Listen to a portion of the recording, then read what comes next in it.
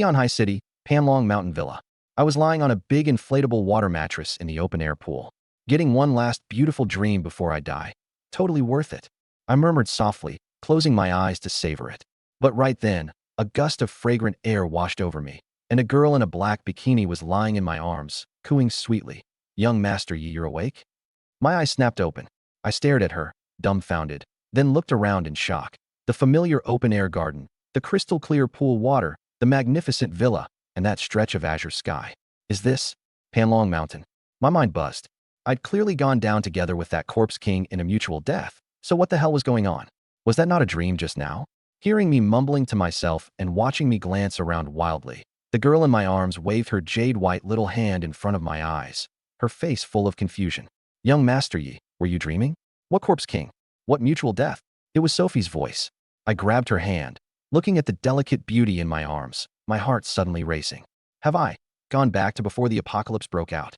I was still lost in a daze of shock. Thankfully, 5 years of surviving the end times had forged me an iron heart. Even though I didn't understand how I'd been reborn yet, I quickly suppressed my excitement and calmed down. I raised my wrist to check the designer watch, September 1st, 2124, 1:31 a.m. I'd gone back to 10 days before the apocalypse began.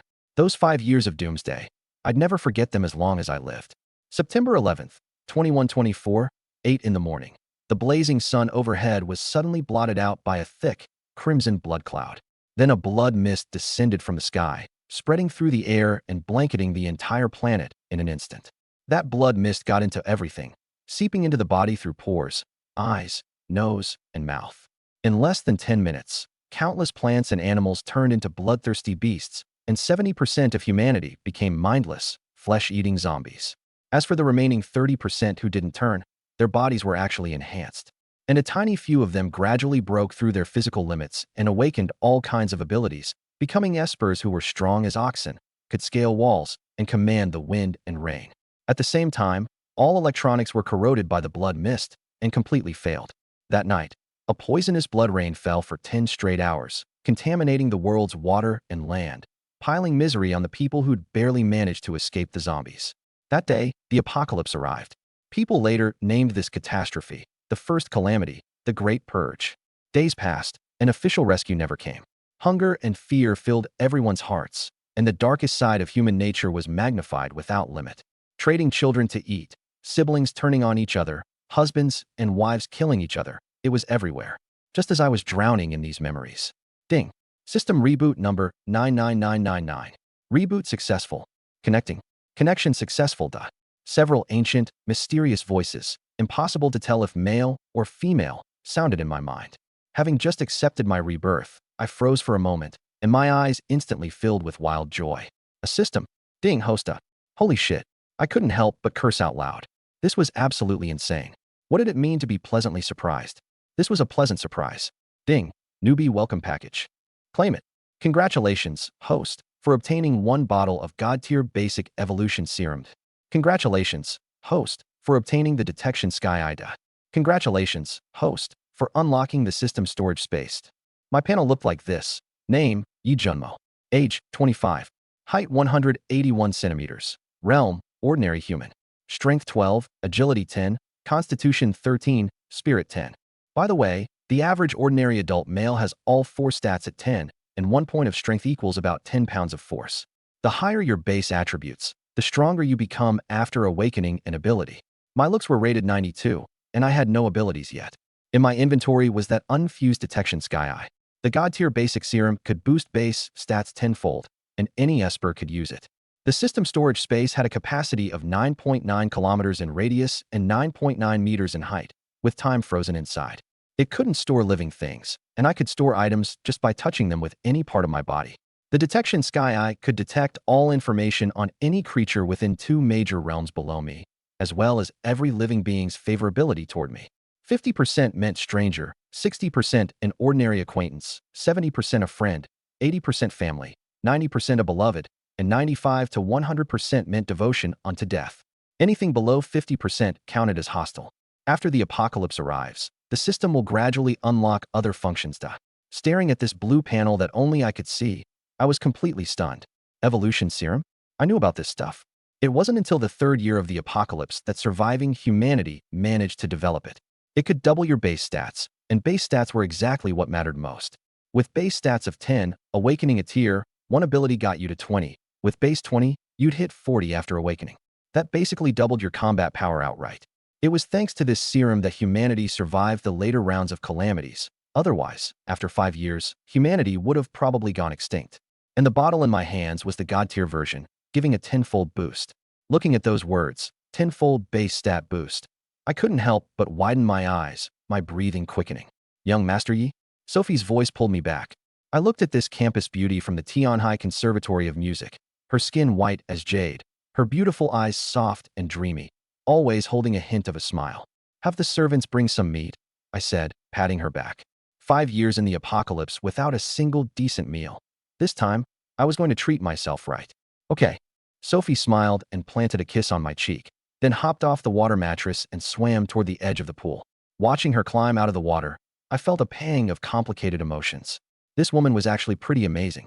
In my previous life, right before the apocalypse broke out, Sophie had been with me at a morning meeting at the company, and neither of us turned into zombies. To cover me while I hid in a warehouse, she was bitten to death by zombies. Back when she used her life to protect me, I could hardly believe it. Because before that, I'd always thought she was just after my money, a gold-digging fake. And it was precisely because I hid in that little warehouse that I escaped disaster and awakened the S-rank metal ability among the 5 elements. Awakening an ability came down entirely to luck. Without a great stroke of fortune, don't even dream of leveling up. It was just like talent. The higher the rank you awakened at, the greater your room to grow. I remember, I once ran into someone who awakened a space-type ability. Too bad it was the lowest E rank. Besides a slight boost to his spatial dimensions, all he got was a 10 cubic meter storage space. Later, some team found him and used him like a mobile warehouse. While out scavenging, he got torn apart and devoured by zombies.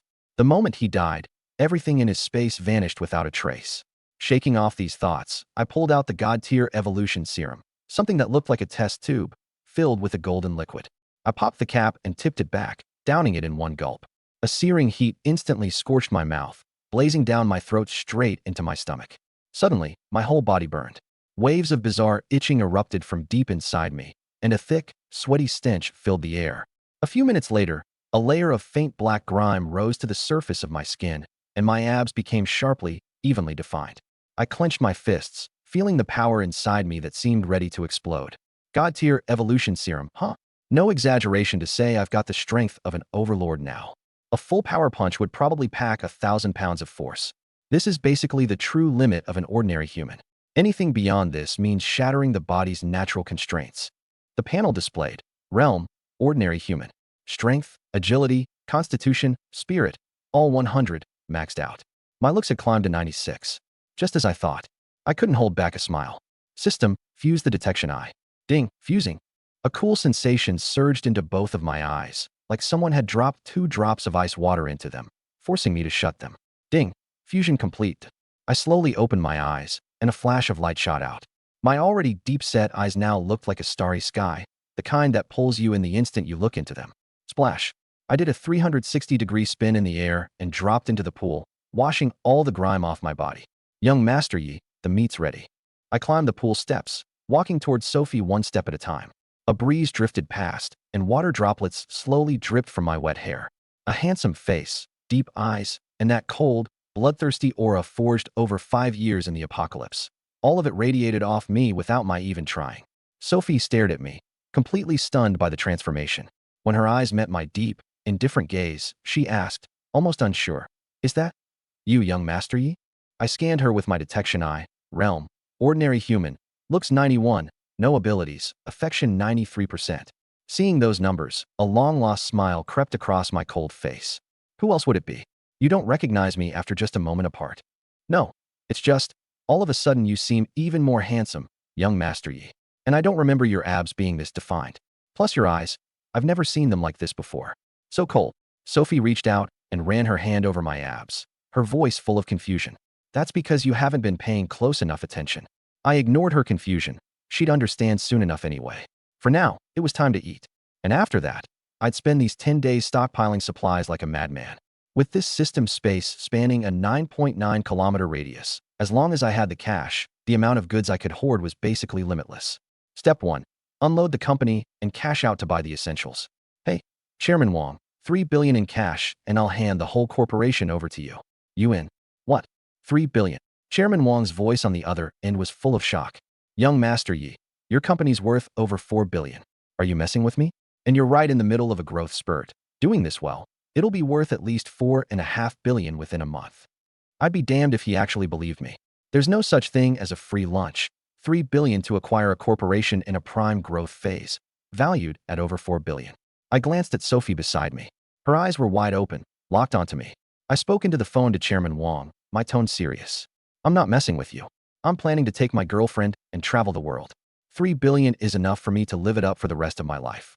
Come to think of it, I was an orphan to begin with, taken in as a kid by an old tycoon who had no children of his own. The old man passed away a couple of years ago, and naturally this corporation worth billions was left to me.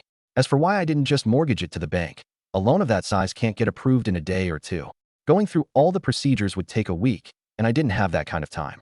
Better to find a sucker and get it done in a single day. With over 3 billion, I'd have plenty to stockpile supplies. And when the apocalypse hits that night, with the overlord strength I already have, I could go on a wild 5-finger discount spree. Kid, aren't you afraid your old man's gonna claw his way out of the grave to settle the score with you? This is the empire he broke his back to build.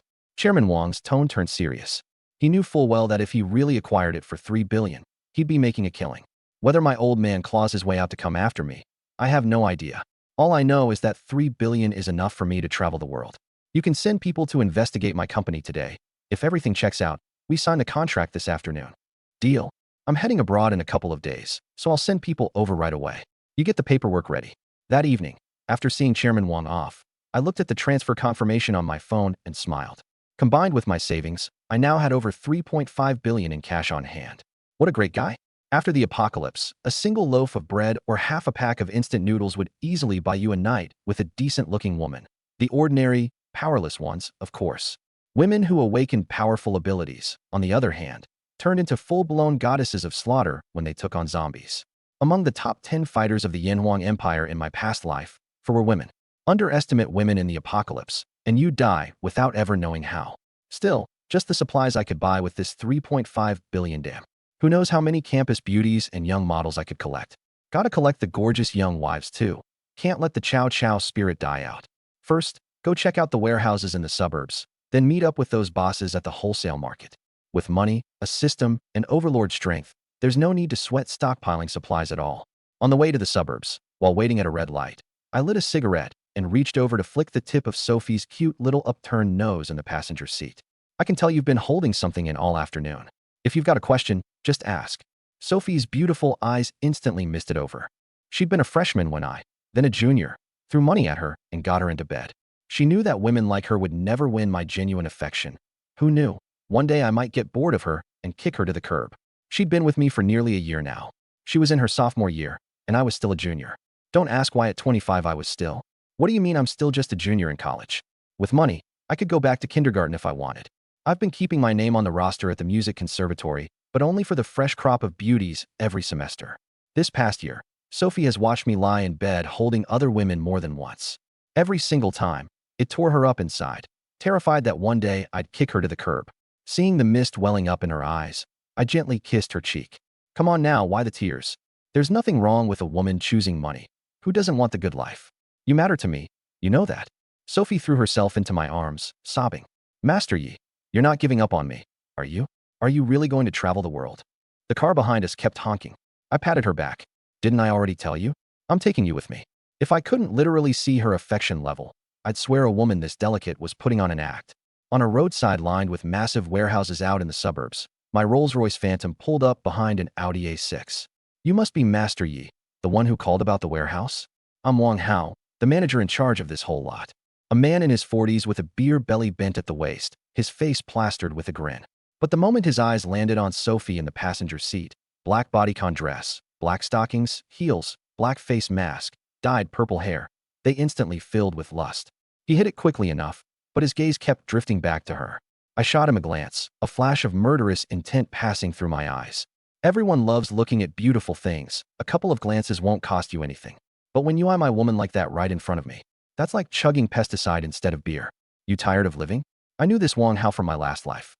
After the apocalypse, he awakened as a B-rank Earth-type Esper and joined the Blood Shadow Guild, one of the 3 great guilds in Tianhai, along with a gang of his flunkies. That guild was made up of criminal underworld types and hardened convicts. The guild master had awakened SS-rank Dark-type powers, killing without a trace. In my last life, I never joined any guild. I was a lone wolf. I'd thought about building my own faction, but I quickly dropped the idea. Though I'd awakened as an S-rank metal-type Esper, strong wasn't the same as strongest. Building a faction would just mean getting swallowed by a top guild or becoming their subordinate. I didn't want to be tied down. As for this life, drunk in a beauty's lap, awake, I'll rule the world. Even if I'm still just S-rank metal type this time around, I don't fear those SSS rank apex powerhouses. With a tenfold boost to my baseline and the system backing me up, I've got what it takes to go toe-to-toe with the SSS elites. Manager Wang, let's cut the small talk. 2 million. Find me a warehouse, at least 10,000 square meters, with a large cold storage room. I'm only renting for 10 days. Wang Hao's eyes bulged when he heard that. Keep in mind, ordinary warehouse space in Tianhai runs about 45 yuan per square meter, 50 with a large cold storage. 10,000 square meters would be 500,000, and that's for a multi-year lease. The market had been in a slump these past 2 years, with several 10,000 square meter warehouses sitting empty. This rich kid was offering 2 million for 10 days. Wasn't that just handing over free money? Master Yi, you're really willing to pay 2 million for 10 days? Wang Hao could hardly believe it. Where the hell did this sucker, no, this saint, come from? I'll transfer you 500,000 up front. The remaining 1.5 million once I've looked at the warehouse. My tone was cold and detached. With that, I made the transfer. Money in hand. Wang Hao grinned like a lapdog and led me straight to the warehouse. Looking at the warehouse before me, I nodded with satisfaction. Close to the port, convenient and spacious. It could park hundreds of those tractor trailers, each dozens of meters long. Not bad. Manager Wang, I've got just one requirement. Find me 1,000 movers. When the trailers and refrigerated trucks arrive tomorrow, I need them unloaded fast, and I'll need you to oversee it personally. With that, I transferred another 2 million. Combined with the earlier 500,000, that made 2.5 million total. Wang Hao watched the money hit his account and couldn't stop grinning, thumping his chest and swearing that 1,000 movers would be no problem at all.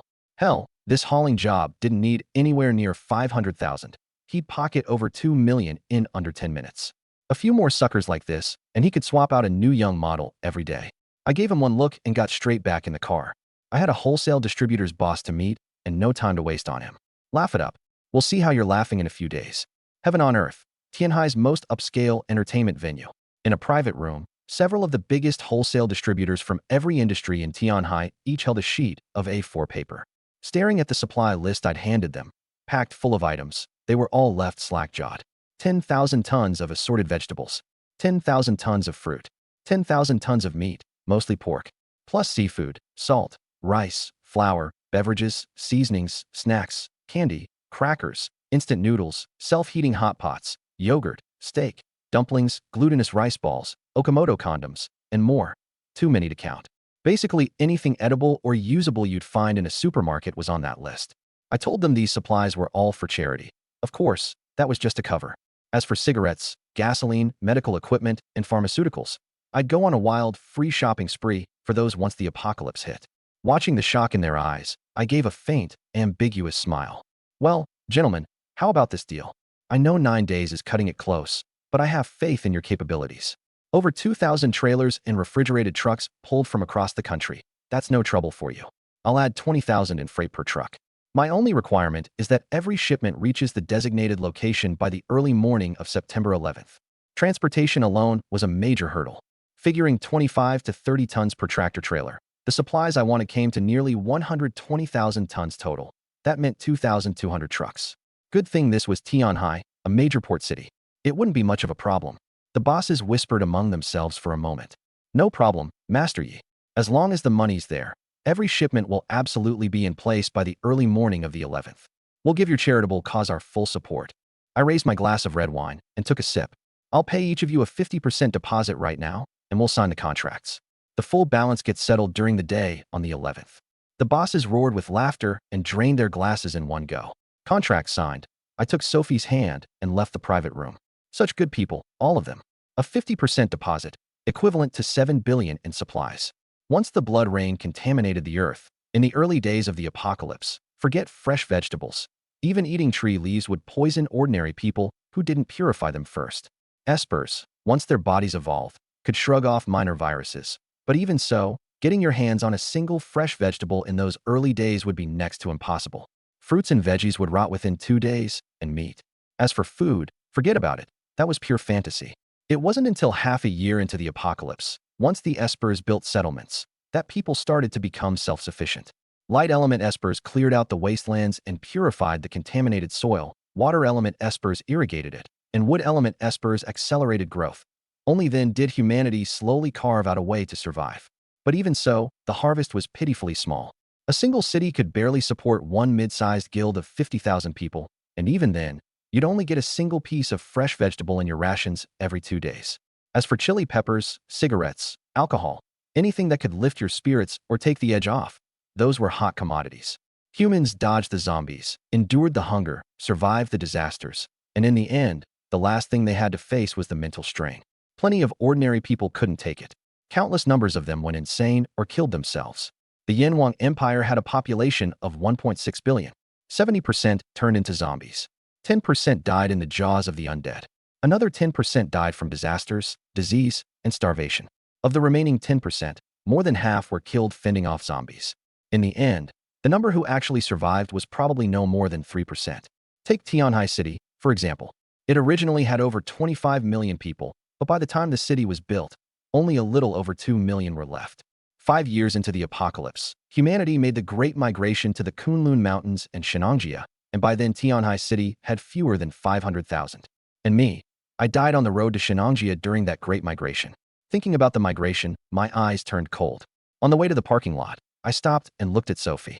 Aren't you curious why I sold off the company for so little, and then stockpiled all these supplies? Sophie looked up, her eyes resolute. As long as I can stay by your side, Master Yi, I'm happy, even if it means living like a commoner. I smiled. From now on, call me Junmo. Master Yi is too distant. Junmo. I stroked her cheek. Come on, let's go home. On the third-floor balcony of the villa at Panlong Mountain, wrapped in a bath towel, I stood on the balcony gazing at the endless, churning sea in the distance. I took a drag of my cigarette and slowly exhaled 4 words, forbidden zone for humanity. Even 5 years after the apocalypse, humans wouldn't dare go anywhere near the coast, let alone venture into the depths of the ocean. That was where the real horror lay. Right now, I was sitting in a large RV with the AC running, quietly watching the movers bustling outside the warehouse. Outside the cold storage of the suburban warehouse, Wang Hao was holding a bullhorn and directing the unloading. Before long, he came running over, drenched in sweat, and knocked on my car door with a fawning grin. Master Yi, once we finish unloading today, the cold storage is probably going to be full. I handed him a cigarette and asked, how many trucks so far? 571. You said there's still over 1,000 more coming. In this heat, without cold storage, the meat, vegetables, and fruit will all rot overnight. He quickly added, there are 3 more empty warehouses up front, all with large cold storage units. What do you think? I cut him off. Manager Wang, I'll wire you 7 million. On the night of the 11th, I want every last bit of the supplies stored away. My original plan was to wait until the cold storage was packed, then absorb everything into my system space during the night. As for how the goods would just vanish into thin air overnight, I had no intention of explaining that to him. But now that he'd said this, it worked out perfectly. I'd collect everything once the unloading was done. I still had a few million on me anyway, and it was useless. The moment the apocalypse hit, paper money wouldn't even be worth using to light a cigarette, let alone those meaningless numbers in a bank account. You got it, Master Yi. I'll have my guys open the other 3 cold storage units right now. I shut the car door and lay back down on the RV's soft, spacious bed, pulling Sophie, who was watching a zombie movie, into my arms. The zombie movies and apocalypse novels were all things I told her to watch. She didn't understand why, but as long as I was with her, she was happy. Deep down, she was curious too, why I was stockpiling so many supplies, and why my recent behavior looked more and more like the apocalypse novels she'd been reading. But she only ever wondered, who in their right mind would ever imagine the end of the world was just days away? Junmo, you handed all those supplies over to that man. Aren't you afraid he'll steal them? I chuckled softly but didn't answer, asking her instead, by the way, who do you have in your family? Sophie's tone immediately turned gloomy. My parents divorced when I was little, and I stayed with my mom. 5 years ago, she remarried and never bothered with me again. As she spoke, tears streamed down uncontrollably. I stroked her back to comfort her. Then who paid for your schooling? My grandma. If she hadn't cared enough to put me through school, I wouldn't have even finished high school before having to go work. But she passed away 3 years ago and left me some money. And since I love music, that's why I came to college. I planned to work part-time while studying to cover my tuition. I never expected you'd take a liking to me the moment I set foot on campus. I nodded. I really hadn't expected her family to be like that. I'd never bothered to learn about it before. All right, stop crying. You're ruining that pretty face. From now on, Yi Junmo, will take care of you. Once things settle down here, we'll make a trip back to the university town. Sophie looked at me with teary eyes. Junmo, are you thinking about going after some new freshman girls this semester? Today was September 4th. School had only been in session a few days, and the music academy was probably about to crown its next campus queen. If I wanted to go back to school at a time like this, she could guess exactly who I had my eye on with her toes. After all, that was exactly how I'd swept her into my arms last year. This time it's not about chasing girls. There's real business to take care of. You'll find out when the time comes. Tianhai University Town had nearly 50,000 students, several large supermarkets, and it was the start of the semester, so there'd definitely be plenty of supplies. More importantly, once the apocalypse hit, that enclosed campus terrain would be perfect for me to level up fast.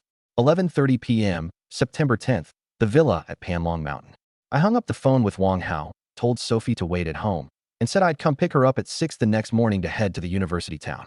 I drove a Neo sports car, ripped off the front and rear license plates, and sped toward the suburban warehouse. On the passenger seat was a rectangular sword case I'd just pulled out of the system space. Looking at it, a sinister smile crept across my lips. Inside the case were 3 titanium-reinforced 100-fold steel tang blades, 2 for myself and 1 forged for Sophie. There were also 100 titanium-reinforced 100-fold steel throwing knives, along with 100 strands of titanium 100-fold steel wire, each as fine as a hair and 20 centimeters long.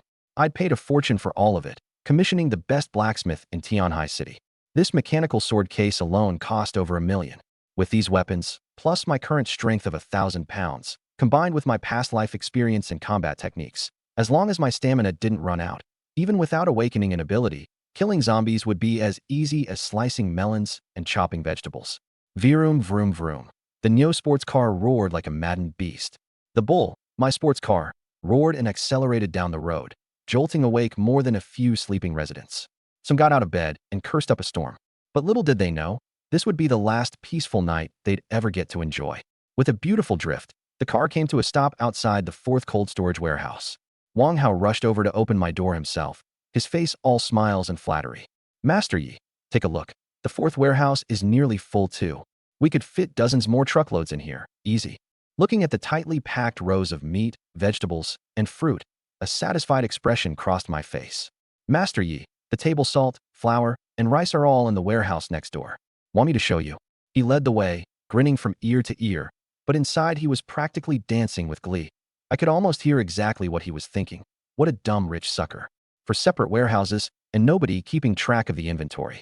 I could skim 50 truckloads off you, and you'd never notice. Hell, if I weren't worried about drawing heat, I'd take 200. I shot him a glance and said flatly, let's go take a look inside. After you, Master Yi. As we reached a corner, I raised my hand and patted Wang Hao on the shoulder from behind. The moment he turned around, before he could even react, I had him by the throat and lifted clean off the ground. I stared at him, expressionless, my voice cold. Tell me where you stashed the goods you skimmed. Then I loosened my grip slightly.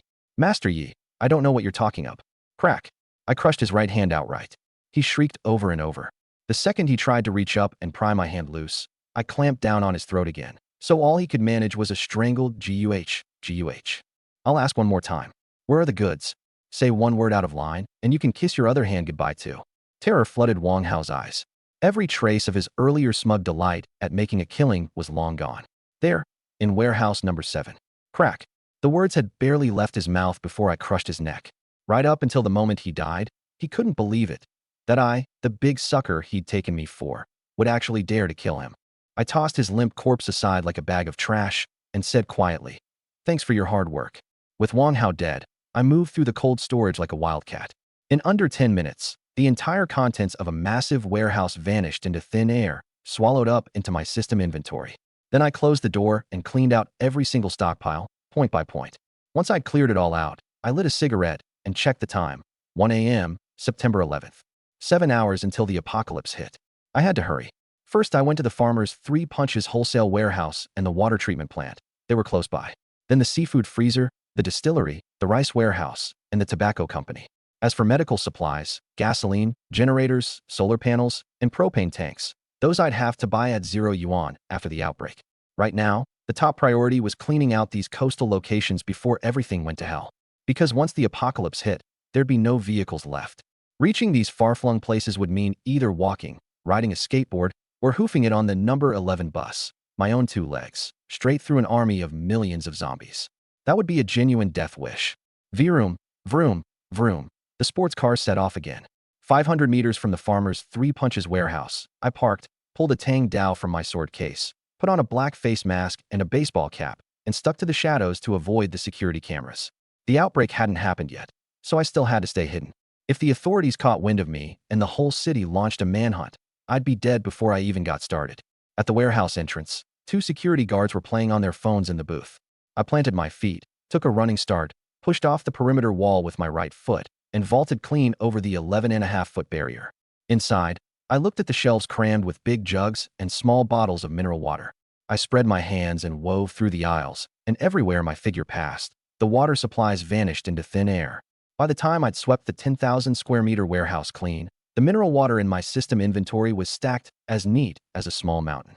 The system inventory sorts everything automatically, arranged more tidily than anyone could manage by hand. I lit a cigarette, hopped back over the wall, and got in the car. A quick side note, after the apocalypse hits, matches, kerosene lighters, and flint lighters still work, but electronic lighters are all junk. Because once the blood mist descends, every device with electronics in it goes dead, and the entire power grid collapses. I hit one location after another. From the water treatment plant, I collected tens of thousands of cubic meters of purified water. I cleaned out the distillery, tens of thousands of bottles of baijiu and wine, plus huge barrels of wine and enormous vats of baijiu. From the rice warehouse, I took hundreds of thousands of bags of rice, tens of thousands of bags of flour, and thousands of cases of dried noodles. From the tobacco warehouse, I grabbed hundreds of thousands of cartons of cigarettes. That place had a lot of people, and I nearly got spotted. Good thing I moved fast, and killing everyone there wasn't exactly convenient. Passing over a wide river, I helped myself to some of the water. The surface visibly dropped, leaving fish and shrimp flopping around on the riverbed. I didn't bother keeping count of how much I took. Either way, the system inventory was now about 2/3 full of still river water. I checked the time, 5:25 a.m. I turned around and sped toward the Panlong Mountain Villa. As for why I wasn't building my apocalypse fortress at Panlong Mountain, it's because I needed to go kill zombies and harvest the corpse crystals from their brains to grow stronger. Corpse crystals are a zombie's source of energy, letting them devour flesh and blood and constantly evolve. For espers and ordinary people alike, corpse crystals are an equally rare and valuable energy source for advancing to higher realms. Once humanity builds its settlements, corpse crystals, herbs, beast pills, and ore will become the universal currency, just like money is now, able to buy any resource you want. Every zombie has a corpse crystal in its brain. The higher the zombie's tier, the more powerful the energy. Once a zombie evolves to a certain point, the corpse crystal condenses into a corpse pill, and by then their minds have fully awakened. Impervious to blade and gun, immune to water and fire, able to soar through the sky and burrow underground. You could rightly call them an entirely new species. Panlong Mountain is sparsely populated, making it a great place to hide from zombies, but it sits in the main city, which isn't ideal for my early game growth. I needed to find somewhere to push my realm up first, then come back. The university town was a different story. There I could clear it building by building, growing at my own pace. Enclosed structures like classroom halls and dormitories are naturally suited for zombie killing. At 7:50 a.m. on September 11th, I drove my Rolls-Royce Phantom through the front gates of Tianhai Conservatory of Music, Sophie riding along with me. Through the windshield, I saw countless students streaming out of the dorms toward the cafeteria. My brow furrowed. I'd forgotten it was breakfast time. This wouldn't do. This conservatory had thousands of. Here's the English translation. People, and campuses are especially tricky. Every building is far apart, with multiple lecture halls and dorms. Once the apocalypse hits and these people turn into zombies, they'll all swarm onto the field, and I won't be able to do a thing. I have to spread them out first. With that thought, I slammed on the gas and drove straight toward the 7-story lecture hall at the very back, the one with the broadcast room. My plan was to lure all these students into the various buildings, then trap them in the hallways and corridors, picking them off one by one. Picturing the scene, a wicked smile crept across my lips again. Damn, is that a Rolls-Royce Phantom? License plates all 6s. Where'd this rich kid come from? driving that fast on campus. Who's he trying to impress? You're new, so it makes sense you don't know. That's Senior Ye's car. He's a campus celebrity.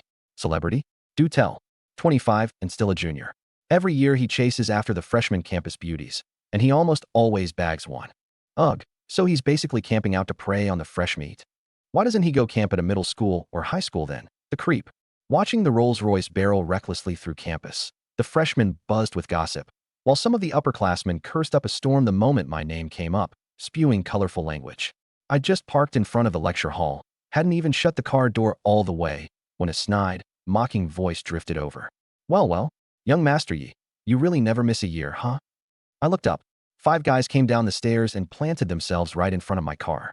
I raised an eyebrow. Talk about lighting a lantern in an outhouse, looking for trouble. The one leading them had bleached his hair snow white, a beauty tucked under his arm. His name was Li Wei, the eldest son of the Li group in Tianhai City, arrogant and domineering. The 3 behind him were his lackeys. Just then, Sophie stepped out of the passenger seat. The moment Li Wei saw her, his eyes glazed over, the lewdness in his gaze not even remotely concealed as he looked her up and down. I know you, Sophie, right? One of last year's freshman campus beauties. 100 grand, and you let me sleep with why? Crunch. Before he could finish, a crisp snap came from between his legs.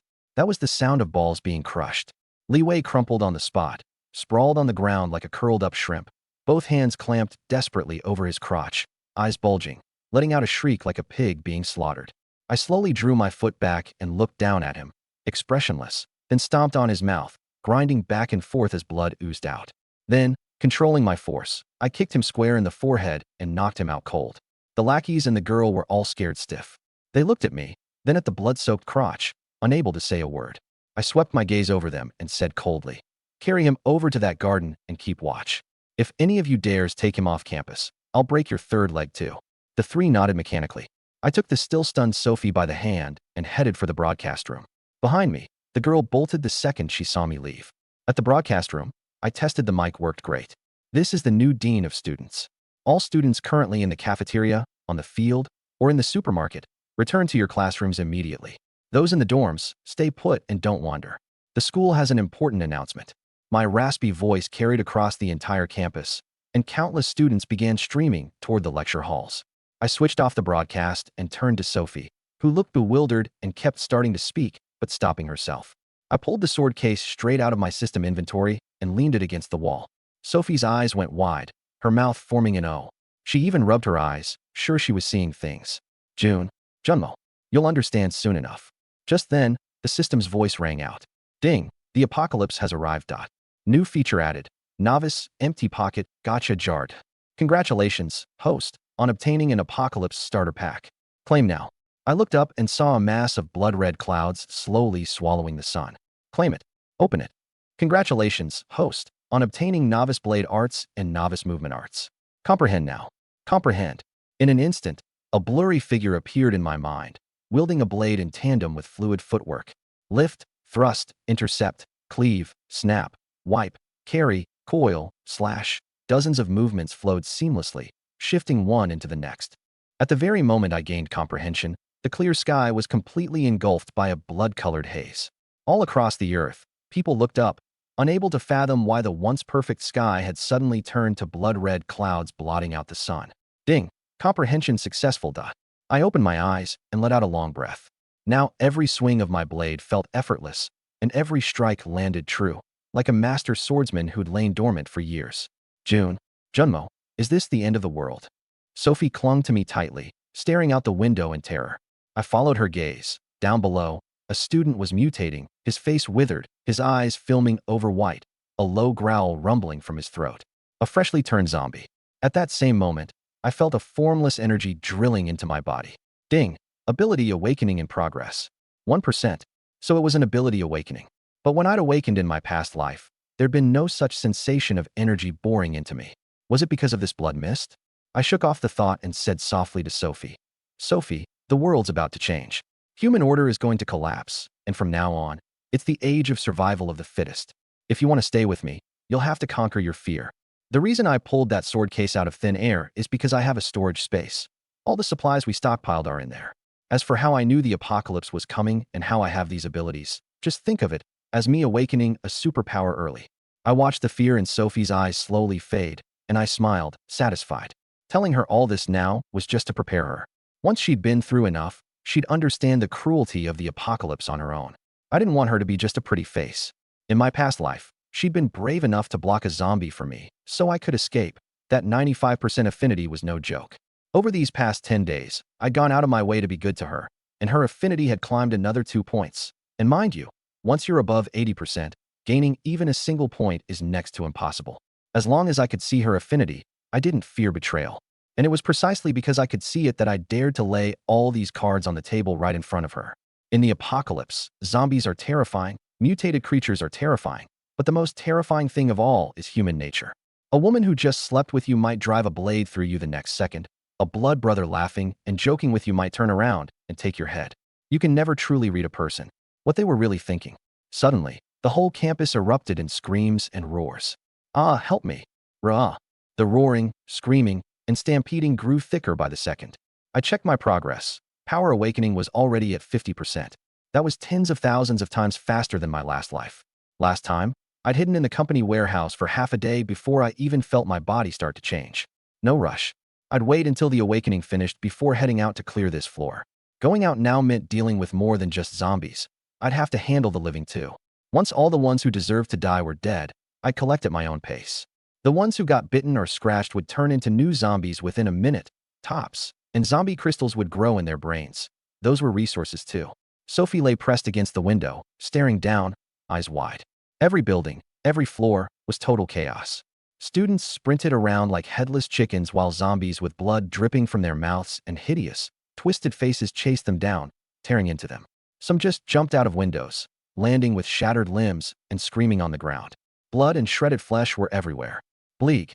Sophie watched a student get his flesh ripped off, eaten alive, and couldn't help but throw up. Fair, this is just the beginning. A few more times and you'll get used to it. I comforted her. I'd puked my way through the same thing in my last life. Bang, bang, bang. Help. Open the door. Open the damn door. You in there. Open the fucking door. Frantic knocking and pounding suddenly broke out at the broadcast room door. Sophie's nerves went taut, but once she made out that they were human voices, she relaxed and looked up at me, clearly asking for my call. This door could be opened directly from the outside, unless it was locked from within. I'd locked it when I came in, so even a key wouldn't get anyone through. I thought for a moment, then pulled a few cartons of loose milk and a few loaves of bread out of my storage space, set them on the table, and went to open the door. The second it opened, 7 people rushed in. 4 men, 3 women. They slammed the door shut behind them and collapsed to the floor, gasping for air. I gave them a quick scan. The 2 girls weren't bad, easily an 8.5 out of 10. But when my eyes landed on the last one, an elegant woman in gold-rimmed glasses, the satisfaction in my gaze instantly turned to heat. I pushed the fire down in my eyes, ignored them, and walked back to Sophie's side, sitting sideways at the window to watch the scene below. Once the group caught their breath, they took in the 20-some square meter broadcast room and spotted me and Sophie. The woman in the gold-rimmed glasses spoke first. Yi Junmo. I nodded. Hello, Professor Ouyang. She wore a little suit jacket, flesh-toned stockings, and high heels, my homeroom teacher, Ouyang Bing. The other 2 girls, the moment they saw me, actually forgot all about the running for their lives and the zombies. Their faces lit up with delight. Young Master Yi? Young Master Yi, why are you here? I was speechless. It's literally the end of the world. Zombies are running wild. You 2 just barely got your lives back. Can't you develop a little sense of self-preservation? No need to guess. These 2 were my brain-dead fangirls at school. Even though I barely spent time on campus, my background had long since been dug up clean by that bunch of all-knowing college students. Chairman inheriting a multi-billion company, no parents, young, rich, and good-looking. The textbook domineering CEO. Having a few brain-dead fangirls was completely normal. Forgotten the terror from a moment ago? I reminded them. Fear instantly flooded back into both girls' eyes. Those were zombies. Ouyang Bing was the quickest to regain her composure. Yes, definitely zombies. Otherwise, why would they bite anyone they see? No normal person has that kind of strength, ripping flesh off a body in one bite. Call the police. My phone screen's black, it won't turn on. Mine too, what's going on? I paid them no mind. I'd spent all night raiding supplies without a wink of sleep before dragging Sophie to school, and I still had zombies to kill later. Time to rest my mind first. I pulled Sophie down onto my lap, wrapped my arms around her waist, buried my face in her chest, and murmured, Fair, I was up all night looking for supplies. Let me close my eyes for a bit. The moment Sophie heard the words, looking for supplies, She held me tight, her tone firm. Those milk and bread. Without your say-so, I won't give them a single bite. I opened my eyes and looked up at her. She was looking down at me too. A few breaths later, I closed my eyes again and murmured, all those apocalypse novels weren't read for nothing. The truth was, I'd let this group in to test Sophie, to make her understand that humanity fades away bit by bit over time. That's why I deliberately mentioned staying up all night gathering supplies. I hadn't expected her to catch on instantly. I couldn't help but nuzzle into her chest a little, rubbing until her little face flushed red. Just then, in the corner of the broadcast room, a male student leaned over and whispered into the ear of a muscular man beside him. Brother Chin Tian, check out that Yi Junmo. Chin Tian looked up at me and Sophie, then glanced at the milk and bread nearby, and finally looked down at his phone that wouldn't turn on no matter what he did. His eyes narrowed, calculating something. I leaned back against Sophie, looking like I was resting with my eyes shut, but I was actually studying the new feature the system had just released. This time the system had only added one thing, a lottery jar. Nothing else. It was called the Broke as Hell Basic Jar. 10 first-tier zombie crystals for 1 draw, or 1 second-tier crystal for 1 draw, 90 first-tier crystals for 10 draws, or 9 second-tier crystals for 10 draws. Below it was a note. This jar only yielded cultivation-related items, weapons, powers, plus, thanks for playing. No living supplies whatsoever. The second I saw those words, thanks for playing, I closed the interface. I'd play once I had more crystals. No need to guess that this thing had gacha game odds. Probably even more of a ripoff, especially with that thanks for playing option. Meanwhile, the broadcast room was in disarray. A girl named Li Jing asked Ouyang Bing, Professor Ouyang, the phones don't work anymore. What do we do now? Another girl named Tang Yi chimed in, begging, Professor, think of something. I don't want to die. These two, normally so lively, were completely out of ideas now, with no choice but to pin their hopes on Ouyang Bing, the teacher. The truth was, Ouyang Bing had no idea what to do either. Outside was full of those gaunt, man-eating zombies. What could she possibly do? She took a deep breath and forced a calm reassurance. Let's wait. With something this big happening at the school, the authorities are sure to know right away. We'll hide here and wait for rescue. The military might already be on its way. The 2 girls nodded. The 4 guys next to us seemed to agree. Something this big happening at a school, there was no way the authorities would just ignore it. The moment they convinced themselves help was on the way, all that anxiety in their chests seemed to melt away. Buried against Sophie's chest, I couldn't help the cold smirk tugging at the corner of my mouth. If these people knew this was a global catastrophe, not just some incident confined to their little corner of a school, I could only imagine the looks on their faces. Li Jing spoke up again. Teacher Ouyang, is our school researching some kind of virus or something? Everyone turned to look at Ouyang Bing. Ouyang Bing's mouth twitched. I really don't know. We're a music and art school. There shouldn't be any biological research going on here. Then how did those students just turn into zombies out of nowhere? Ouyang Bing stared at Li Jing, who wouldn't stop with the questions, exasperation written all over her face. She wanted to snap back. Do you think I'm some kind of encyclopedia? How the hell would I know? My own heart is still pounding like crazy right now. But of course, as a teacher, she couldn't say any of that. She just shook her head to signal she had no idea. Just then, one of the guys sitting on the floor stood up and sneered at me with a mocking tone. Young master, you really is something else. Something this terrifying happens, and you can still fall asleep. Guess as long as there's a pretty girl around, the sky could fall, and young master, you would still be sleeping like an old dog. That last line straight up compared me to a dog. Before I could even respond, Li Jing jumped up first. Hey, Lin Yi, what the hell kind of thing is that to say? Tang Yi backed her up too. Young master, you never did anything to you. Why are you being so nasty? This guy, Lin Yi, shot me a glance. When he saw I didn't react at all, he frowned and snuck a look at Chin Tian beside him. Chin Tian gave a slight nod, and Lin Yi's expression turned vicious. None of your damn business, you 2 brain-dead bitches. Li Jing exploded. Who are you calling brain-dead? You're the one who's brain-dead. Your whole damn family is brain-dead. She looked ready to lunge at him. Ouyang Bing quickly stepped between them, her face cold. What do you 2 think you're doing? There are zombies outside and you still have the energy to fight.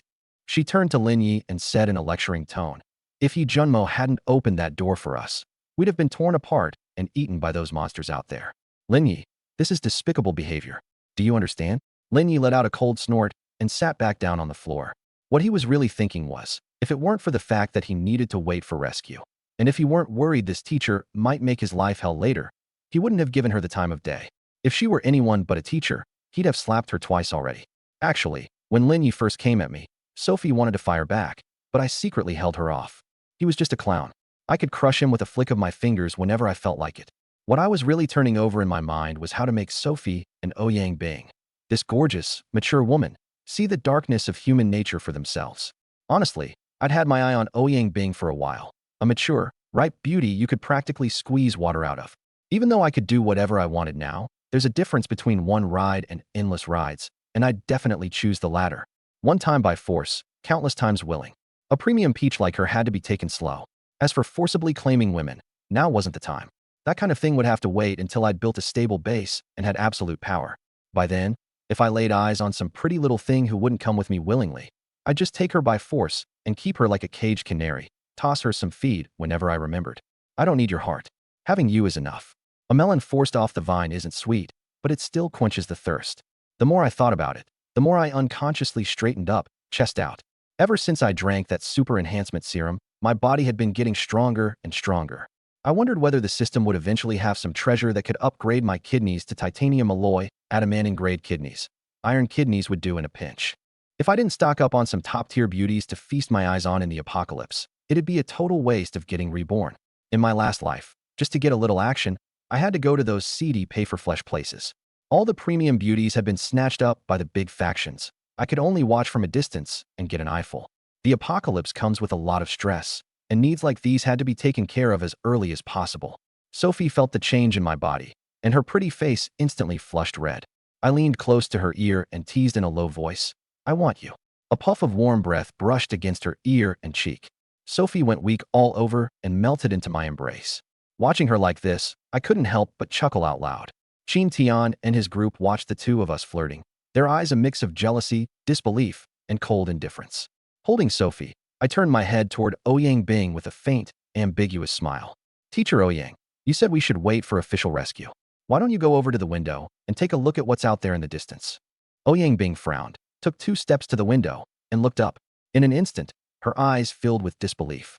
The broadcast room sat on high ground. Looking out toward the city, thick black smoke was rising everywhere. Some of it came from crashed, burning vehicles, some from fires set off by rioting crowds. Far off in the distance, countless columns of smoke curled into the sky. Through the gaps between buildings, you could see the streets outside the school swarming with zombies and fleeing people. If you opened the window, the wails and screams both inside and outside the school would be deafening. In this city, aside from the snarls of zombies, the screams of humans, and the sounds of collision after collision, there was nothing left. The car horns that once filled the roads became a thing of the past from this moment on. Tianhai City, once hailed as the Star of China, had lost all of its former prosperity. How could this happen? What on earth is going on? All the composure Ouyang Bing had shown when breaking up the fight was gone now, her pretty face ghostly pale. She was only a few centimeters from me. I couldn't resist closing my eyes and taking a deep breath. The scent of a mature woman. Hearing the tremble in Ouyang Bing's voice, Li Jing, Tang Yi, Qin Tian, and Lin Yi all crowded up to the window too. Once they saw the billowing smoke clearly, everyone's eyes went wide. "Is this the end of the world?" Li Jing whispered, trembling. "That's right," I said. "The end of the world. It looks like this all across the globe. From now on, humanity enters a dark, bloodthirsty, brutal age. Every electronic device you know and don't know, all of it dead. Just like your phones, nothing but scrap metal now. It wouldn't be an exaggeration to say human civilization has been thrown back to ancient times. And the authorities you keep talking about, the so-called rescue, it's never coming." My words landed like a depth charge, exploding in everyone's hearts. They had no choice but to believe the reality right in front of them. A dead silence. Then, suddenly, a burst of wild laughter echoed through the broadcast room. "The end of the world, perfect." Lin Yi threw back his head and laughed maniacally, his eyes full of madness. "It's the end of the world, which means I can do whatever the hell I want. Right?" The laughter snapped everyone back to their senses. Qin Tian glanced at me, then at the milk and bread beside me. "If things are really like you say, then this world has truly gone insane.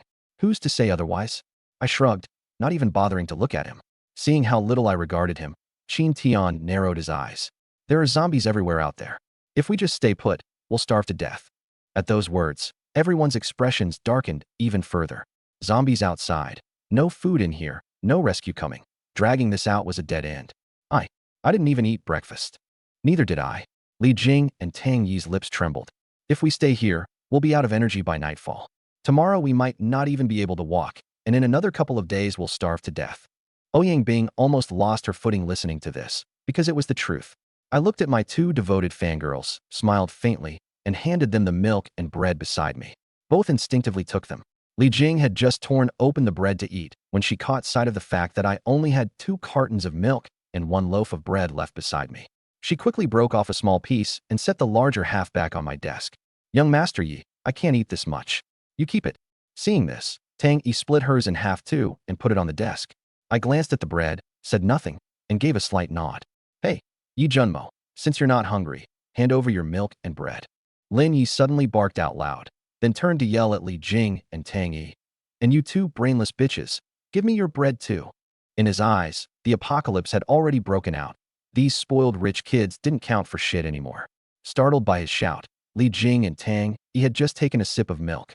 They wanted to demand where he got the nerve, but the moment they looked up and saw the vicious look on Lin Ye's face, they instinctively swallowed hard.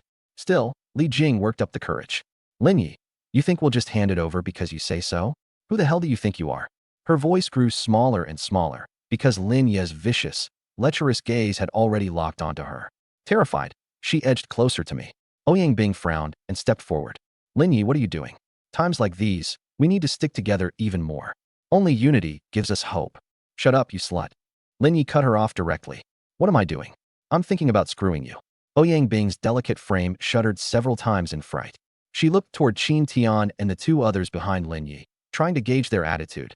Qin Tian leaned against the wall with his arms crossed and his eyes shut, the picture of indifference.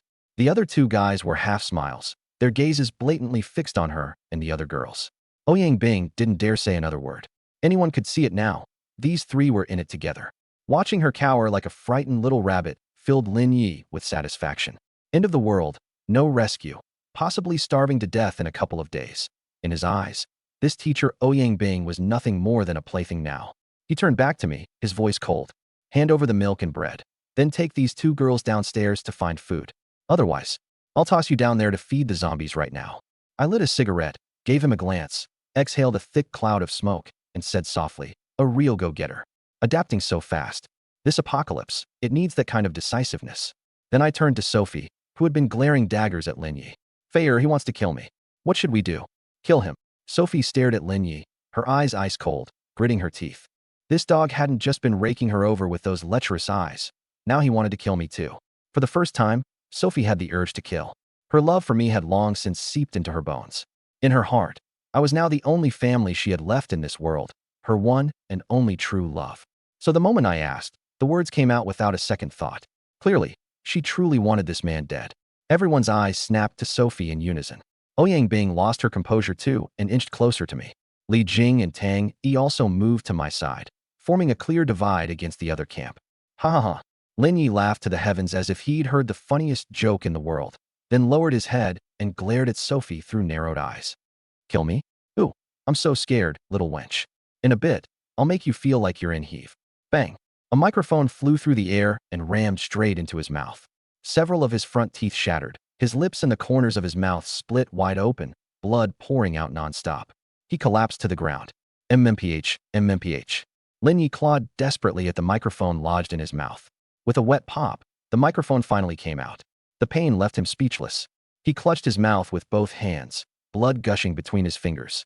At some point, I'd already appeared right in front of him.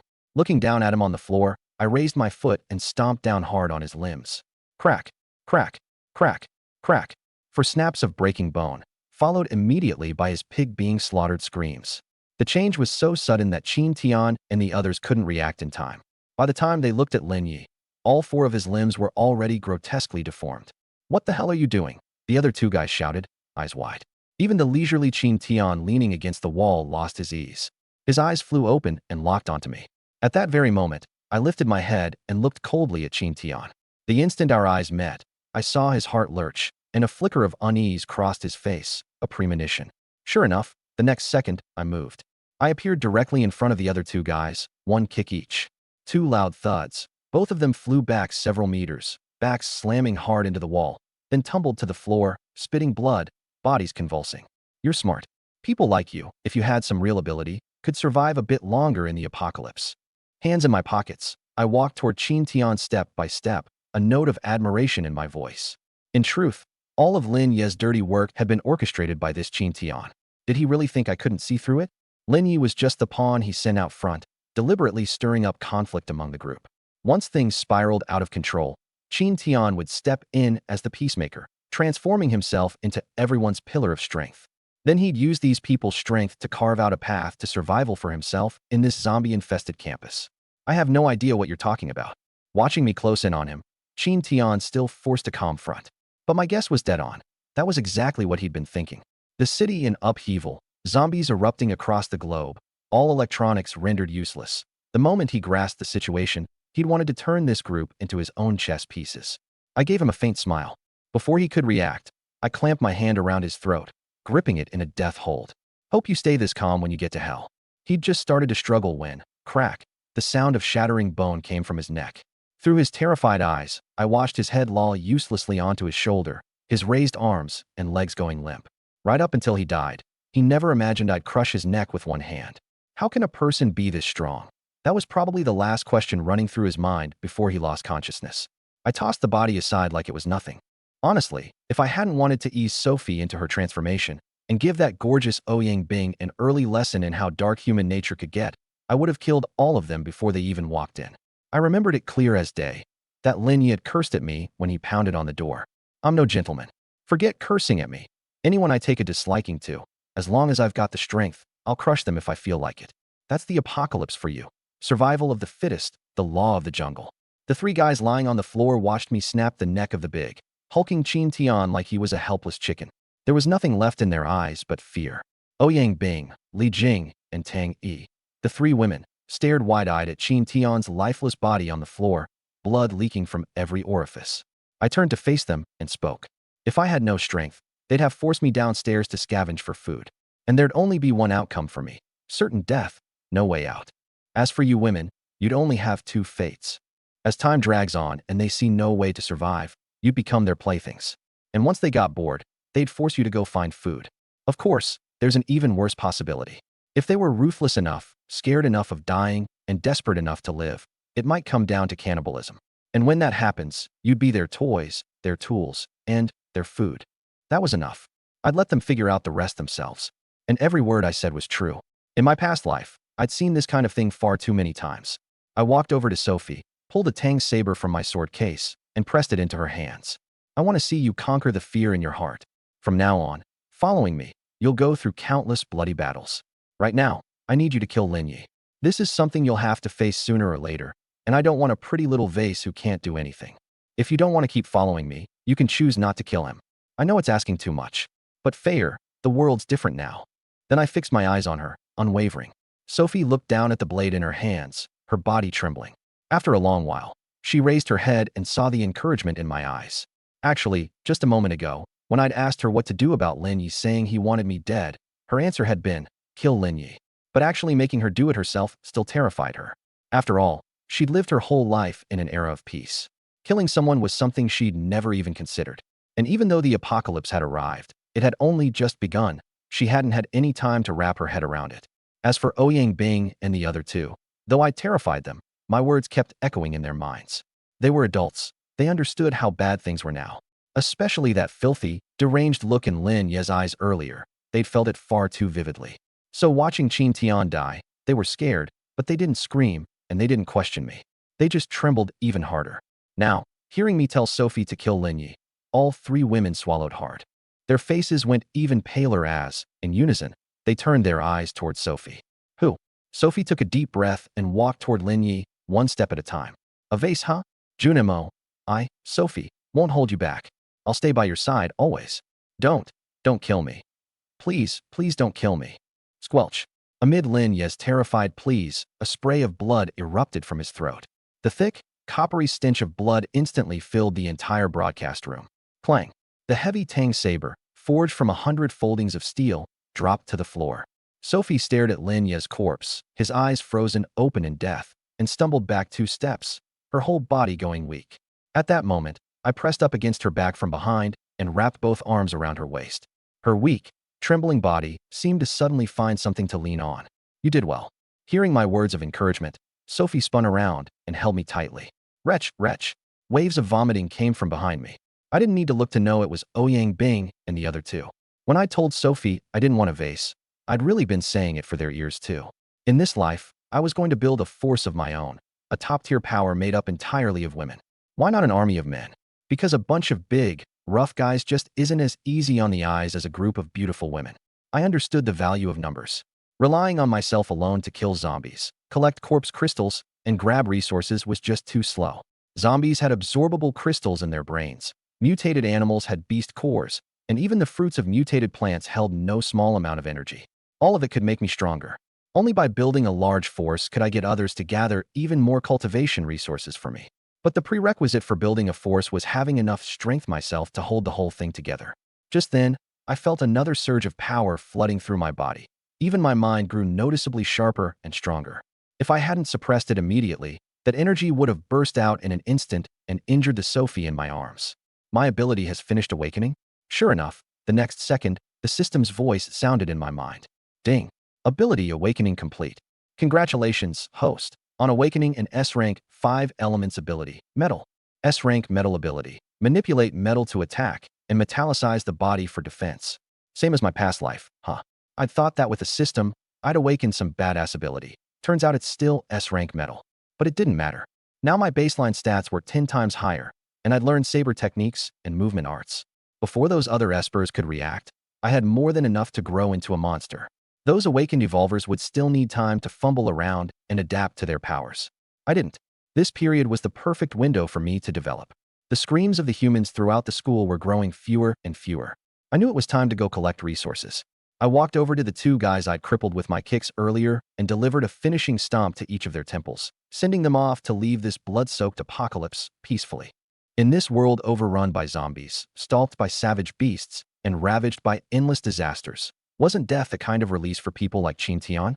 Letting them pass on sooner, so they wouldn't have to endure being devoured by zombies. The pain of being bitten by zombies, corroded by corpse poison, and turning into one of the walking dead, I'd count that as a good deed on my part. I could almost see Chin Tian and the other three floating up to heaven with white halos over their heads, beaming down at me as if to say, "Thank you. May a good person live a long and peaceful life. I really am a saint. Here's a job for you. Toss these 4 bodies out the window to feed the zombies." With that, I headed straight for the door. Since they were already dead, might as well put them to good use.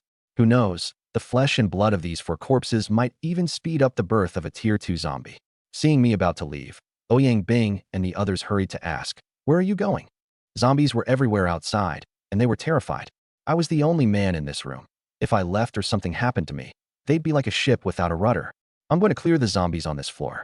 If you want to survive, get a grip on your fear and panic, fast. Otherwise, don't blame me for not warning you when you die. After the warning, I cracked open the security door and scoped out the hallway. About 10 meters down the corridor, a dozen or so zombies were shambling around. I gave the whole floor a quick sweep. Only a few dozen zombies total. There had to be plenty more in the classrooms, but most had already run down to the field in the lower floors. This broadcast room was tucked away at the very end of the 7th floor hallway, a small, separate room with the rooftop just above. A few people were still crouched at the edge of the roof, staring down at the field below with terror written all over their faces. Zombies were swarming up both stairwells, all pushing toward the rooftop. I needed to block off both stairwell entrances first, then clear them out slowly. Otherwise, if the zombies from the lower floors came flooding up all at once, I'd be in trouble. With a plan in mind, I turned and picked up the Tang saber Sophie had dropped on the floor, sheathed it, and pressed it back into her hands. "Fair, hold on to this blade. Once I'm out, lock the door behind me. Don't open it for anyone but me, no matter who knocks. In a bit, come to the window and watch how I kill zombies. Learn from it yourself. Remember this, a zombie's claws and teeth are both deadly poisonous. One scratch or one bite, and a normal person will turn in no time. The only way to kill a zombie is to cut off its head or crush its skull. Even if you slice it in half, it won't die. You've got to be careful with that little bit of poison blood in its body too. Don't breathe it in, and whatever you do, don't let it splash on your face. Low-tier zombies can't see. They hunt by smell and sound alone. And zombies move twice as fast at night as they do during the day. One more thing, never let go of your weapon. That's what keeps you alive." Sophie nodded hard, committing my words to memory, her eyes full of worry. "Junmo, be careful. I'll be waiting for you." Heh. I gave a small smile and kissed her on the cheek. "Don't worry. Today I'll show you what your man's really made of." With that, I glanced at Ouyang Bing and the other two, then turned, pulled open the door, and stepped out, gently pulling the security door shut behind me. A black and red tang saber appeared in my hand. This blade was far heavier than Sophie's. Hers was a flexible hard blade. Mine was a true hard blade, far more suited to my grip. Even without using the edge, just the weight of the blade combined with my strength was enough to smash a zombie's skull outright. Looking at the dozen or so zombies at the far end of the hallway, I started walking toward them, step by step. These zombies had only just mutated. Their hearing and sense of smell weren't sharp yet. Otherwise, all that screaming Lin Yi and the others did in the broadcast room earlier would have drawn a whole horde. Good thing the room was well soundproofed. After tonight's blood rain, their senses of smell and hearing would grow dramatically sharper, and their strength would climb another level. As for the ordinary people who hadn't turned into zombies or awakened powers, in a few more hours, even their strength would more than double. Honestly, if humanity could just stay united during this window, carving out a way to survive wouldn't be impossible. But once tonight passed, killing zombies would become nearly impossible for regular people. It'd take at least 5 fearless grown men, armed, just to barely take down one, and even then, success wasn't guaranteed. And if someone got scratched while fighting, then suddenly mutated mid-battle and turned to bite a teammate, well, then you're not killing zombies anymore. The zombies are killing you. You bite me, I bite you, a chain reaction. In my past life, countless zombie hunting teams got wiped out exactly like that. It's also why the number of people kept dropping while the zombies never seemed to thin out. Gripping the saber one-handed, I walked forward, lightly tapping the wall with the flat of the blade as I went. Bang, bang. When I got within 5 or 6 meters of the zombies, they finally reacted, roaring and lunging at me. I pushed off with my left foot into a running start, planted my right foot against the wall beside me, and ran a few meters along it with my body half tilted against the surface. The instant I passed the zombies, my blade came down, clean and precise, lopping off the heads of the front 4 in a single stroke. Before landing, I tapped my toes against the wall, launched myself into the air toward the balcony, braced one hand on the railing, spun off the edge to change direction, and swung again. I darted through the hallway like a phantom. The zombies couldn't keep up with my speed at all. Every one that lunged got cut down.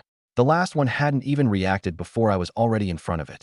One stroke split it from crown to crotch, cleaving it in two, both halves toppling to opposite sides of the hallway. A dozen plus zombies cleared, and I wasn't even flushed or winded. It had barely taken any effort. With proper footwork and swordsmanship, things really were easier, and a lot faster too. I looked at the zombie I'd split in half.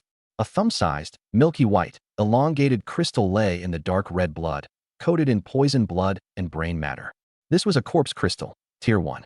Even though an Esper's skin was immune to poison blood, looking at all that brain matter on it, I still didn't want to reach in barehanded.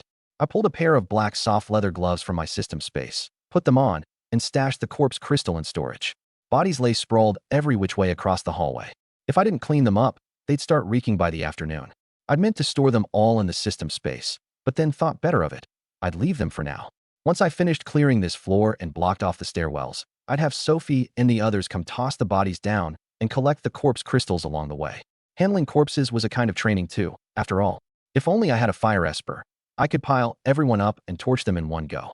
Otherwise, just dealing with the bodies alone was a massive undertaking. Having sorted out their logistics work, I strode toward one of the classrooms. Inside the broadcast room, gripping the Tang saber, Sophie spoke to Ouyang Bing and the other two.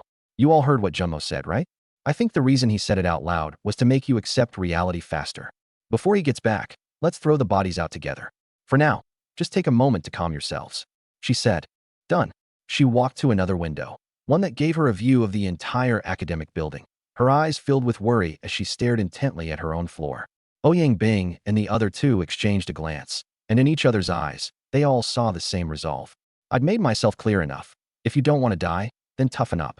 Anyone who still can't accept reality at a time like this is just asking for death. Besides, I'd said it before, I don't need eye candy. The fact that I'd killed 4 people in the space of a single motion meant all they could do was cling to me for dear life. Thud, thud, thud, thud. For dull thuds, Sophie and the others threw the corpses of Qin Tian's group straight down from the 7th floor. Several of the girls leaned against the window and watched hundreds of zombies below tear frantically into the bodies. Their pretty faces went white in an instant. Oh my God, look at Master Yi. Li Jing looked up just in time to see me charge out of a classroom, surrounded on all sides by countless zombies. I wove back and forth through the horde, my blade rising and falling, one head after another lopped off and sent flying. She cried out on the spot. Sophie, Ouyang Bing, and Tang Yi followed her gaze, and they all froze. In their eyes, I looked like a martial arts master right then, or an ancient god of war. killing zombies as easily as reaching into a bag for something. How is this any different from the Kung Fu masters on TV? Ouyang Bing watched me streak past, stepping across the zombies' heads, flicking, thrusting, blocking, hacking, snapping, slashing, every movement flowing like water. It made her head spin. She thought to herself, if I were twice as fast, she'd probably only be able to see after images. The four girls' mouths hung open in perfect O's and stayed that way for a long time. This wasn't the bloody spectacle of butchering zombies. It was like watching a peerless swordsman perform an earth-shattering display of blade artistry. So hot, Li Jing and Tang Yi, two hopeless romantics, stared at me, stars practically shooting from their eyes. Hearing the words "so hot," Sophie watched me cut in and out of the horde over and over, then lowered her head to look at the tang blade in her hand, her small hand tightening again and again around the scabbard. At that same moment, in the Tianhai Academy of Music and Arts, in another girl's dormitory, room 505, Mo Qingyu stood by the window, staring down at the athletic field crawling with zombies. She'd overslept that morning and hadn't gone to the cafeteria with her roommates. Still lazing in bed, she'd been woken by the loudspeaker announcement but hadn't thought much of it, getting up to wash her face. But before she'd even finished, the apocalypse erupted. First, blood-red clouds blotted out the sun, then a bloody mist filled the sky, and then screams, wails, and roars rose up from all across campus. By the time she ran to the window and saw fleeing students being torn apart by hideous zombies, their flesh and blood flying everywhere, she was scared out of her mind. Right after that, screams and roars came from the hallway outside her dorm too. After a brief moment of shock, she dragged her bed over with all her strength to barricade the security door. She tried to grab her phone to call for help, but the screen was dead, the power was out. Panic flooded her heart in an instant. All she could do was huddle in this tiny dorm room, quietly waiting for a rescue that seemed all but hopeless. Time crept by. The screams outside gradually faded, but the roars only multiplied, and now and then came a heavy pounding against the door. Looking out from the girls' dormitory, the streets were full of zombies, cars piled up in collisions, and people running and crying in every direction. Mo Qingyu couldn't understand how one night's sleep could turn an entire city upside down. She stood by the window for nearly half an hour, watching the zombies roaming the field, watching humans being devoured, watching the blood and guts strewn everywhere. She'd lost count of how many times she'd thrown up in that half hour. Yet now, looking at that gore again, she felt strangely immune to it. Will anyone come to rescue us? Buffon, you're in the capital, are you safe? She lifted her head toward the smoke-shrouded distance of the city and murmured to herself. After standing there a while, she turned to go lie back down on her bed. And in the very moment she turned, her gaze happened to sweep across an academic building, and her pupils suddenly lit up. On the 7th floor of the building with the broadcast room, there was actually a guy in the middle of a killing frenzy amid a pile of zombies, harvesting them one by one with the long blade in his hand, as if they were nothing but chicks. Suddenly, the guy hung by one hand outside the 7th floor balcony, swinging with the momentum to just barely dodge a zombie's claws. Mo Qingyu clapped both hands over her mouth, terrified he'd fall. She didn't understand why. Watching that guy dangling in midair, she cried out involuntarily. Maybe it was because she'd seen a hope of surviving and didn't want anything to happen to him. Hey, handsome, save us. Come on, handsome, kill all those disgusting walking corpses. Handsome, please save me. I'll agree to anything you want. Handsome, I can unlock any position. Over at the girls' dormitory, some of the surviving girls were shouting at me up on the 7th floor. Clearly, Mo Qingyu wasn't the only one who'd spotted me. But that shouting ruined everything. The nearby zombies followed the sound, surging toward the girls' dormitory in swarms. Mo Qingyu spun around in fright and piled everything usable in the room onto the bed, barricading the door to weigh it down more. The other girls who'd been shouting scrambled to find things to block their doors too. Meanwhile, I was in the thick of the slaughter on the 7th floor, catching only a glimpse of the zombies over by the girls' dormitory suddenly going into a frenzy, without any idea why. The whole campus was full of zombie roars. I couldn't hear their shouting at all. Honestly, if I'd been able to hear that I can unlock any position, I might have made an early trip over to the girls' dormitory. I really hadn't tried that before. Of course, on the condition that she wasn't too hard on the eyes. An 80 is my bottom line. In my scoring system, an 80 is class beauty level, an 85 is department beauty, and only 89 and above counts as school beauty. The system grades strictly.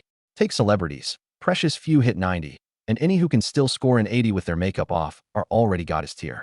Over at the girls' dormitory, Mo Qingyu listened to the dense mass of roars below, closing in on the 5th floor step by step, and rushed around the room searching for tools.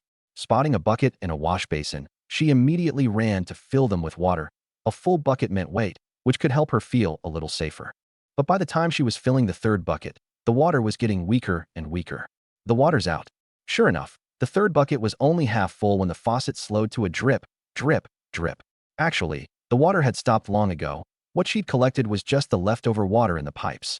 The moment the blood mist spread across the globe, it wasn't just the power that went out. The running water was cut off too. With the water plant's pressure boosters down, the water naturally couldn't be pushed up.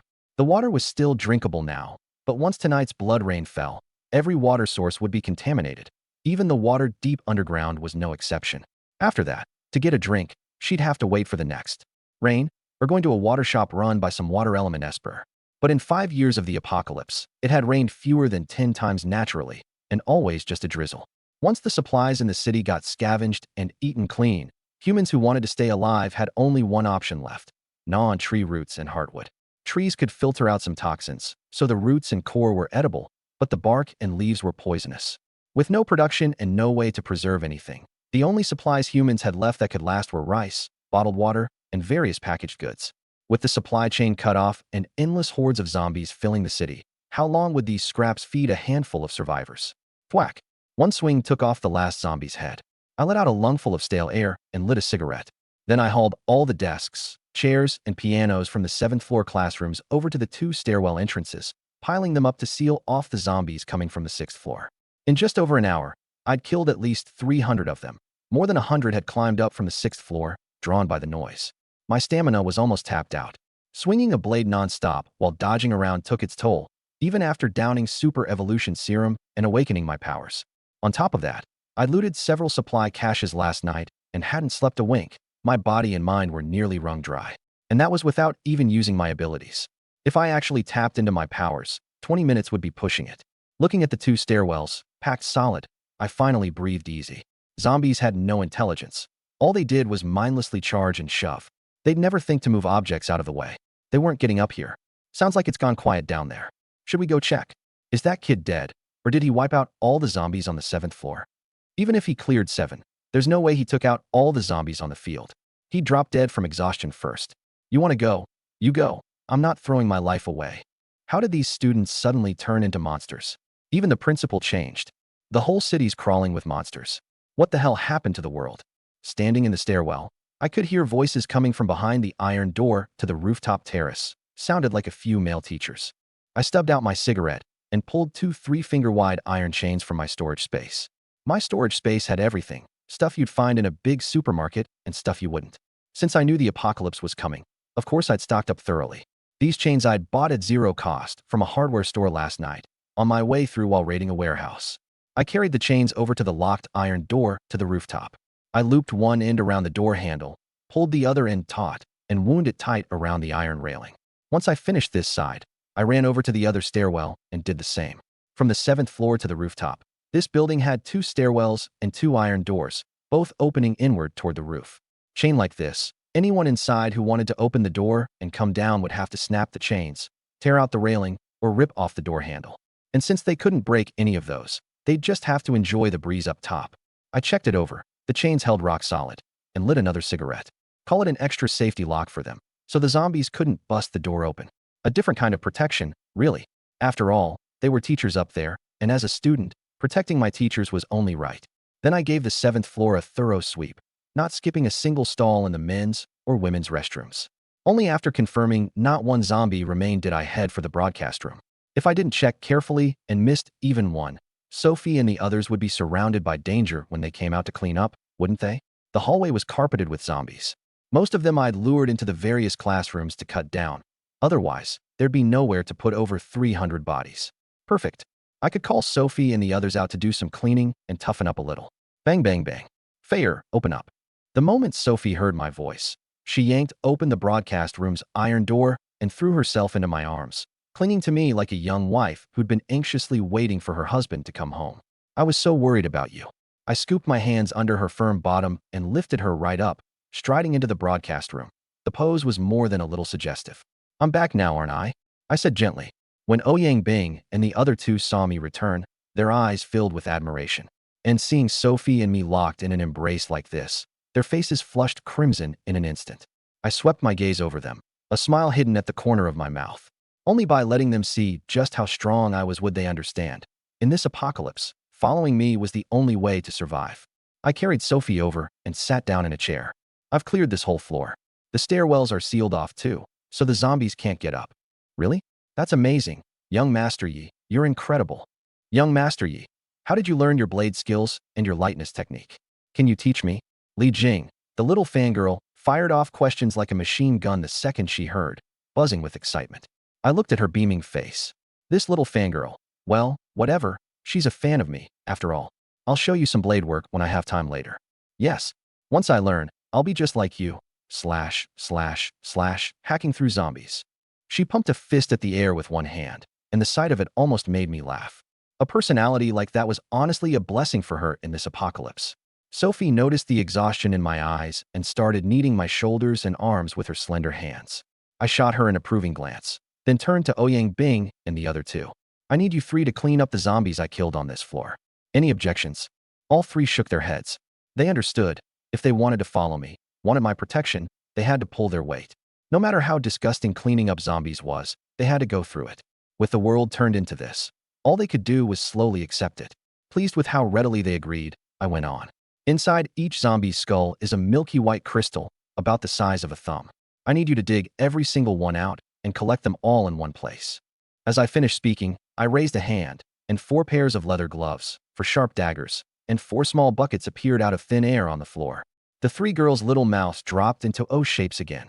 Who knew how many times their mouths had gone O today? Looking at Ouyang Bing's O-shaped mouth, another image was already forming in my mind. Go get cleaning. Just toss the bodies straight down, as long as you don't block the ground floor or the stairwell entrances. I gave them a few reminders. Be careful while you clean.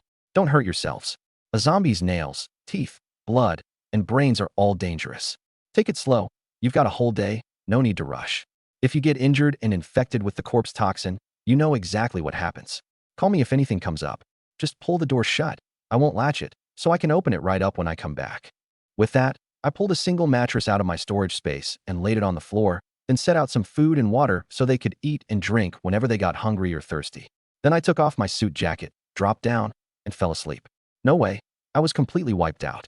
Killing zombies takes a serious toll, and one wrong move meant getting infected with corpse poison, which would be a real problem. The women watched me collapse onto the bed and pass out, then glanced at the bottled water, milk, chicken drumsticks, crackers, bread, and chocolate I'd pulled out. They exchanged a look, put on gloves, grabbed their daggers, picked up small buckets, and headed out to clear the bodies. The moment they stepped out, Ouyang Bing lowered her voice and asked Sophie. It's Sophie, right? How did he make all that stuff appear? The mattress, the food. Li Jing and Tang Yi turned to look too, all 3 of them wide-eyed with curiosity. Conjuring things out of thin air, to them, it was straight-up magic. Sophie thought for a moment, then said just 2 words, storage space. Then she walked toward the corpses up ahead. Since I'd pulled the stuff out right in front of them without hiding it, Sophie was free to explain. As for how many supplies were inside, she wouldn't say. She didn't know anyway.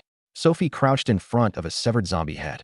The stench of blood churned her stomach, but she forced it down and carefully dug out the corpse crystal with her dagger. The 3 women were stunned when they heard storage space. The apocalypse had already broken out. What else was there to care about? The stronger I was, the safer they'd be following me. Ouyang Bing figured it out fast and warned Li Jing and Tang Yi. He trusts us this much, so we can't let him down.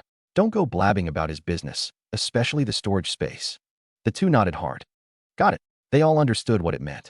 If I could pull out all this stuff so easily, even a mattress, then the storage space had to be packed, exposing that secret in front of them. If that wasn't trust, what was? After what happened with Lin Yi and his 3 guys, they understood. In this apocalypse, people would kill and rob over a single loaf of bread. When the 3 women reached Sophie and saw the ground littered with headless corpses, they still ended up leaning against the wall and throwing up. Once they finished, they saw Sophie calmly digging out corpse crystals, so they gritted their teeth and joined in. They had to get used to it. A few more times, and they'd be immune. On my end, I opened the system and checked the panel. Realm, Tier 1 Esper, early stage. Ability, S-rank metal. In the inventory, 50,000 boxes of little umbrellas. I pulled out a box and tossed it aside. 50,000 boxes was actually kind of low. These were good stuff, and nobody would be manufacturing them anymore. I'd have to keep an eye out for more during my next everything's free shopping runs. There were also assorted stockings and lingerie, All scarce supplies now. Real treasures. Sleep first. Once I'd rested up and recovered, I'd pull out a two-person bathtub and take a bath. Sophie and the others would be drenched in sweat after clearing out the zombies, so I'd let them wash up properly then too. Huh? Why do I suddenly feel so much stronger and clearer-headed? Ouyang Bing, who was hauling corpses, had just tossed a headless body down the stairs with Sophie when she suddenly felt power surging through her whole body. Me too, Sophie said, clenching her fist. Us too, Li Jing and Tang Yi shouted. It wasn't just the four of them. At that moment, survivors across the entire globe felt an explosive surge of power welling up in their bodies. Laughter drifted down from the rooftop from a few of the male teachers. I'm 50 years old, and right now I feel like I could carry 2 sacks of rice up 10 flights of stairs.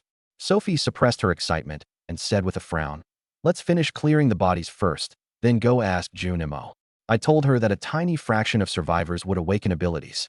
She assumed they'd all awakened and could barely contain her excitement. But she didn't forget to clear the zombies first. If you wanted to grow stronger, you couldn't do without corpse crystals. With their newfound strength, they were far more efficient. A headless corpse that used to take 2 people to carry could now be flung over the meter-high hallway wall by a single person holding it by the ankle with one hand. As for the rooftop door I'd chained shut, Ouyang Bing just glanced at it and said nothing. Click. The broadcast room door opened. My eyes snapped open toward the doorway. It was Sophie and the others coming back. I closed them again. This was a habit I'd built over 5 years in the apocalypse. No matter how exhausted I was, the slightest disturbance could jolt me instantly awake. In the apocalypse, if you didn't keep your nerves tight at all times, you could become zombie chow the next second. Things were fine for now, but once the wall-climbing, semi-sentient mutants showed up, it'd be nothing but danger at every turn. The 4 women came in drenched in sweat, saw I was still asleep, and moved on tiptoe. They set down the small buckets of corpse crystals and grabbed water, gulping it down.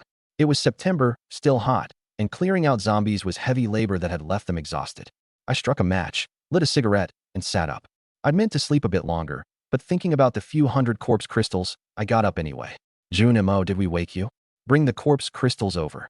Looking at the blood-covered crystals in the bucket, I nodded in satisfaction, then rinsed them clean with water from my space and stored them away. These corpse crystals worked differently depending on the Esper's rank. The lowest E-rank Espers could go from early to mid-tier 1 with a single crystal. The highest SSS rank might need 10, 50, or even more to advance a single level. Ability rank was like a spiritual roots talent in cultivation. The better it was, the higher your rank, the more resources you needed, and the further you could ultimately go. An E-rank Esper, barring some great stroke of fortune, would top out at the peak of Tier 2 for their whole life. Forget about ever stepping into Tier 3. Corpse crystals could be eaten. Any crystal, fruit, or beast core that held an energy source could be consumed, provided your body could handle it. Otherwise, your organs would rupture and you'd die. Ordinary people could eat them too. If they withstood the energy impact, they could dramatically boost their strength. Besides ingesting them, corpse crystals could also be absorbed by channeling your ability. But humanity only slowly figured out that method a year into the apocalypse. Me? A 5-year veteran of the apocalypse. Of course I already knew how. Ding. Host detected to possess 358 corpse crystals. Consumed 250 to advance to peak Tier 1? I smiled. As I recalled, in my past life it only took me 100 Tier 1 corpse crystals total to reach Tier 2. Looks like that super evolution fluid had given me quite a boost. Use 250, advance my realm.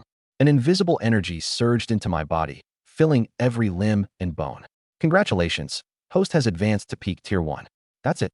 Way faster than absorbing them myself. The stronger I got, the more at ease I felt. That left 108. I remembered the system's lottery jar. Empty pockets basic jar, 10 corpse crystals per draw. Never mind. I'd wait until I had more crystals. I'd hold on to these for now. If any of Sophie's group awakened an ability, these would come in handy for them. There were still a few thousand zombies in the school anyway. My only worry was that they wouldn't awaken. These 4 helpers would only be truly useful to me if they awakened abilities. Ordinary people are stuck doing grunt work in the end. Junimo, we feel so much stronger. Sophie spoke up, her voice charged with excitement. She'd been holding it in for a long time, waiting for me to give her an answer, whether they'd awakened superpowers. I closed out the system and looked up at them. That's normal. Survivors who make it through get a strength boost of roughly 1 to 1.5 times because of the blood mist, and their minds sharpen too. A small number will also awaken special abilities, but not right now. A flicker of disappointment crossed Sophie's eyes. It was the first time Ouyang Bing and the other 2 had heard of superpowers, so they pressed me with questions, curious. I didn't hide anything. They'd find out sooner or later, so I figured I'd give them the rundown. I explained, space types could teleport, store objects, and walk through the void. Time types could freeze or slow down time. Lightning types could become lightning sorcerer kings. Then there were fire, earth, wind, ice, speed, and strength types, plus metal, water, light, dark, corrosion, wood, mind, and precognition. The four of them listened with eyes full of longing and awe. I threw cold water on it. Don't get starry-eyed just yet. Even among the awakened, there's a hierarchy. Take lightning, for example. Some can become lightning sorcerer kings, while others end up as nothing more than human generators. In my past life, the big faction specifically recruited low-tier lightning types to use as generators. Later on, when solar power stopped working, people tried countless times to generate electricity and failed every time. In the end, all they could do was capture lightning types to study. And they actually figured it out. They had the lightning types activate their powers and pedal a specially built oversized tricycle, slowly channeling the lightning in their bodies out through the pedals and a voltage converter, feeding it into the grid. Because an awakened's electricity was unstable and impossible to measure in wattage, it couldn't be used directly, which is why they invented these human-powered generator bikes. Even so, those low-tier lightning types could only power a handful of people at most. And their output wasn't even steady. Some would run dry after 10 or 20 minutes, and then they'd swap in the next guy to keep pedaling. Back when they first awakened, these guys were all shouting stuff like, "I'm the lightning sorcerer king. I'm the light in the darkness. I'm the chosen one. I'll shatter the dark with my thunder," only to end up pedaling tricycles. Though in a way, they did pull it off. They really did become the light in the darkness. Just not the kind they'd imagined, standing atop the heavens crackling with lightning. Human generators?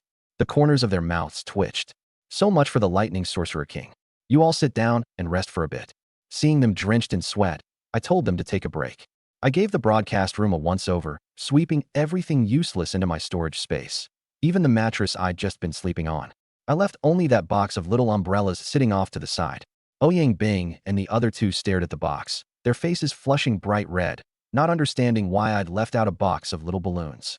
Once the space was cleared, I pulled a big European-style bed out and made it up, set a two-person bathtub in the corner, and filled it with water, and even ran a drain hose out the door. Bathe two at a time. When you're done, drain the water, and the other two can fill it with clean water and wash up. I'm heading down to the 6th floor to kill some more zombies. I set out 20 big jugs of Nongfu spring water beside them, tossed a few sets of Sophie's clothes onto the bed, along with shampoo, body wash, towels, and hangers, nothing left out. When Ouyang Bing saw those clothes, her little face went red again. I shot a glance at Ouyang Bing's blushing cheeks, unable to keep the amusement out of my eyes. I'm no gentleman. Those skimpy summer clothes were exactly the right thing to bring out now. Out in the hallway, I looked down. The zombies Sophie and the others had cleared were piled up on the ground floor. I had no idea whether there were any mutants among the several thousand zombies in this campus. If there were, these corpses would make perfect bait for them. After a couple glances, I took the sword case out of my system space, set it on the railing, and opened it. Inside sat 100 throwing knives, all neatly arranged. Suddenly, one of the knives floated up out of the case and hovered beside me. My gaze locked onto a zombie in the 2nd floor hallway. Swish. The knife shot out and buried itself in the zombie's eye. Roar. It wasn't dead, still howling nonstop. Right now I can control 10 knives max, within a 20-meter range. The mental drain's too heavy, I muttered, staring at the zombie. Though I can control metal wire too, drive it through the eyes or ears into the brain and scramble it. The cost is just as high. What I just used was my S-rank metal ability, controlling metal. This power only had two functions: manipulating metal within a certain range to attack, and coating my whole body in metal for defense. Against ordinary zombies it was fine, but against anything above a zombie king, it was pure garbage. In my past life, at the Human King realm, I got beaten to a pulp by a single zombie king. Even my full-body metal coating got smashed apart. Only when I realized I couldn't escape did I steel myself for a mutual destruction gambit and go all in against it. I recalled the knife, slung the sword case onto my back, hung one-handed off the edge of the 7th floor balcony, and dropped straight down to the 6th floor. The moment I landed, several zombies just a few meters away lunged at me. I pressed the square button at the base of the sword case. 5 slots popped open on top, and the hilts of 2 tang sabers rose up slowly. I drew one. At that instant, streaks of golden light shot out from the other slots. 20-centimeter strands of gold wire bored into the eyes and ears of the charging zombies, churning through their brains before flying back out, each carrying a thumb-sized blood crystal, and dropping back into the case, then launching at the next target. Perfect. I didn't have to lift a finger, and the corpse crystals just kept rolling in. I nodded, satisfied. still as sharp as ever. A zombie doesn't die immediately after losing its crystal. You have to pulp the brain to fully snuff out its vitality. With one hand in my pocket and the Tang saber in the other, I walked up to the bodies, stabbed each one, flicked it up with a little force, and tossed it straight off the building. If I hadn't wanted to clear space on this floor to lure the zombies below up here and pick them off slowly, I wouldn't have bothered cleaning up at all.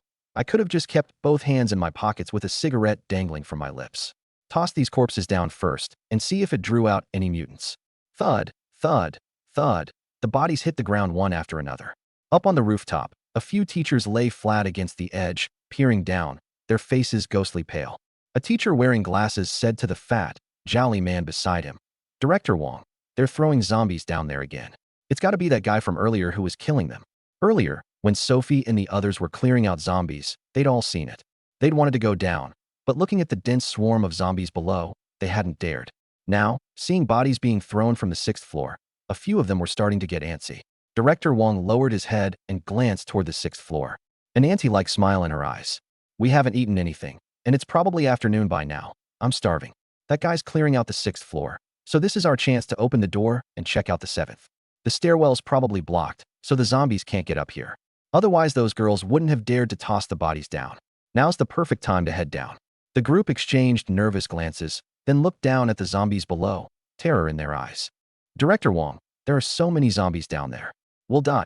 Director Wong cursed. "Damn it, if we don't go down and find food, we'll starve to death up here on the roof." The guy with glasses frowned. "But there's no food on the 7th floor either. It's all desks, chairs, and music equipment." Director Wong cursed again. "Are you an idiot? Did you forget those 4 women just now? One of them was Teacher Ouyang. That guy's definitely with her. Maybe he's her student. We go find Teacher Ouyang, and that guy's got to eat, so he'll definitely go looking for food. Then we just follow him, and we'll have food too. Now's the perfect chance." When he mentioned Ouyang Bing, his eyes burned with lust. The truth was, he'd gathered these people to use them as cannon fodder. If there were still zombies on the 7th floor, he'd shove someone up front to block them and make his own escape. The others thought it over and figured it made sense. That guy killed zombies so viciously. Stick with him, and they'd have a shot at survival. "Open the door." Director Wong stood behind everyone else. The guy with glasses glanced back at his companions clutching wooden and iron rods, took a deep breath, gripped the door handle, and slowly pulled it inward. The door opened a crack, then wouldn't budge. He pulled harder. Nothing. He kept pulling, still nothing. "What's going on?" Director Wong frowned. "It won't open. Something's holding it shut from the outside." Director Wong leaned in to peer through the crack and shuddered all over, launching into a tirade. "Which son of a bitch chained up the roof door?" The others looked. Sure enough, it was true. They ran to the door on the other side. "Locked shut too. Which bastard locked these doors?" Director Wong trembled with rage, cursing at the sky. Someone wanted him to starve to death up here on the roof. Down on the 6th floor, still slaughtering zombies, I heard the cursing from the roof. I looked down at a corpse near my feet, bent down to grab its ankle, and hurled it with all my strength toward the sound. The corpse arced through the air in a perfect curve. Thud! It hit the ground hard, and the cursing on the roof cut off instantly. Up on the roof, Director Wong was already sprawled on the ground, staring in horror at the spot where he'd just been standing. If he hadn't spotted an object flying up while he was cursing at the sky and instinctively rolled aside, he'd have been crushed underneath it by now. Once he realized it was a corpse, his face twisted into something savage. He knew, even with his ass, that it had been thrown up by the guy on the 6th floor, and that the guy had chained the roof door too. "You bastard! You son of a bitch!" He clenched his fists tight and cursed under his breath. "Director Wong, what do we do now?" the guy with glasses asked, trembling. Director Wong climbed to his feet and let out a breath. "Keep your eyes on the 7th floor. When you see Teacher Ouyang and the others, call out for help. Get them to open the door. And remember, be nice about it." The others nodded, glanced again at the corpse that had flown up, and swallowed hard. Meanwhile, in the broadcast room, Sophie and Ouyang Bing were washing the sweat and grime off their bodies in the bathtub. Ouyang Bing kept stealing glances at the security door and asked quietly, "That Yi Junmo guy isn't going to come back, is he?" Sophie's tone was cold. "If you're so scared he'll suddenly come back, then wash faster." Ouyang Bing shot her a look, thinking this little brat was probably just jealous of her. Otherwise, why be so prickly? At that thought, her face filled with pride, and she lifted her upper body out of the water to keep washing. Off to the side, Li Jing, who was munching on snacks, leaned over and whispered a couple of things into Tang Yi's ear. Tang Yi looked at Sophie and asked quietly, "You sure?" Li Jing nodded earnestly. Tang Yi thought about it, then nodded too. Meanwhile, in dorm room 505, Emo Yu stood by the window. She'd been watching me on the 6th floor for over 10 minutes now. She'd seen clear as day when I flung the corpse up onto the roof. When she saw me leap from the 6th floor onto the 7th floor balcony and head toward the broadcast room, she turned and sat down on the bed. Listening to the snarling outside the door, she murmured, "That man is the only one who can save me. I need to find a way to contact him without drawing the zombies. But even if I reach him, we don't know each other. Why would he save me? With all those zombies out there, am I really going to die in here? I have to make contact first, then figure out how to use this man to protect myself. The way the world's gone now, there are too many people with bad intentions. I need to be careful." I returned to the broadcast room and saw that Li Jing and Tang Yi still hadn't washed up. I asked offhandedly, "Why haven't you two washed yet?" I was asking them, but my eyes were fixed on Sophie walking toward me. She was wrapped in nothing but a white towel, her long legs bare. "Damn," I thought to myself. Li Jing replied, "We'll wash in a bit." Sophie walked up to me, saw the heat in my eyes, and smiled. "Tired? I'm okay. Let me wash up first." I ruffled her hair, walked over to the tub, and waved my hand. The tub instantly filled with water. Then I took off my jacket, planning to have a good soak. Why you? How can you do that?" Seeing me strip off my clothes without a shred of shame, Ouyang Bing spun around in fright, her pretty face flushing red. Li Jing and Tang Yi both covered their eyes with their hands too. But why weren't those fingers quite closed all the way? I ignored her, shed my jacket, and lay right down in the tub, closing my eyes with my hands resting on the rim. I just took off a jacket. Was that really such a big deal? Sophie came up behind me and started massaging my temples. Ouyang Bing had walked off a ways with her back to me. Only when she heard the sound of water did she carefully turn around, and seeing me eyes closed and enjoying my massage, not paying her any attention at all, she felt suddenly mortified. She turned to look at Li Jing and Tang Yi. The two of them had their fingers spread apart over their eyes, but their eyes were open wide. She really wanted to tell them they'd be better off just putting their hands down. Lying in the tub, I looked at the 250 corpse crystals in my system space, feeling great. On the 6th floor, I'd been using my powers to kill zombies non-stop, 142 of them, until mental exhaustion forced me to stop. That was enough for today. I'd rest up tonight and continue tomorrow. After tonight's blood rain, the zombies would grow stronger, but that made no difference to me. System, use 150 corpse crystals to raise my realm. Ding, upgrade complete. Congratulations, host, your ability realm has reached tier 2. Early staged. Feeling my body once again. After the last upgrade, I was in a good mood. A wine glass appeared in my left hand, a bottle of decanted Lafite in my right. I poured half a glass, swirled it, and took a sip now and then. Ouyang Bing couldn't help but ask, "Is this how you usually are?" I answered with a nasal grunt. She didn't know how to respond. Making conversation in a situation like this could kill you with awkwardness. She thought about leaving the broadcast room, then decided against it. Going out alone scared her a little. There were no zombies on the 7th floor, but the snarling from below never stopped. Clearing them out earlier had been fine with 4 people, but sending her out there alone? She really didn't have the nerve. The atmosphere in the broadcast room was strange. Nobody was talking. I sipped my wine, Sophie massaged me. Li Jing and Tang Yi stared at me without any pretense, and Ouyang Bing sat there fidgeting. Before I knew it, I'd fallen asleep in the bathtub. Sophie's technique really was good. It left me completely relaxed. She felt the water temperature but didn't wake me. It was the height of summer, hot, and given my physical condition, I wasn't going to catch a cold even asleep. 9 hours had passed since the apocalypse broke out. The prosperity of the old days had become smoke drifting past our eyes, and hellish scenes were everywhere. The city, once all wine-red lights and green glow, had turned to ruins. Fires in the buildings burned unchecked, growing fiercer, and rolling black smoke nearly covered the entire sky. Blackened red human blood was splattered all over the streets. Cars crumpled from collisions blocked the roads, and countless shriveled, hideous zombies wandered everywhere. From now on, humanity would never return to that gaudy world of roaring engines, surging crowds, and night after night of revelry. Crack! A bolt of lightning split the sky over Tianhai City as night approached. My eyes snapped open, and I looked out the window at the sky. "Junmo, you're awake?" Sophie was fanning herself with a book of sheet music. Summer was just too hot. And it wasn't just her. Ouyang Bing and the other 2 girls each held one too, all found in the desk cabinet of the broadcast room. I turned my head to look at the 4 women. The light in the broadcast room had dimmed, so I pulled a dozen or so candles out of my system space and had them light them. Then I took out several thick slabs of ice, more than a meter long and half a meter wide, to cool the room down. "Wow, Master Yi, I love you so much." The second Li Jing saw the ice, she flopped right onto it and hugged it, going limp. Ouyang Bing and the others broke into smiles too. The room was so stiflingly hot that a little ice made a huge difference. I rose from the tub, walked to the window, lit a cigarette, and held it between my fingers. Arms crossed, I squinted down at the zombies below, which had gone quiet at some point. Crack! Another bolt of lightning tore across the sky. Sophie came up behind me with a bath towel and tied it around my waist, resting her little head on my shoulder as she said softly, "Those zombies stopped snarling about an hour ago. It's finally quiet." I nodded. They'd been howling all day because they'd only just turned and weren't used to it yet. From now on, as long as nobody made noise or got within range of their sense of smell, they wouldn't snarl for no reason. I glanced at the sky, knowing the blood rain would come soon, and turned to ask her, "Let's eat. What do you feel like?" "Steak, pasta, red wine, and fruit," Sophie said after a moment's thought. Hearing that, the corners of Ouyang Bing and the other two's mouths twitched uncontrollably. I looked over at Li Jing and Tang Yi. These two little fangirls hadn't washed up since clearing out zombies that morning. "You two want to wash up now? Or after we eat?" Now. It's boiling, and reeking of sweat is miserable," they answered, both scrambling to speak first. I collected the water from the tub into my storage space and refilled it with clean water.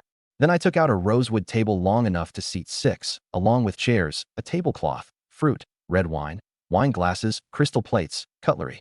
Sophie went to set it up, and Ouyang Bing, too embarrassed to just sit there, got up to help. After all, I'd taken out 5 servings, and one was obviously meant for her. If she didn't pitch in, she'd probably get tossed out. Li Jing and Tang Yi exchanged a glance and went over to the tub to wash their faces with towels first. I took out steak, pasta, a small gas canister, and a frying pan, and had Sophie and Ouyang Bing cook. Then, with some interest, I watched Li Jing and Tang Yi.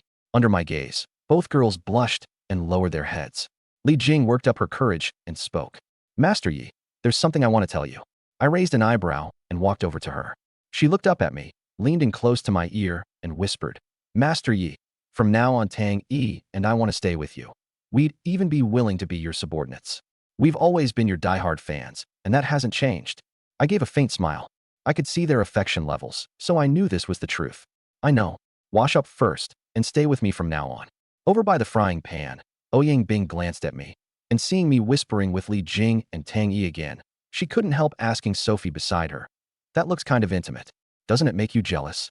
Sophie kept her head down, cooking the steak, her tone calm. "They're just whispering. Ms. Ouyang, your mind's a little impure. Even if Junmo took them in, so what?" Ouyang Bing stared at her, at a loss for words. "Don't look at me like that. If you want to stay with us in the apocalypse, you'll have to learn a few things. Junmo doesn't feed a stranger for nothing." Sophie paused. Now that the world has become like this, all that so-called morality is going to be slowly cast aside by reality. Once you've seen enough down the road, you'll understand why a mighty lion king always has a pride of lionesses around him. In the jungle, a lioness who doesn't follow a lion just becomes someone else's prey. She looked up at Ouyang Bing. "And my Junmo is 10,000 times more formidable than any lion king." "Junmo, dinner's ready." Sophie came over to where I was smoking out in the hallway. I gave her little nose a light flick. "You're my divine phoenix." Dorm room 505, girls' building. Mo Qingyu stood by the window, gazing at the candlelight in the broadcast room, and murmured, "So hungry." She dug up a bag of instant noodles and a box of crackers from her roommate's things that day, but didn't dare eat much, just 3 crackers and a small bite of the noodles, washed down with a lot of water. Darkness, hunger, and fear filled her heart. Crack, another crash of thunder. Terrified, she scrambled back into bed, trembling, listening to the zombies stirred by the lightning snarl in the pitch-black night. It was especially horrifying. A faint sobbing escaped her lips. An illusion like this was more than even a man could bear, let alone a woman. And it wasn't just her. Every survivor left in the girls' dorm was the same, their crying echoing through the rooms. Over in the boys' dorm, though, what echoed was curse after curse. Drip, then a rushing downpour. The blood rain went from small drops, slowly building into a torrent. Countless zombies fell silent. He stood frozen in place, letting this rain of blood wash over him. The sharp, bloody stench spread instantly, churning everyone's stomachs. Inside the broadcast room, I'd finished eating early and stood by the window, smoking a cigar as I watched this blood rain contaminate the earth and cut off humanity's water supply. Suddenly, I sensed something. I spun around and activated my detection eye, sweeping over Ouyang Bing and Li Jing, then furrowed my brow as I looked at Sophie. Feyre hadn't awakened any powers. Ouyang Bing, 31, Ice-type A-rank ability, Tier 1 early stage, looks 93, affinity 78%. Li Jing, 20, Water-type B-rank ability, Tier 1 early stage, looks 89.9, affinity 88%. Sophie, 21, ordinary human, ability, none, looks 91, affinity 96%. Seeing that Sophie hadn't awakened any powers, I felt an indescribable disappointment. Without abilities, she could only handle logistics. She'd never become a pillar of the faction I planned to build. Espers were all proud and arrogant. They'd never accept taking orders from an ordinary person. What's happening to me? Why does it feel like there's some kind of energy about to burst out of my body? Me too, what's going on? Ouyang Bing and Li Jing, who'd still been eating fruit, suddenly shot to their feet in a panic. Crackle, layers of ice formed out of thin air around Ouyang Bing, spreading in all directions. On the other side, Li Jing was drenched from head to toe, as if she'd been caught in a downpour. I spoke up to warn them. Focus. Feel the energy running wild inside you. That's your ability. Slowly learn to control it. Meanwhile, on the 5th floor of the girls' dorm, the entire level was coated in ice at an extreme, bone-chilling temperature. The stairwells leading to the 4th and 6th floors were completely sealed off by thick walls of ice. A wandering zombie and 2 women who'd been hiding were frozen alive to death. In dorm 505, Imo Qingyu had collapsed on the floor. Her once glossy black hair had somehow turned blue, and her dark pupils had become blue as well, making this top campus beauty look even more noble and sacred, like a fairy fallen from the heavens. If I'd been by her side at that moment and felt that extreme cold, I would have been shocked, speechless. Absolute zero, an SSS rank ice-type ability. In one of the boys' dorms. Ha ha ha, I'm the Lightning Lord. I'm the chosen one. A survivor stared at the electric currents crackling from his fingertips, thinner than strands of hair, and laughed at the sky. What the? Why is the current getting weaker and weaker? His eyes went wide as the electricity finally vanished completely. If the storm outside hadn't drowned out his laughter, he'd have already been swarmed by zombies. On the 7th floor, another tall guy suddenly burst into raging flames. At this very moment, Espers were awakening all across the globe, going berserk as they failed to control their newborn powers. In the broadcast room, Ouyang Bing and Li Jing closed their eyes and focused, slowly calming the energy raging within them. I turned to look at Sophie. She was looking at me too, her eyes full of hope. I told them that only a rare few would awaken abilities. Now Ouyang Bing and Li Jing both had. While she'd shown no change at all, she already understood. She just wanted to hear the answer from me. Fair, you don't have any powers. Sophie took 2 steps back, her eyes instantly misting over. She really had no abilities. From now on, she could only gaze up at my back from afar, could only be a pretty face with no real use. Tears slid down, 1 drop at a time. I frowned, my tone ice cold. Starting tomorrow, I'll teach you blade techniques and footwork. Later, I'll find treasures to strengthen your body. Even without powers, you're going to learn to stand on your own. No crying. I raised my voice on that last part. Then I turned to look at Tang Yi, who wore an envious expression. You too. Tomorrow, learn the blade and footwork alongside Sophie. Tang Yi nodded quickly. The way I'd fought like a martial arts master during the day was still fresh in her mind. Sophie wiped away her tears, clenched both fists tight, and looked at me with determination. I won't let you down. Thunk, a heavy tang blade, sheath and all, was driven into the floorboards in front of her. Use this from now on. Give your old one to Tangy. With that, I turned to look out the window. Honestly, the fact that Sophie hadn't awakened any powers bothered me. Only I knew just how crucial abilities became as your rank climbed.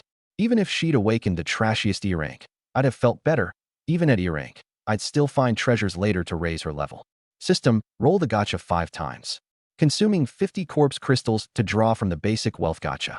Thank you for your patronage. Thank you for your patronage. Damn it, not even a pity guarantee. I cursed, closing the interface. I lit a cigarette and murmured while watching the rainstorm outside. I wonder where this blood rain is even coming from, whether it's real blood or something that formed naturally. And if it's real blood, then whose blood is it? Sophie stepped forward, gripped the sheath, and yanked hard. A sudden weight shot through her wrist, nearly throwing her off balance. So heavy, at least 50 pounds. She quickly steadied herself. Shing, the tang blade slid from its sheath, cold light flashing, the blade emanating a faint chill. She stared at this treasured blade, which weighed 20 or 30 pounds even without the sheath, and silently repeated to herself, I won't let you down. So this is what abilities are like. To think a human body could actually form ice. Ouyang Bing and Li Jing had already stabilized the energy within them. They were thrilled, their faces beaming with joy. Now that they had powers, they had a means to survive in this apocalypse. They could become beings like the superheroes on TV. Don't think you're invincible just because you've awakened an ability, I said, pouring cold water on their excitement. Against a massive horde of zombies, espers are just as fragile. Once your energy runs dry, you're nothing but ordinary people, waiting to be slaughtered. Abilities aren't limitless. You need to explore them, master them, and learn not to waste a single drop of power. I looked at Ouyang Bing. Your ice type. Your powers are freezing, slowing, and condensing. You can condense ice into harder ice spikes, ice cones, and ice swords for attack, or form ice walls for defense. Your forms are highly versatile. Train hard on your own from here on out. I turned to Li Jing and said, you're a water-type Esper. Water is the most important resource in the apocalypse. This blood rain has contaminated water across the globe. From now on, water will only grow scarcer and scarcer. Your path of development is manipulation, endlessly honing your mental strength. Manipulation is an ability every Esper is born with. But what I wanted Li Jing to achieve was precise manipulation, using her mental strength, within her ability's range, to make the water she released seep into every crack and crevice. Don't underestimate water type just because it lacks raw destructive power. As long as the water can get inside a living, into an object, then control it with mental power, the effect is beyond imagination. Every ability has its strengths. What matters is how you use it. Take how I make gold threads bore into a zombie's brain. It looks simple, but it actually demands incredible control over your mental power. Ouyang Bing and Li Jing listened to my every word as earnestly as elementary schoolers, occasionally raising questions. They didn't understand why I knew so much about abilities. But right now they knew nothing about their own powers, and since there was a teacher willing to teach, they naturally listened with humility. I held nothing back. Every lesson I'd figured out on my own in my past life, along with all the other abilities I'd seen or heard about, I laid it all out for them. Sophie and Tang, you were listening carefully too. They didn't have abilities, but this way they wouldn't be caught off guard when facing an Esper in the future. You could say what I taught them would save them from a lot of missteps early on. Junimo, thank you for clearing things up for us. I have another question. How do you tell the difference between ability tiers?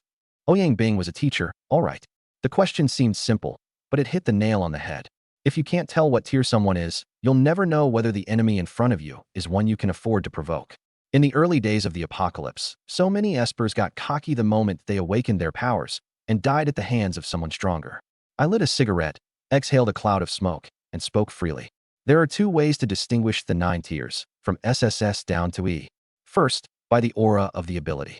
For Espers below S tier, if you focus and sense carefully, you'll notice they occasionally give off their own ability aura. Take you, Ouyang Bing, an A-tier ice user. You'll periodically radiate a cold, frosty aura.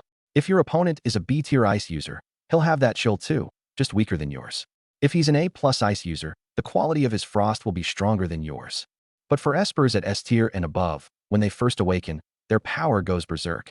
If they can't stabilize the energy inside them, they pass out. Afterward, their aura becomes concealed.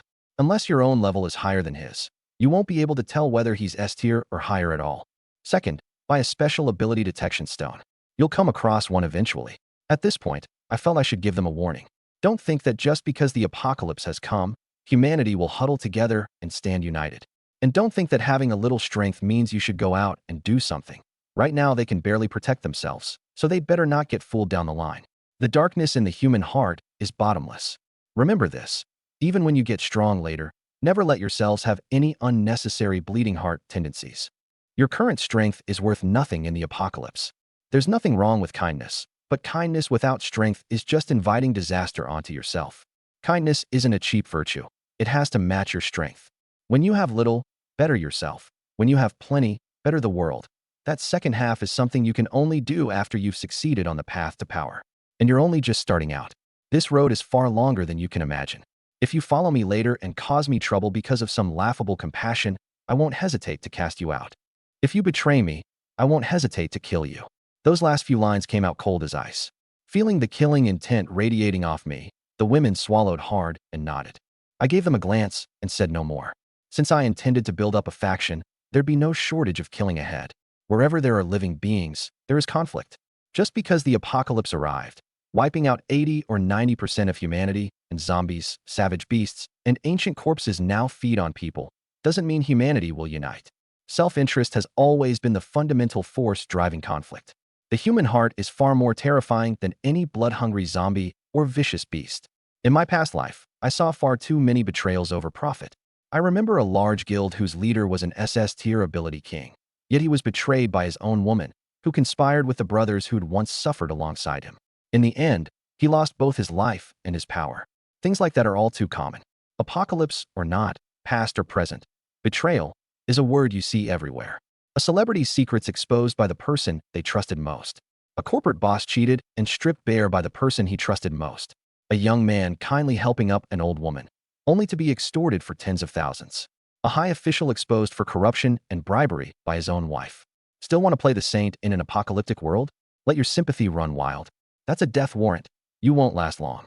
The way I see it, without the strength to control everything, so-called compassion is downright laughable. Maybe you'll say, I help old ladies all the time and never got extorted. Don't make human nature out to be so complicated. Now that it's the apocalypse, humanity should unite. To that, all I can offer is a dry chuckle. On the day you actually do get shaken down, you won't be saying that anymore. Every curse word in the book will come flying out of your mouth. Maybe biting the hand that feeds you is rare. But in my eyes, strangling unnecessary trouble in the cradle is always the right call. After all, this is an apocalyptic jungle world. Lightning flashed and thunder roared. Blood rained down in torrents, and the stench of gore spread to every corner of the world. On the first night of the apocalypse, countless survivors cowered trembling in corners, still praying that rescue would come when the sun rose tomorrow. Even now, they couldn't fathom that a scenario they'd only ever seen on TV had truly descended upon them. Tianhai City Academy of Music and Arts, broadcast room. Ouyang Bing, Li Jing, and Tang Yi stared at my back as I stood by the window smoking, lost in thought. They couldn't understand how someone only 25 could hold so many convictions. And these convictions weren't exactly good news for today's survivors. Perhaps in this moment, they finally saw me for what I truly was, decisive in slaughter, devoid of mercy, an absolute pragmatist driven by self-interest. I wonder if following him is the right choice. Ouyang Bing thought silently, watching my back. Even without an ability, I'll become the blade of slaughter in your hand. Anyone who dares to hurt you will have to step over my corpse first, Sophie vowed inwardly, gripping tightly the sturdy blade I'd given her as she gazed at me. So handsome, so cool, so ruthless. Li Jing and Tang Yi had stars in their eyes, faces full of infatuation. Feeling their gazes on my back, I exhaled a puff of smoke. Consider it an early vaccination for them. I planned to cultivate these 4 women as my trusted confidants, so the sooner they shifted their mindset, the better it would be for building my faction. Favorability is something that can drop. 90% doesn't mean 90% forever. It might be 90% today, but the moment you do something that in her heart, if someone doesn't quite approve of something, it drops to 80%. Over time, no matter how much goodwill there is, it'll drop into the negatives. I flicked away my cigarette butt, pulled out a single mattress, and laid it on the floor. Starting tomorrow, Ouyang Bing and Li Jing will practice killing zombies with their powers on the 7th floor, honing their mental strength until it's completely drained. You two wash up and get some sleep first.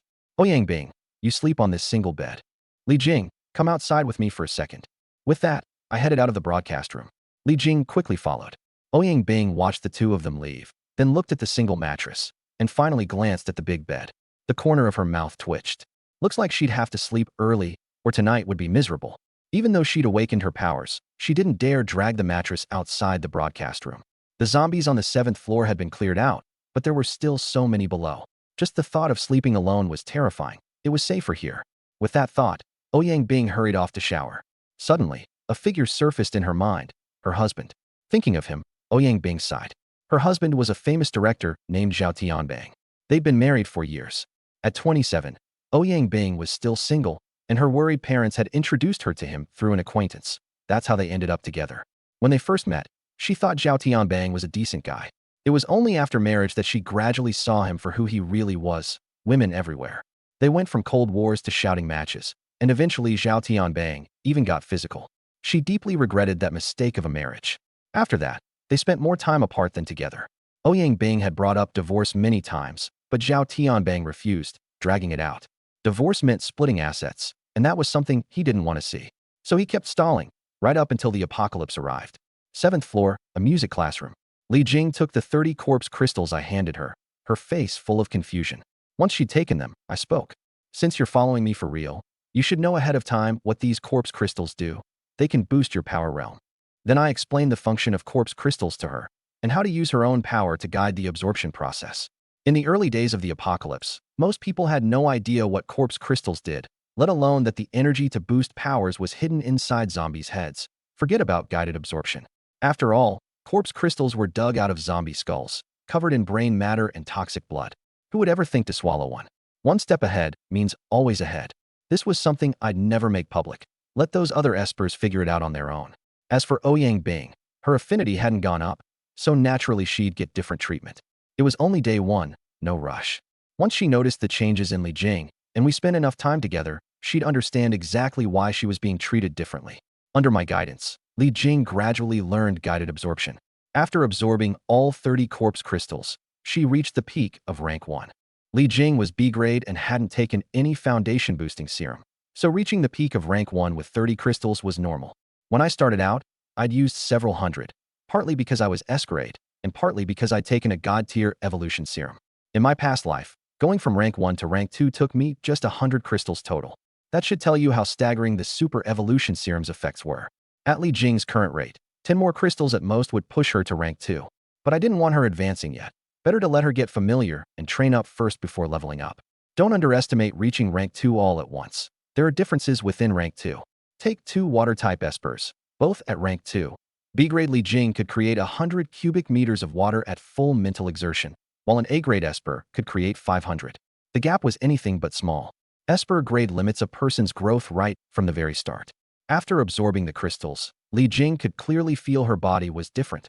Her strength, mind, and stamina were all enhanced, and even the power energy within her had grown considerably stronger. The first night of the apocalypse, countless people lay awake, unable to sleep, and some people were out riding the waves in the middle of the ocean. Roar, roar, roar. Zombie shrieks kept coming, making me furrow my brow as I taught Li Jing to use her powers. The roaring didn't stop, it only grew louder. After the zombies' repeated provocations, I walked out of the music classroom. Whoosh, whoosh. Several throwing knives cut through the bloody rain, killing a few zombies before flying back into my hands. Seeing a horde of zombies still roaring, I stuffed 2 wads of cotton into my ears. Can you walk? I asked Li Jing softly as I stepped back into the classroom. Yeah, no problem. Li Jing blushed, a note of happiness in her voice. I'm going to get Tang Yi. Wait here, Junmo.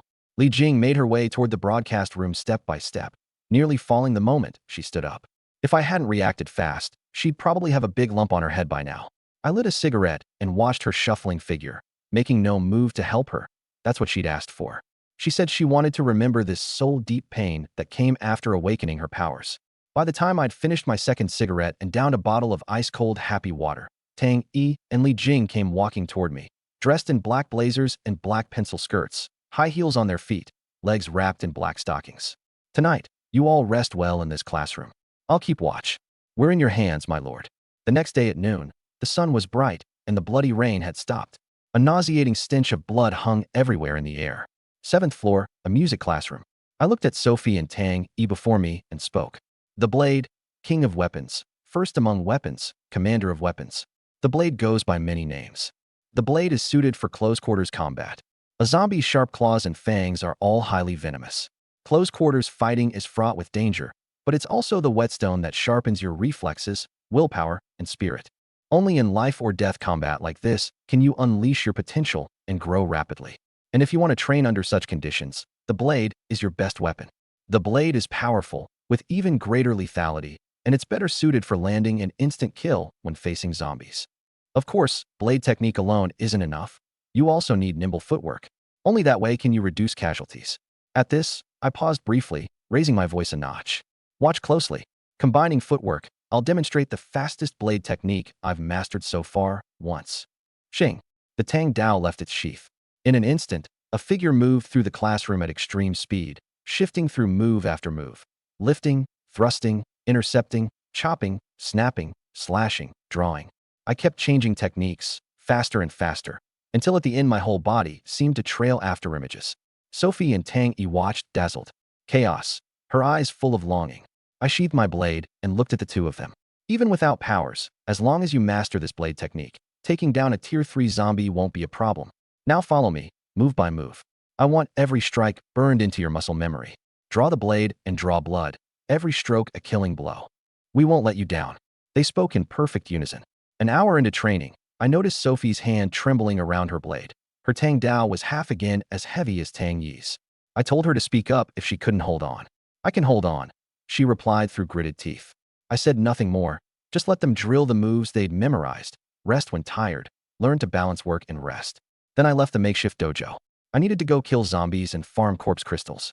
I'd slept late last night and didn't wake until noon, but I wasn't clocking out today until I hit 500 kills. My plan was to clear this school's zombies early, then sweep the surrounding schools too, stockpiling as many crystals as I could. But before that, I still needed to find at least one A-rank Earth Elementalist. With his power, I'd raise a tall, thick stone wall around Panlong Mountain to keep the zombies out, the home base for my faction.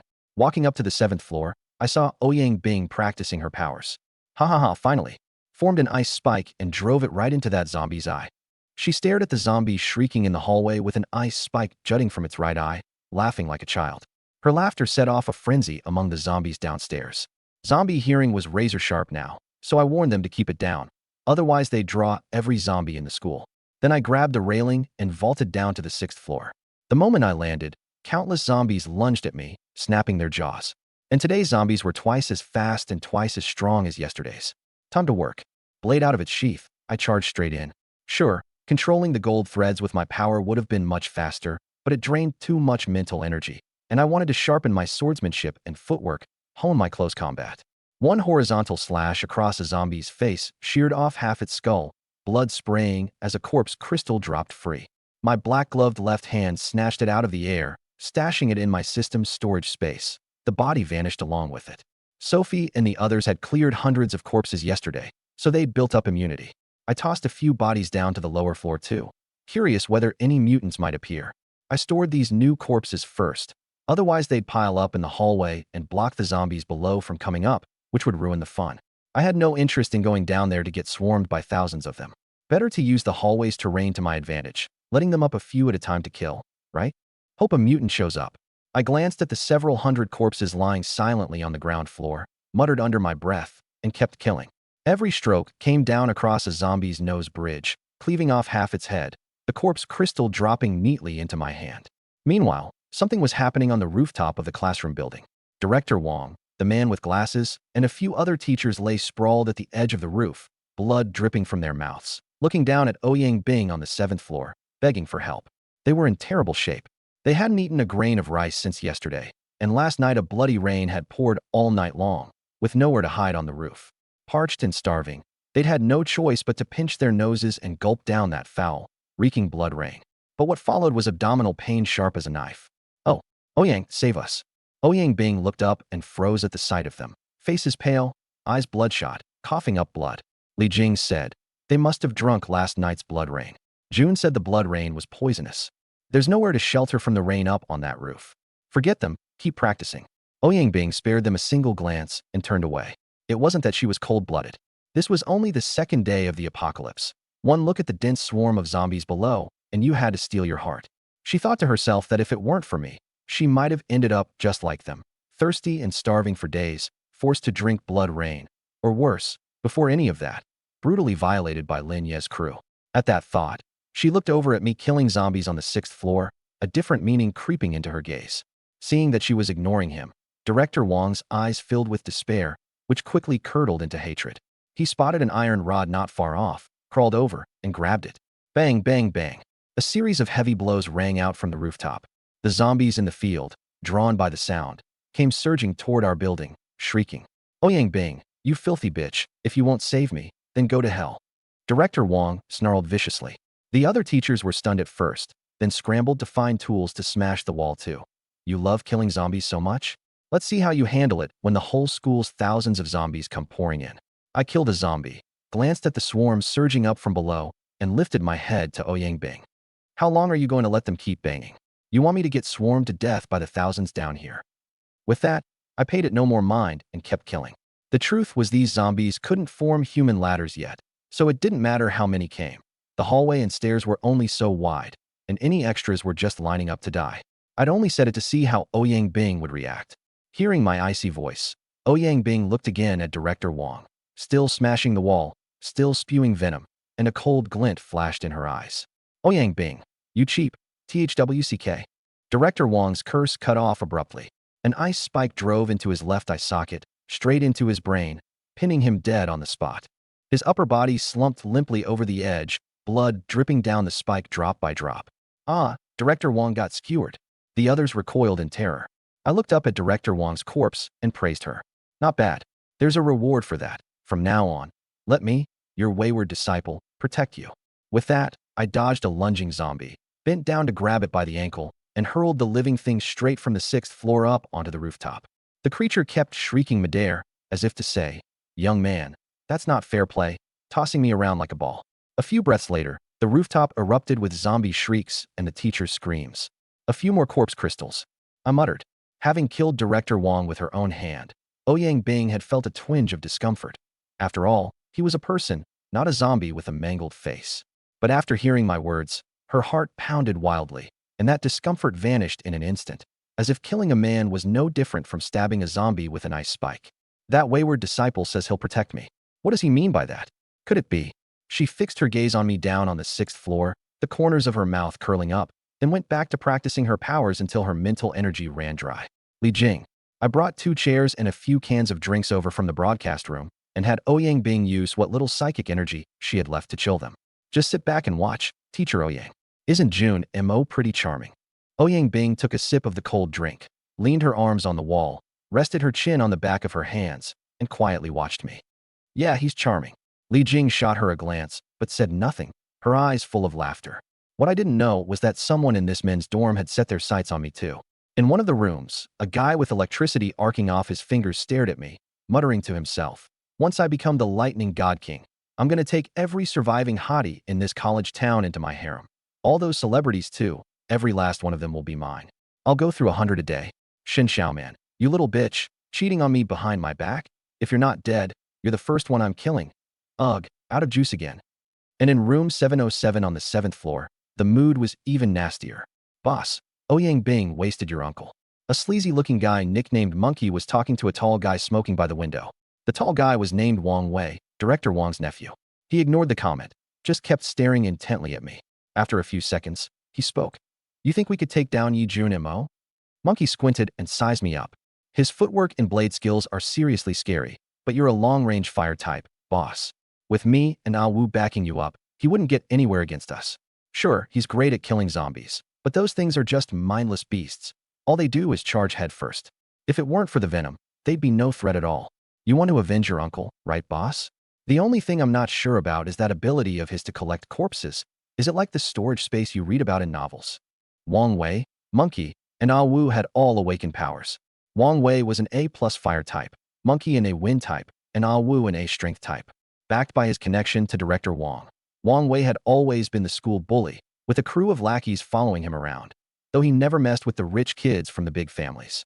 When the zombie outbreak hit yesterday, they'd been sleeping in their room and dodged the whole thing.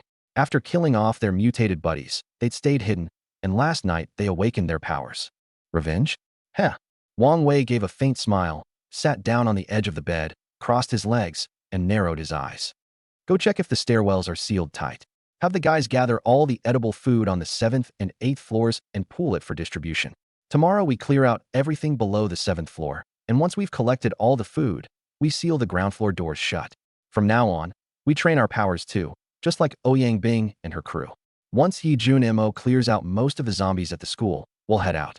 First we take the supermarket and the cafeteria. There should still be survivors in both those places. We'll just let him and those women of his clear the way for us. And when the time comes, Ouyang Bing and those chicks are mine to do whatever I want with." As he finished, an evil grin spread across his face. He never imagined Tianhai City would end up like this. Not a single plane had flown over, not one siren, no rescue of any kind. Wang Wei guessed the world had changed for good. With superpowers, his ambitions had ballooned 1,000-fold. Even Monkey, who could split a security door, and Ah Wu, who could punch through a wall, couldn't withstand his flames. That alone proved he was no ordinary man. "Yeah, boss, you think there's a piece for old Monkey in that Ouyang Bing bunch?" Monkey wore a lecherous grin. Wang Wei stood up, slung an arm over his shoulder, and grinned back just as lecherously. "You and me, we're brothers, brothers for life. When the time comes, you know how it is." Monkey's eyes lit up with greed. Wang Wei patted his shoulder again. "The world's completely changed. As long as we brothers stay united, we're bound to carve out a place for ourselves. A beauty on each arm, passing out on a lovely lap, waking up holding power over all, pools of wine and forests of meat. Now wouldn't that be the life?" "Ha ha ha. You said it, boss. Never thought old Monkey would see a day like this." Monkey burst out laughing, ambition surging in his eyes. "Go on, see how Ah Wu's handling things. If any of the guys got hurt by the zombies, have Awu take care of them directly. Watching monkeys retreating back, the corners of Wang Wei's mouth curled up as he murmured under his breath. You and me, brothers, hammer brothers, nothing but tools. Phew. I stood on the 7th floor, looking down at the zombies swarming below like a dense colony of ants, and exhaled a puff of smoke. I'd killed 400 today, and my stamina was nearly drained. After that blood rain, the zombies had gotten stronger. It really took it out of me. Yesterday, as an early first stage, I only ran out after killing over 300. Today, as an early second stage, I hit my limit at 400. And keep in mind, my stamina today was literally double what it was yesterday. The longer this dragged on, the stronger these zombies would get. I had to hurry. Worn out, huh? Li Jing and Tang Yi saw me come up. One handed me a towel to wipe the sweat. The other passed me an ice-cold Coke. I took the Coke and asked, "Where's Sophie?" "Sophie's still practicing her blade. She hasn't rested?" I frowned. She took a break in the middle, drank some water, then went right back to it. I got up and walked to the entrance of the makeshift martial arts room. Before I even reached the door, I could hear Sophie's heavy panting. She was down on one knee, her katana planted in the ground, her back to me, drenched in sweat. I didn't go in to disturb her. I understood her personality. Ever since she found out she didn't have any powers, Sophie had become a different person, and I'd seen every bit of it. Back in the broadcast room, I soaked in the bathtub, looking at the system's lottery page. System, 10 pull on the jar. Deducting 90 corpse crystals. 410 remaining da. Thanks for playing. Thanks for playing. 10, thanks for playing in a row. No matter how good my temper was, I wanted to curse. This jar didn't even have a pity system. Keep going, another 10 pull. Thanks for playing. Again. Thanks for playing. Congratulations, you've obtained an intermediate basic serum. Congratulations, you've obtained a basic serum da. Oh, and here I thought it'd be nothing but, thanks for playing. The basic serum boosts base stats by 2x, the intermediate by 4x. Base stats can be boosted up to 10x max. The same type can't stack, and can only be replaced by a higher grade version. Didn't expect to actually land an intermediate one. Not bad. Sophie and Tang Yi can get stronger now. I handed the 2 vials to Tang Yi, who was massaging me. Give the intermediate one to Sophie, and drink the basic one yourself. Tang Yi didn't ask any questions. She tipped her head back and downed it in one go. Moments later, she broke into a sweat and looked at me, delighted. Take it to Sophie. Feyer's been working so hard. You shouldn't fall behind either. I ruffled her hair. Jun Mo, what's that? Li Jing was curious. The strength-boosting serum. There are only 2 vials. Tang Yi and Sophie don't have powers. Their ability to protect themselves is too low. I explained with my eyes closed. Jealous? No. We're all sisters. They don't have powers, so of course they should get the treasures first. We're all your women. I trust you'll spread the love evenly. I opened my eyes and pinched her cheek. Such a good girl. After drinking the intermediate serum, Sophie clenched her fist. Her drained body instantly surged with power. She glanced toward the broadcast room, then went back to practicing with her blade. Seeing how hard she was pushing herself, Tang Yi drew her own blade and started training too. You ready, Sophie? I stood on the 7th floor with my hands behind my back, watching the zombies below. Ouyang Bing, Li Jing, and Tang Yi all looked on from beside me. I've only trained 3 days, but I want the real thing, Sophie said, gripping her katana, her tone leaving no room for doubt. I waved my hand. Iron chains shot out, coiling around a zombie's neck like a snake, dragging it up to the 7th floor and flinging it down 5 meters from Sophie. Roar. The zombie scrambled up and lunged at her, snapping its jaws. The katana left its sheath. Sophie charged straight at it, not a trace of fear in her eyes. Just before contact, she ducked under its claws, twisted her slender frame, and slipped around behind it. A flash of cold steel, and most of its head dropped to the floor. 1 strike, 1 kill. But the corridor was too narrow. She nearly hit the wall when she turned. Head to the rooftop, I said.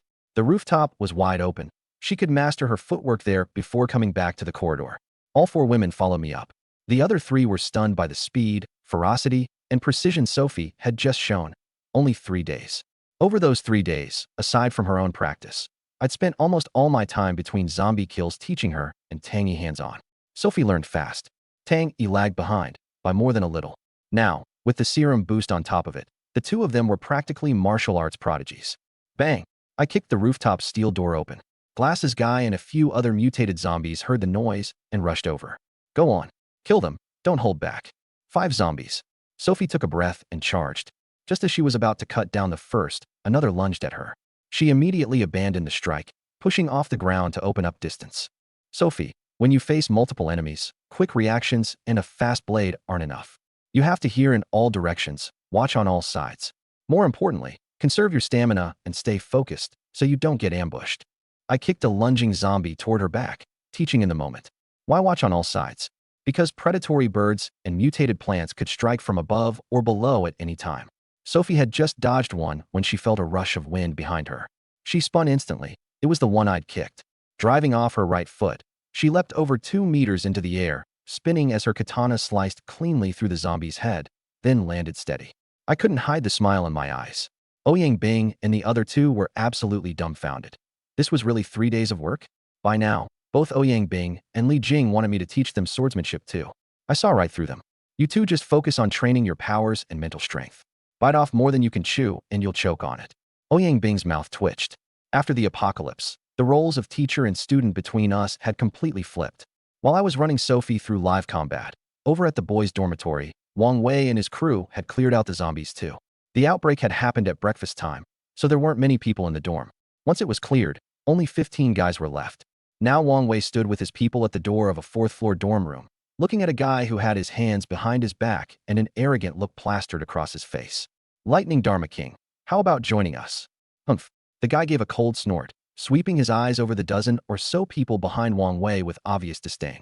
The dragon does not dwell with the snake. The strong do not consort with the weak. The fierce tiger walks alone forever. I, the Lightning Dharma King, will shatter the darkness with my own strength and restore a clear and righteous world to mankind. Wang Wei and the others sucked in a breath. Where the hell did this poser come from? Restore a clear and righteous world? Did he really think he was the protagonist of a novel? But Wang Wei held it in. They were short on people right now, and this self-proclaimed Lightning Dharma King was one of the few who actually had superpowers. Arcs of electricity crackled when he raised his hand, and lightning flickered in his eyes now and then. Lightning had always been highly destructive. He was rare talent. The Dharma King is right. The strong are often proud, Wang Wei said with an accommodating smile. But even the strong need to grow. Even a young eagle has to mature before it can soar high. There are thousands of zombies on campus. Even if you kill 1 or 2,000, there are countless more filling the streets outside. Can you really cut through them all? If we unite and let our group grow strong, then when you set out to save the world, I, Wang Wei, will have your back through it all. Seeing the guy remain unmoved, he sweetened the deal. I've got 3 superpowered people here. Once we develop and build a massive force, you'll have plenty of guys to help whenever you need it. And beauties, no shortage of those either. Just say the word, and my boys will take care of it all for you. Shallow. Vulgar. Vulgar in the extreme. The Lightning Dharma King's face was full of contempt.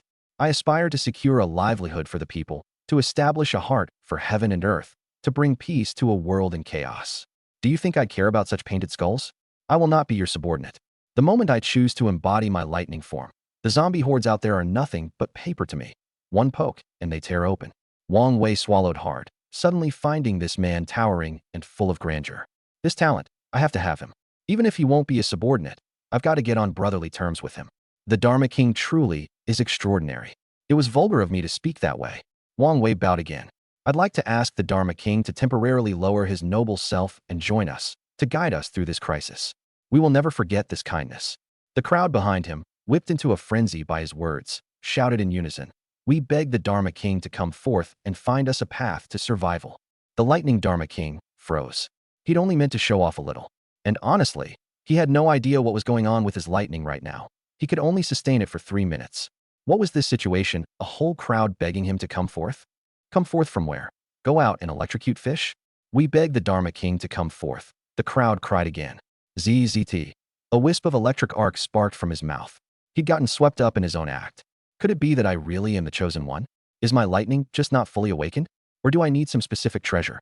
These people, could they just be the first batch of followers on my path to greatness? The minor supporting characters who scrounge up resources for me in the early stages? At that thought, he glanced at Wang Wei and murmured under his breath. Could it be that fate has ordained this all along? So be it. Our meeting today is destiny. Today I, the Lightning Dharma King, Su Chun, shall follow the will of heaven and find you all a path to survival. Wang Wei was overjoyed, and immediately, he announced, listen up, everyone. From now on, the Dharma King is a core member of this team. His rank is second only to mine. Understood. Understood. What do you all want for dinner tonight? I asked as I led the 4 women down from the rooftop. Sophie's performance today really pleased me.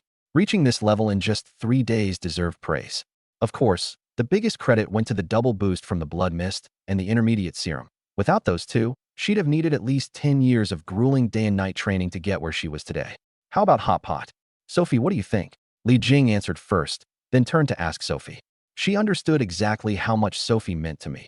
Even without awakening a power, I'd never let her become just a pretty face. Anything's fine with me, Sophie replied flatly, staying right behind me the whole time. Ever since she'd failed to awaken a power, she'd grown colder by the day, like a blade waiting to be drawn at any moment. I noticed, but said nothing. If this was the path she'd chosen, I'd let her walk it. Hot pot it is. But on one condition, no garlic. Ouyang Bing excluded, I said, then quickly headed toward the broadcast room. What's that supposed to mean? Why can't we eat garlic with hot pot? And what do you mean I'm excluded? Am I supposed to be special or something? Ouyang Bing asked, her face full of curiosity, peppering Li Jing with questions. Uffed. Li Jing burst out laughing. Garlic gives you bad breath, you know? How strange. It's been almost 4 days now. There shouldn't be zero reaction at all. I looked down at the ground floor. The 300 corpses Sophie and the others had cleared out, plus the ones I'd thrown down, were all still lying there, not a single one missing. I stared at them for a long while, lost in thought. Junmo, the vegetables are washed. Time to eat. Li Jing's voice pulled me back. I gave one last glance at the corpses that had been trampled by the zombie horde, then turned and headed back. On the dinner table sat a hot pot heated by a gas canister. Li Jing ate while grinning at Ouyang Bing. Ms. Ouyang, your power is so convenient. No electricity in the middle of summer, but you switch on your power and we sit around the hot pot.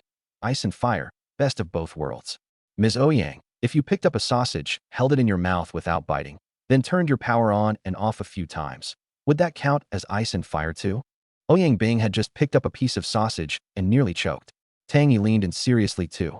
Yeah, Ms. Ouyang, give it a try. See if you can burn your mouth. Just like eating one of those popsicles on a bamboo stick. Shove the whole thing in your mouth and slowly pull it out. That's the soul of it. Ouyang Bing looked up and shot both of them a fierce glare. Li Jing pretended not to notice and feigned surprise. Huh? Ms. Ouyang, how come you're not eating any garlic? Ouyang Bing pressed a hand to her forehead. These two were unbelievable. There wasn't even any garlic on the table. That little rebel hadn't brought any out at all.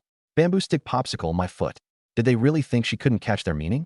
After spending these past few days together, she'd figured it out completely. That rebel had planted Li Jing by her side as a spy. No, spy wasn't the right word. Missionary was more like it. Li Jing was brainwashing her.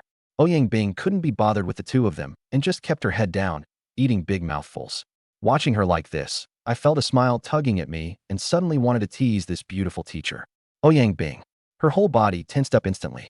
Her chopsticks froze in the pot with a piece of duck intestine, completely still, while her mind spiraled into chaos. Is it happening? Is this rebel about to confess his feelings to me? Do I say yes or no? If I say yes, will he grow tired of me later? If I say no, can we still stay the way we are now? Honestly, she was overthinking it. She was a teacher. After all, her mindset hadn't fully shifted yet. And it made sense.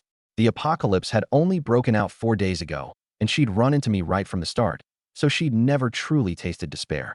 Getting to where she was now was already impressive. Take killing Director Wong, for instance. She'd done it without hesitation, and that alone meant she'd crossed a threshold. Ms. Ouyang, Junmo's calling you. The duck intestine on your chopsticks is about to melt from the heat, Li Jing said, barely holding back her laughter. Only then did Ouyang Bing snap out of it. She kept her head down, her face burning, and stammered. I was just thinking about something. Go ahead, Junmo. Ms. Ouyang, remember that day after you killed Director Wong? I said I'd give you a reward? I haven't given it to you yet. No need. I eat your food and use your things every day and can't even help out. I don't dare take a reward. Her heart raced, her face burning so hot that even her power couldn't cool it down. She remembered clearly. That day I'd said I would protect her from then on. I'm a man of my word. If I said I'd give it, I'll give it. Here, take it. I don't want it. I don't want it. Don't come over here. Don't come over. Ouyang Bing shot up from her chair, her eyes squeezed shut, both arms wrapped around her chest like a startled rabbit. She waited a few breaths. No movement. No sense of me getting closer. She snuck one eye open and saw me holding a corpse crystal, still in the posture of handing something over, while Sophie, Li Jing, and Tang Yi all stared at her with the strangest looks on their faces. In that instant, she wanted to die of embarrassment right there on the spot. Ms. Ouyang, what's wrong with you? I asked, thoroughly confused. She looked at the corpse crystal in my hand, her face so red it was practically shooting off steam like a steam engine. The reward you mentioned, is this? I gave her a speechless look, handed the corpse crystal to Li Jing, and had her set it down in front of Ouyang Bing. What did you think it was? It's not protection, she asked cautiously. What do you mean? Didn't you say that day there'd be a reward, that you'd protect me for the rest of my life? Seeing me play dumb, she couldn't hold back her frustration. Protection is protection, but what's with this reaction of yours right now? Why do I get the feeling you think I'm about to devour you? You're my teacher. How can you doubt my character like that? I'm not some rebel out to violate his teacher. Watching me put on this righteous, dignified act, Ouyang Bing's chest heaved with anger. What was this rebel implying? Did he mean that she, Ouyang Bing, had become a teacher who wanted to devour her own students? Li Jing coughed a couple of times, stifling her laughter. Ms. Ouyang, don't just stand there. Come cook some hot pot. Let me explain what this corpse crystal is for. Only then did she shuffle back to her chair and sit down, listening to Li Jing explain. It turned out corpse crystals could raise the rank of a power. Ouyang Bing suddenly understood. No wonder this rebel went around collecting the corpse crystals from zombie heads, keeping a stash hidden and playing favorites. Humph. After being teased by me like that, Ouyang Bing put away the corpse crystal, hastily finished eating, and left the table.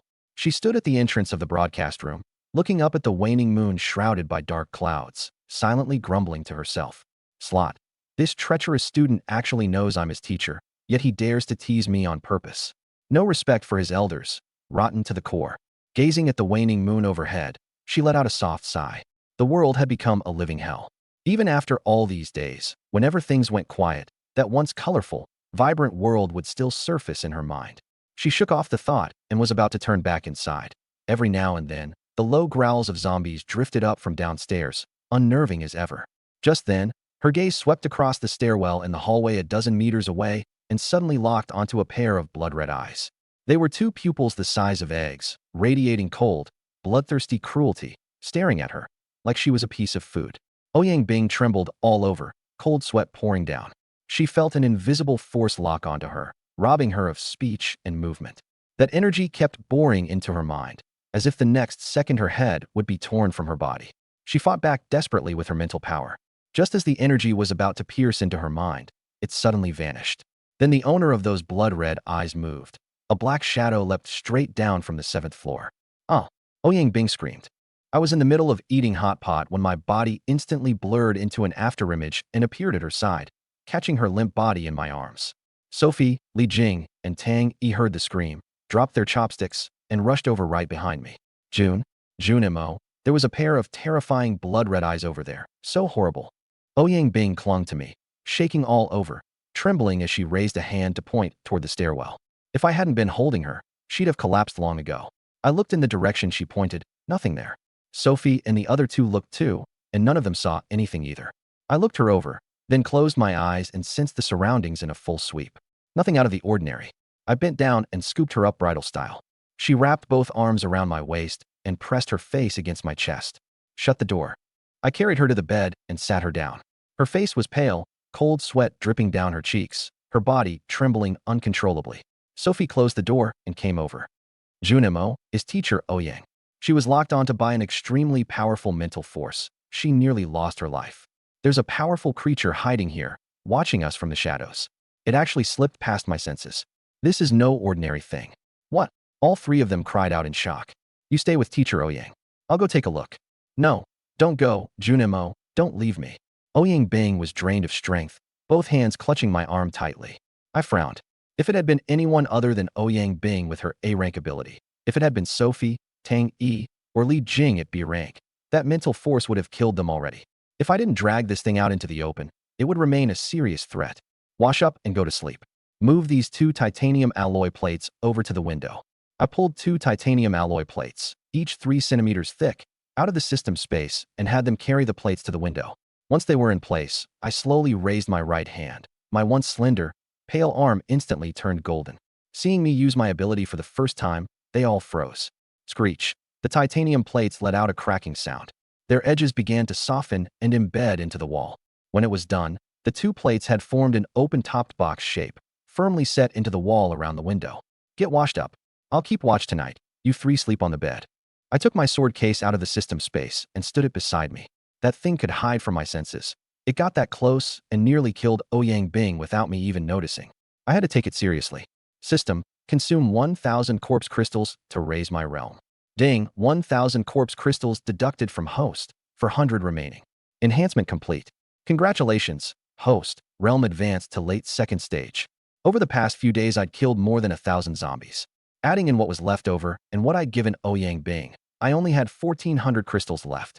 Now advancing just 2 minor realms cost 1,000. The further along, the more expensive. It was too slow. Killing zombies and harvesting corpse crystals alone was too slow. Second stage already cost over 1,000. Third and fourth stage would probably cost tens of thousands, even hundreds of thousands. Terrifying just to think about. Even though I was now at late second stage, I was confident I could kill even an SS rank ability user at the same realm. My foundation ran deep. But my S rank ability was still too low. I had to find some kind of treasure that could raise my ability rank. Yet in the early days, there was no way to know where to find one. I could only wait for the system to unlock more functions. I had no intention of staying the passive one forever. Seeing how on guard I was, Sophie and the others understood that the thing lurking in the dark was no simple matter, and each of them washed up quickly. Ouyang, why don't you join Feier and the others? Junimo, I don't want to leave you. Those blood-red eyes were too terrifying. In that moment, I felt like I'd fallen into a boundless hell, like the next second my head would be torn from my body. I nodded.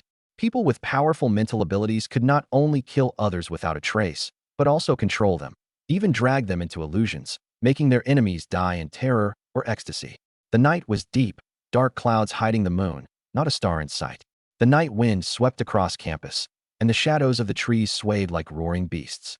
The zombies wandering the field let out low growls now and then, making this apocalyptic world of the law of the jungle even more chilling. And within this horde of the undead, a pair of blood-red eyes and a tall black shadow moved slowly through them. Look closely, and though it walked among the zombies, it did so with the utmost care and caution.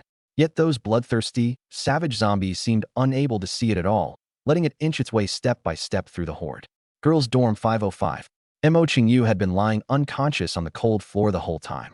Now her eyelashes fluttered faintly, and her heavy eyelids twitched. She was about to wake. Her tightly shut eyes suddenly snapped open, a flash of blue light darting through them like a gem in the dark of night. Bracing both hands against the icy floor, she dragged her feeble body upright and sat up. Where am I? Her whole body was weak, her stomach cramping with hunger, her head spinning.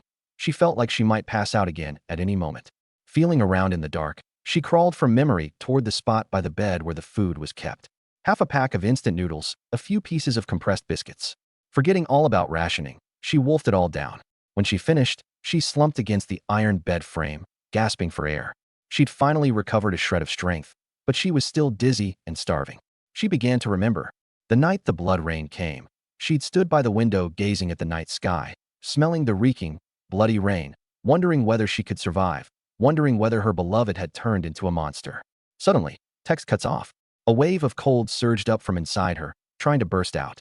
Panic seized her, and her mind went hazy.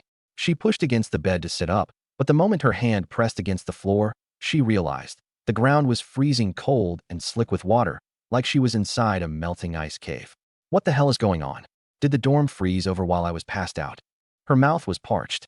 She groped through the dark for the water bucket, only to find even the water inside had frozen solid. The strange thing was, she didn't feel cold at all. What she didn't know was that she'd been unconscious for several days. Her body kept alive entirely by the energy of her newly awakened powers. Bracing herself against the wall, she inched her way to the window. Outside was pitch black. Even the candlelight from the campus broadcast room was gone. Through the darkness, she saw countless blurry figures wandering across the campus, students who had turned into zombies. Suddenly, she clamped a hand over her mouth and crouched down against the wall, trembling. She'd seen a pair of blood-red eyes and a massive black silhouette moving through the horde on the field, heading toward the boys' dormitory diagonally across from her. She had no idea what it was, but those cold, bloodthirsty eyes paired with that enormous shadow gliding through the night made her scalp prickle. Once she'd calmed down a little, she poked half her head out from the window and looked toward the boys' dorm. The black figure was sizing up the dormitory building, its ground floor sealed off. The blood-red eyes swept back and forth in the night, as if searching for a way up. After scanning the area, it suddenly leapt, jumping straight from the ground to a third-floor window with no railing. It reached up, slid the glass open, and slipped inside. An image immediately flashed through Mo Qingyu's mind, screams and wails echoing through the boys' dorm. Instinctively, she glanced at the railing outside her own window. Only after confirming it was secure did she feel a small sense of safety. Boys' dorm, room 707. In the darkness, 3 cigarette tips flickered on and off. Boss, How much longer do we have to stay holed up in here? We're almost out of food, and the smokes are running low too. Monkey exhaled and asked Wang Wei, who was lying on the bed. Didn't I tell you to ration them? Wang Wei frowned. We're already rationing hard. Half a pack of instant noodles per person a day, a few crackers, 1 cup of water.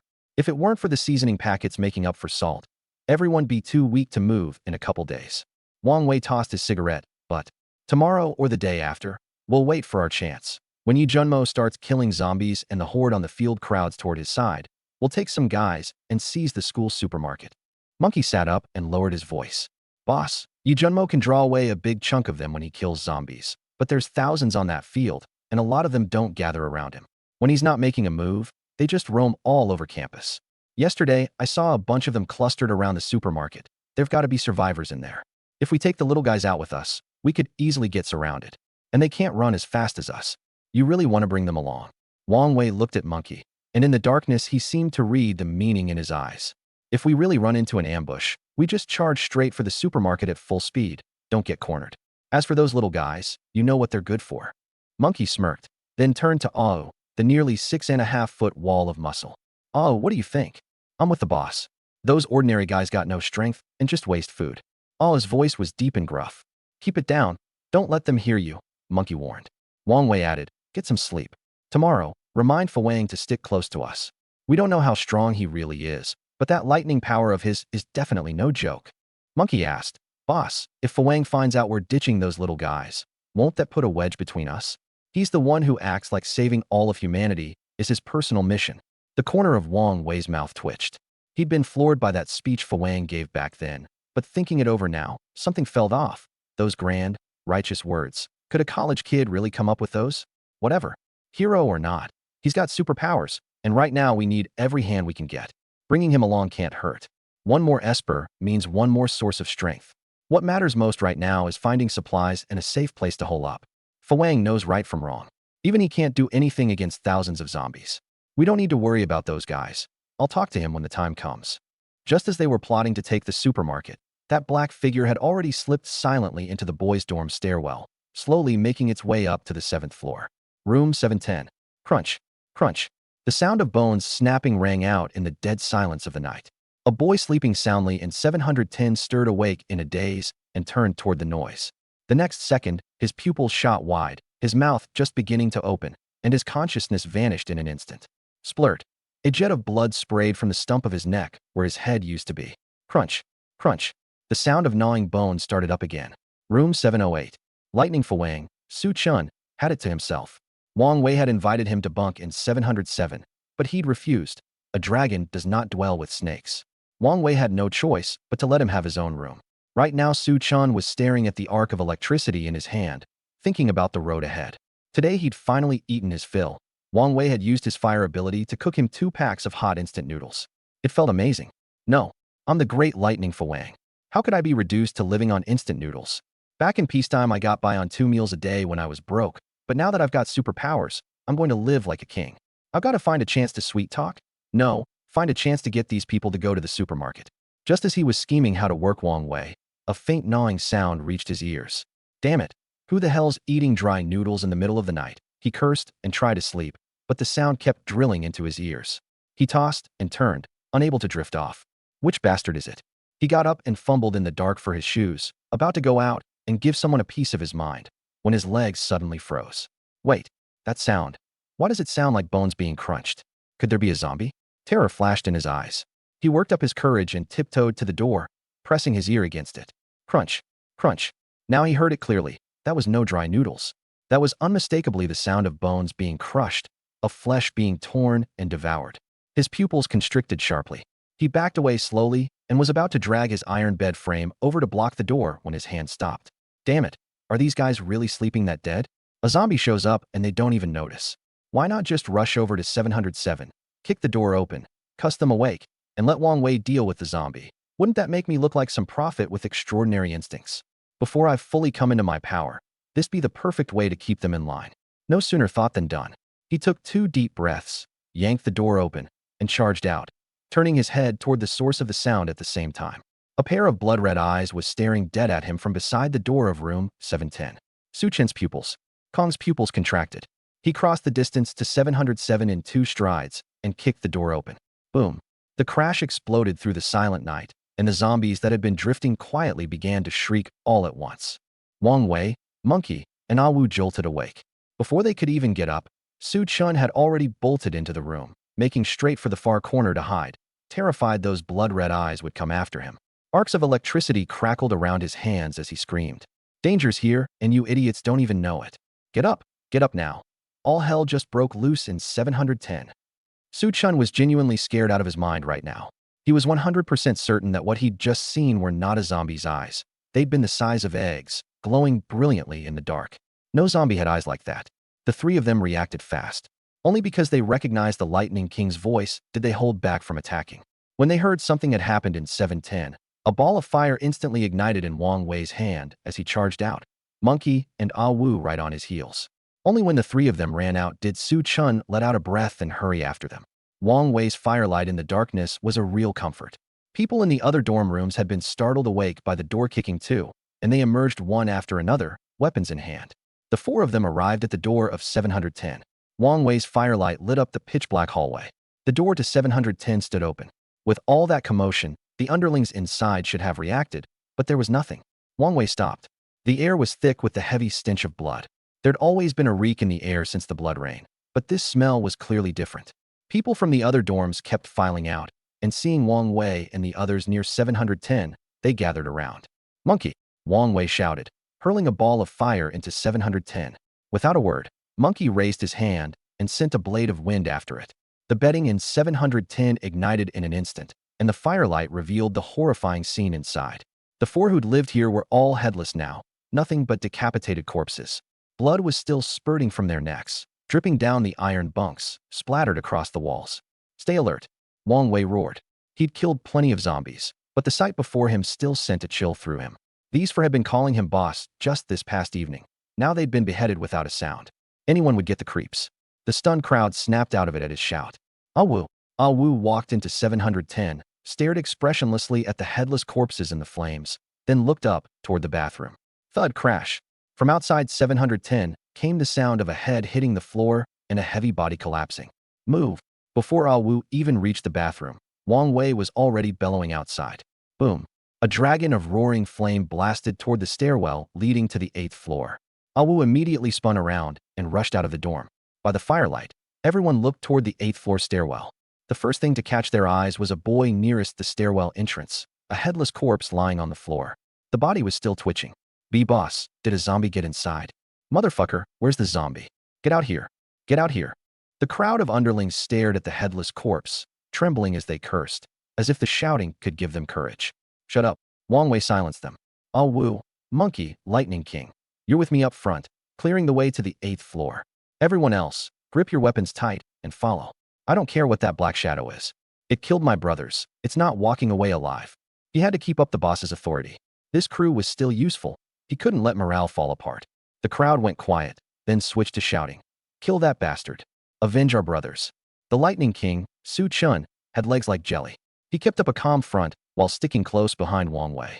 He knew the only way to stay safe was to stay with these 3. If all 3 of them died, his dream of shattering the darkness would vanish into smoke. The broadcast room. I glanced down at Ouyang Bing, who was clinging to my arm. She'd fallen asleep. I gently laid her down next to Sophie, then walked over to the couch and closed my eyes to rest. I don't know how much time passed before a thunderous door kick suddenly came from the direction of the boys' dorm, piercingly loud in the silence of the night. Right after came the shrieking of zombies. My eyes snapped open. I grabbed the sword case in front of me and stood. Junimo, you all stay in the room. Don't come out. I didn't need to turn around to know all 4 of them, Sophie and the others, were awake.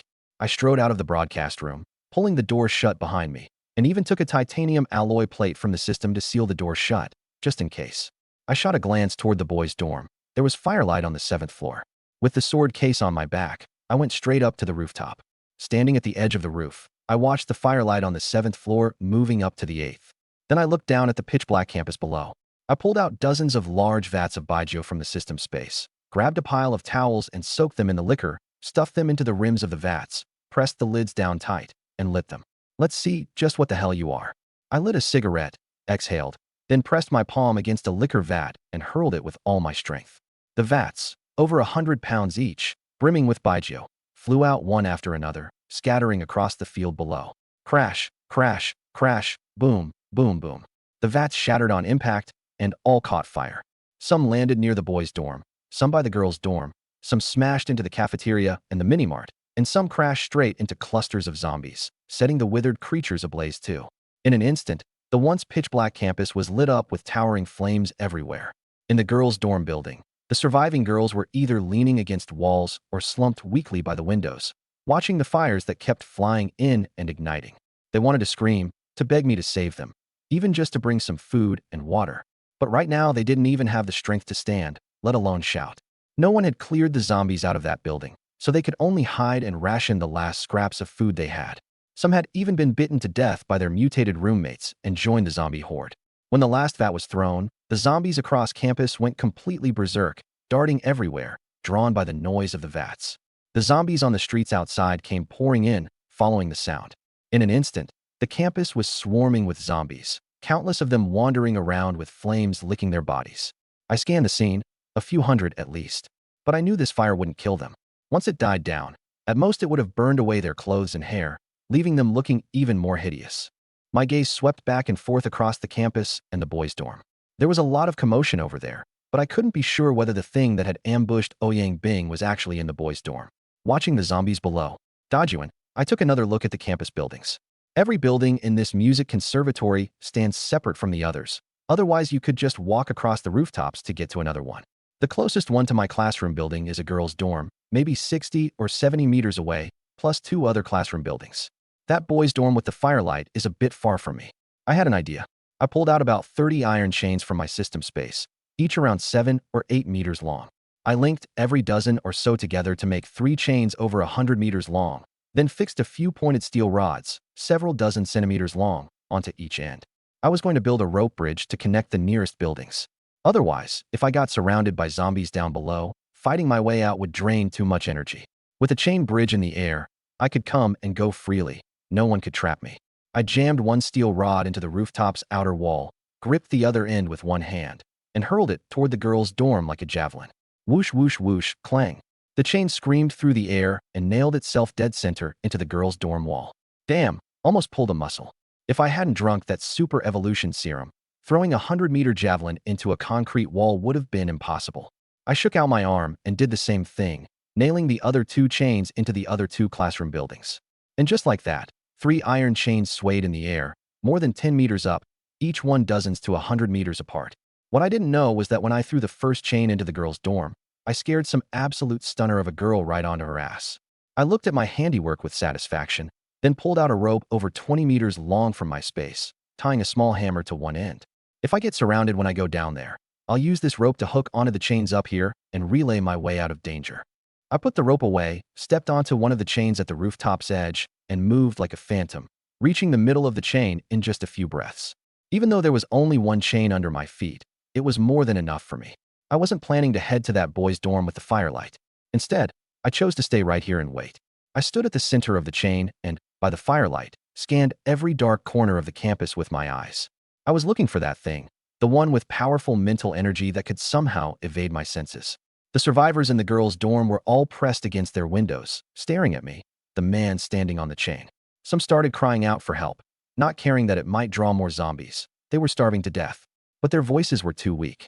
Down on the field, thousands of zombies were rioting because of the liquor jars I'd lit on fire, their roars shaking the heavens. Their faint cries couldn't possibly reach my ears.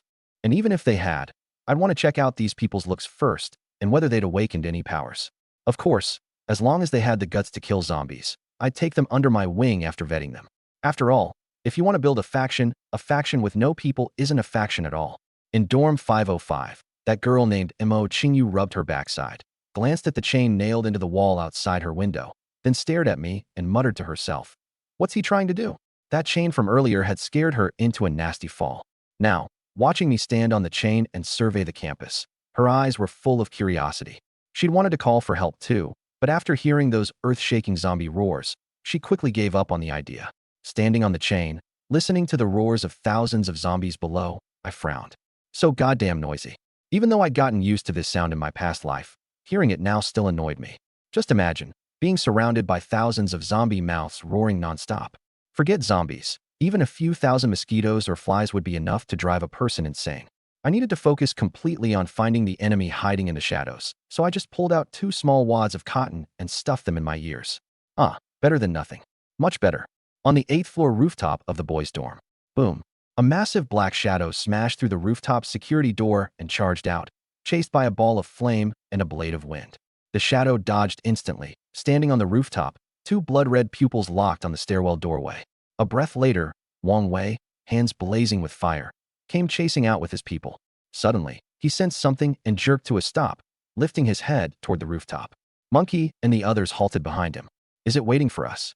Monkey asked Wang Wei uncertainly, staring at the black shadow and those blood-red eyes. Wang Wei didn't answer. He raised his hand and sent out a serpent of fire. The shadow dodged it easily. He was about to advance when someone called out to stop him from behind. Don't go. We're no match for it. This thing's turned into a monster. Su Chun, the lightning thunder king, had electric arcs crackling in his eyes as he stared hard at those blood-red pupils, his expression unreadable and profound. King, trust me, I'm right. If we go out there, we'll all die on that rooftop. In this stairwell, it can't move freely, but the rooftop's too open, and I'm on its menu too. Let that guy over at the classroom building deal with it. Su Chun cut Wang Wei off. With all the commotion I'd stirred up on campus earlier, of course they'd seen it too. That's why he was suggesting I handle it. You'd better not fucking come over here. That rooftop's so wide open. If that thing targets me, I'm done for. This thing's so fast, and in the pitch dark, going out there is just handing over your head. On the surface, Su Chun was cool as a cucumber, but inside he was panicking hard. Wang Wei stared at those bloodthirsty red pupils, swallowed, and nodded instinctively. He didn't want to go either. This thing was ridiculously fast, and every time all you could catch was a blur. Putting on a show in front of the underlings was enough. There was no need to risk his life. The 2 sides stood off against each other across a distance of several meters. A few breaths later, seeing that they had no intention of leaving the stairwell, the shadow leaped and vanished straight off the rooftop. Everyone looked at Su Chun. Let's all head back. Tonight we stick together and take turns keeping watch, Su Chun said flatly. But inside he cursed, go out my ass. If that thing's hiding somewhere, going out there is a death wish. I was still observing the campus when I suddenly looked up toward the boys' dorm rooftop. The next second, my pupils shrank sharply. By the firelight, I saw something about the size of a full-grown tiger, its whole body pitch black, with a pair of egg-sized amber blood gem eyes, descending at breakneck speed from the 8th floor rooftop. I quickly activated my detection sky eye. Super Beast, Crimson-Eyed Spirit Cat, Special Mutant Variant. Sex, female. Realm, early 1st rank. Affinity, 50% stranger. Traits, bloodthirsty, cautious, semi-sentient. Abilities, extreme speed, super regeneration, mental attack, cleaving, concealment, mutant corpse venom, devouring. Immense strength, unrivaled defense. Note, while evolving into a super beast, this cat was attacked by a special variant zombie, triggering a second mutation. It now possesses the abilities of both. After reading this she-cat's profile, I sucked in a sharp breath. Holy crap. It had the powers of a super beast and a special variant zombie. You have to understand, at this stage, beasts are terrified of zombies. Just like humans, they've all gone into hiding. Even the mutated rats in the sewers don't dare come out in the open to scavenge. The moment they do, a zombie swallows them whole. To them, zombies are like the plague. But this cat evolved into a super beast, with a talent ceiling of at least King Realm. Add to that the special variant zombies devouring, deadly poison, brute force, and defense. Calling it Emperor tier material wouldn't even be an exaggeration. As long as it doesn't die and keeps devouring endlessly, it'll reach Emperor Realm sooner or later. Right now it's only early tier 1, so it must have just finished mutating. Otherwise, with talent like that, the apocalypse has been going on for days. It'd be at least tier 2 by now. But then I watched it leap off the rooftop and land smoothly on the sports field, completely ignoring the zombies swarming everywhere, sometimes even carefully dodging them, first standing on end, jumpy and skittish. And I got it. This cat was probably attacked by that special variant zombie while it was evolving. It left psychological scars. It has no idea how strong it actually is. Semi-sentient. Guess incomplete sentience is a real weakness too. If it had no sentience at all, it'd absolutely be slaughtering and devouring these zombies like crazy. Damn, what a waste of talent. Watching it get all jittery again in the middle of the zombie horde, I couldn't help but scoff. These zombies weren't even attacking it. Did they think it was one of them? My eyes tracked the crimson-eyed spirit cat as it moved. A super beast with this kind of talent. I'd never heard of anything like it back in Tianhai City in my past life. Logically, a talent this terrifying would have made it a total juggernaut. How could there be zero word of it? Unless someone tamed it along the way. A cat.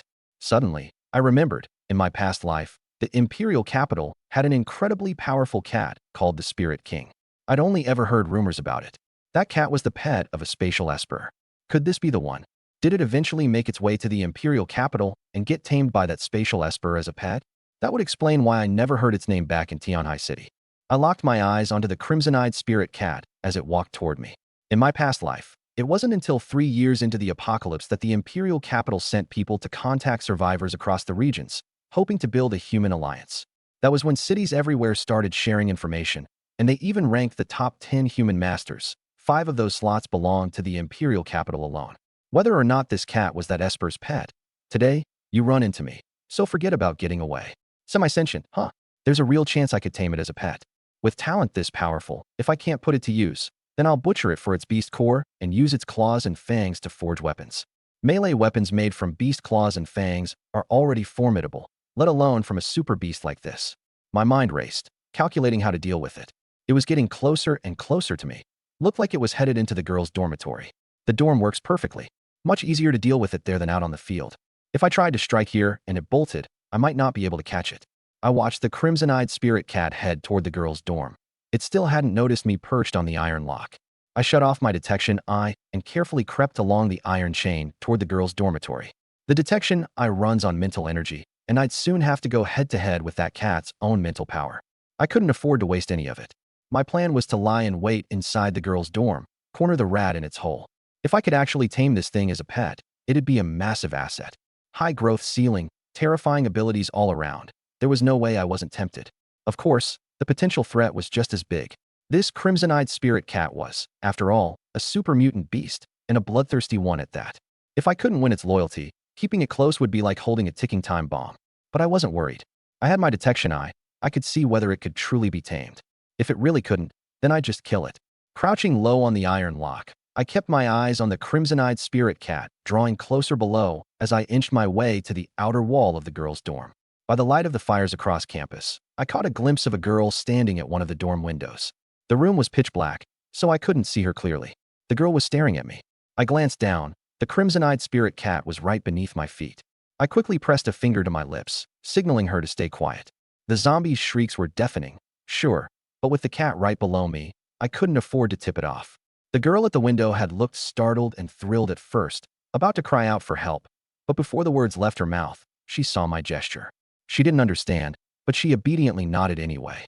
Seeing her nod, I looked back down. The cat had already gotten half its body into the dorm. I lifted my gaze to size up the exterior wall. Every window had iron bars. My plan was to climb along them up to the rooftop, then come down from the inside. Just as I was about to move, something occurred to me. I pulled a few loaves of bread and some milk out of my spatial storage and tossed them onto her windowsill. Then, gripping the bars with one hand, I scrambled up toward the rooftop as fast as a monkey climbing a tree. I hadn't gotten a clear look at the woman. Pretty or plain, I couldn't tell. But she'd listened. I told her to stay quiet, and she did. That was good. So I rewarded her with a little bread. If she'd dared to open her mouth just now, I wouldn't have hesitated to separate her head from her body. I'm no saint, and I don't have much sympathy to spare. But for people who listen, I don't mind sharing a bit of food. Then again, mostly it was because I was in a good mood and had supplies to spare. Just thinking about possibly taming a pet with Emperor Realm potential got me excited. Emperor Realm. Those 2 words carry so much weight. Even after being reborn and gaining a system, they still stirred something in my chest. Sure, the crimson-eyed spirit cat only had Emperor Realm potential. No guarantee it'd actually make it that far, but it wasn't something to underestimate either. A few leaps, and I was on the rooftop, sprinting toward the iron door. Inside dorm 505, Imoching stared at the bread and milk on the windowsill. She reached out, tore the bread open, and started eating, then jammed the straw into the milk and drank. Right now, she was full of regret. Why hadn't she called out to me for help? A chance that good. She might never get another one in her life. As she ate, she thought of a man named Yi Buffon. Suddenly, teardrops the color of crystal rolled down from her blue eyes. All she felt was how starving she was, how weak all over. She hadn't noticed the changes happening to her own body at all. On the rooftop, I pried open the iron door with my Esper ability, lit a towel soaked in liquor and tied it into a torch, then headed into the stairwell. Roar! I'd barely made it down to the 8th floor when a dozen plus zombies. The wind rushed at me. Whoosh, whoosh, whoosh. A dozen golden threads shot out of my sword case, piercing straight through the zombies' skulls and returning with their crystals. Looked like there were zombies charging up from below too. Frowning, I walked to the edge of the stairwell and peeked down at the 7th floor. Dozens of zombies were surging upward, drawn by the scent of the living. Staying locked in a room could mask the smell, but right now I was out in the hallway, and I'd lured up every zombie from both the 7th and 6th floors. Damn it, wasting my stamina and mental energy. I cursed under my breath, drew my dao, and charged in. To finish faster, I braced my body diagonally against both walls of the stairwell, using my legs for leverage as flashes of cold steel swept through the zombies' skulls.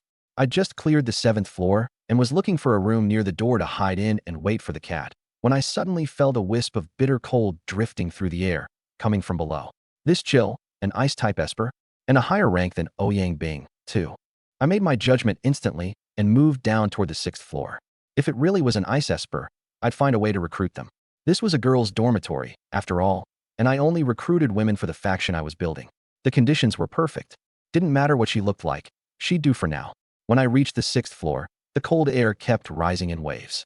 Then, when I got to the stairwell leading down from the 6th to the 5th floor, my pupils shrank. What the hell? Half the stairwell was frozen solid. A thick wall of ice completely sealed off the path to the 5th floor. I reached out to touch it. The moment I made contact, I yanked my hand back. Damn it, what kind of ice is this? It can actually hurt me. My fingertips instantly went bright red from the cold. If I hadn't reacted so fast, 2 more seconds and I'd have lost a layer of skin. Could this be a butterfly effect from my rebirth? In my previous life, I never heard of an ice esper this powerful in Tianhai City. This level was at least SS rank. Crap. Something suddenly hit me, and I spun around and bolted for the rooftop. If there was an ice wall here, there might be one below too. If the crimson-eyed spirit cat got blocked by an ice wall outside, it would definitely leave the building immediately. It wasn't dumb enough to try smashing through a wall this thick and this cold. My body blurred into an afterimage as I rushed onto the rooftop and scanned around. No sign of the cat. I grabbed the edge of the roof and dropped down onto the 8th floor exterior railing. A few more drops brought me back outside Mo Qingyu's window, hanging off the railing with one hand. She jumped in fright, but once she saw it was me, her eyes locked onto me and wouldn't let go. Before she could say anything, I dropped down again. She quickly leaned out, chest pressed against the windowsill, head sticking out, only relaxing once she saw me catch the 4th floor railing. God, that scared me to death. Crap, I forgot to call out to him again. She grumbled quietly, then immediately regretted it. Such a perfect opportunity, missed once more. I landed on the 2nd floor, glanced at the horde of zombies not far off, grabbed the 2nd floor window railing with both hands and wrenched it, tearing open a big gap by sheer force before climbing in. The dorm room was empty, the door shut, probably because on the day the apocalypse hit, the girls inside had all gone to breakfast and turned into zombies. I pressed my ear to the door and heard zombies snarling in the hallway, along with a beastly roar coming from the 3rd floor. I pulled the door open, dao in one hand and torch in the other, weaving swiftly through more than a dozen female zombies. Heads dropped everywhere I passed. I'd originally wanted to find a room to hide in and ambush it, but now I was afraid it would get blocked by the ice wall and just flee. If it really escaped the campus, finding it again in this city drowning in zombies would be like looking for a needle in a haystack. Since I knew it was on the 3rd floor, I'd just take it head on. As long as I didn't let it get out of this building, I'd be fine. Outside a barricaded dorm door on the 3rd floor, the crimson-eyed spirit cat was pushing at the door with tiger-like paws. It wouldn't budge. It hooked a paw on the handle, but still no luck. Just as it was about to slice the door open to eat the food inside, suddenly, as if sensing something, it whipped its head toward the stairwell. At that same moment, dao in one hand and torch in the other, I emerged from the 2nd floor and stared at it quietly. Human and cat locked eyes. The zombies charging in from the 3rd and 4th floors, drawn by the scent, were all swept away by the golden threads from my sword case. The crimson-eyed spirit cat watched those zombies collapse one after another before they could even get close. Its blood-red eyes contracted sharply, every hair on its body standing on end, as if facing a mortal enemy. Haha. Looking at this creature the size of a full-grown tiger just a few meters away, I laughed and sized it up. If I could actually tame it as a pet, it'd be a huge asset, and a fine mount too. The more I looked, the more satisfied I felt. Here, kitty, come to your master. Smiling, I put my dao away in the sword case and walked toward it step by step. Ruhar. It opened its bloody maw and let out a roar even more commanding than a tiger's, its egg-sized crimson eyes fixed on me as an invisible energy surged toward my mind. I felt a powerful mental force eroding into my head, and quickly braced with my own mental energy. Without slowing my steps, my right arm began to transform into metal. The next second, I suddenly accelerated and rushed right up to it, driving my metal fist straight at its huge head. Its fur exploded outward in an instant. Its four muscular legs tensed, and it blurred into an afterimage as it retreated violently backward. My punch hit nothing but air. I narrowed my eyes and glared at it. That speed. If it really tried to run, I honestly might not catch it. It grew wary. This human who'd appeared out of nowhere was far too dangerous. Huh. I blurred into an afterimage again and lunged. This time it raised a massive paw to meet me. My clenched metal fist slammed directly against its palm. Boom. A shockwave burst out in all directions. In less than a breath, the whole thing went flying, crashing hard into the wall. Crash. After the deafening impact, the wall was covered in fine cracks, and the entire floor trembled slightly. But when I looked again, it had been smashed like that, and yet came away completely unharmed, still glaring at me. I glanced down at my esper-wrapped metal fist and murmured with narrowed eyes. Impressive. Truly a special super beast. Even with a whole realm between us, it can take my full power strike head-on and walk away without a scratch. And its mental strength is terrifyingly high, almost matching mine. You really are making my heart race, little kitty. Though it couldn't understand a word I said, it knew one thing. The human before it could take its life. Suddenly, its four legs tensed again. With a low growl, it leaped high and pounced straight at me. Kitty, you finally decided to throw yourself into your master's arms. As it lunged toward my face, I arched my body backward. When it flew over me, I shot up a hand and grabbed its tail, thick as a baby's arm, and slammed it hard into the floor. Crash. Another deafening impact. Ruhar.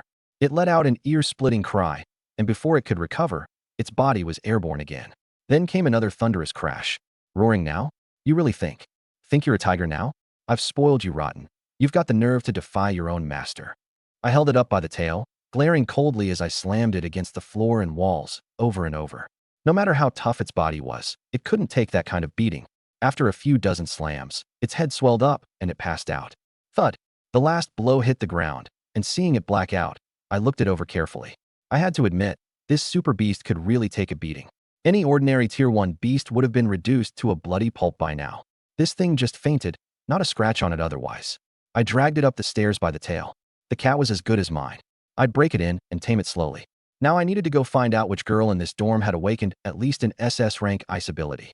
While I was busy smashing the crimson-eyed spirit cat into the ground by its tail, I had no idea that the dozen or so girls left in this dorm were already trembling in terror, too scared to even breathe. By now I'd made it up to the 4th floor stairwell. The passage leading up to the 5th floor was sealed off by another thick wall of ice. I held my torch up to the ice wall to test it, but the moment the flame got close, the sheer cold nearly snuffed it out completely. I stared at the torch in my hand, my eyes narrowing. Could it be the absolute zero of an SSS rank ice user? I set the torch aside, morphed my right arm into a metal fist again, and struck the ice wall with everything I had. Crack. The wall didn't collapse, just split with a single fissure. I threw punch after punch, hammering away relentlessly. Bam, bam, bam. Waves of cold crept up my fist and seeped into my body. I frowned, and after a dozen or so hits, boom, the ice wall blocking the stairwell finally shattered completely. I looked down at my metal fist. When I dismissed the ability, the back of my hand was flushed bright red, truly terrifying cold. Just then, the crimson-eyed spirit cat in my left hand suddenly woke up and twisted around, trying to bite me. My first instinct was to swing it up and slam it hard against the edge of the stairs. Bam, bam, a couple more slams, and once it passed out again, I finally headed up to the 5th floor. The second I reached the hallway, I saw a dozen zombies frozen solid into ice statues. I reached out and gave one a push. Boom. Crack. The zombie toppled over, hit the ground, and instantly shattered into countless chunks of ice. To unleash this much power the moment of awakening. I couldn't even imagine how terrifying she'd become fully grown. It seemed abilities ranked S and above were even stronger than I'd thought.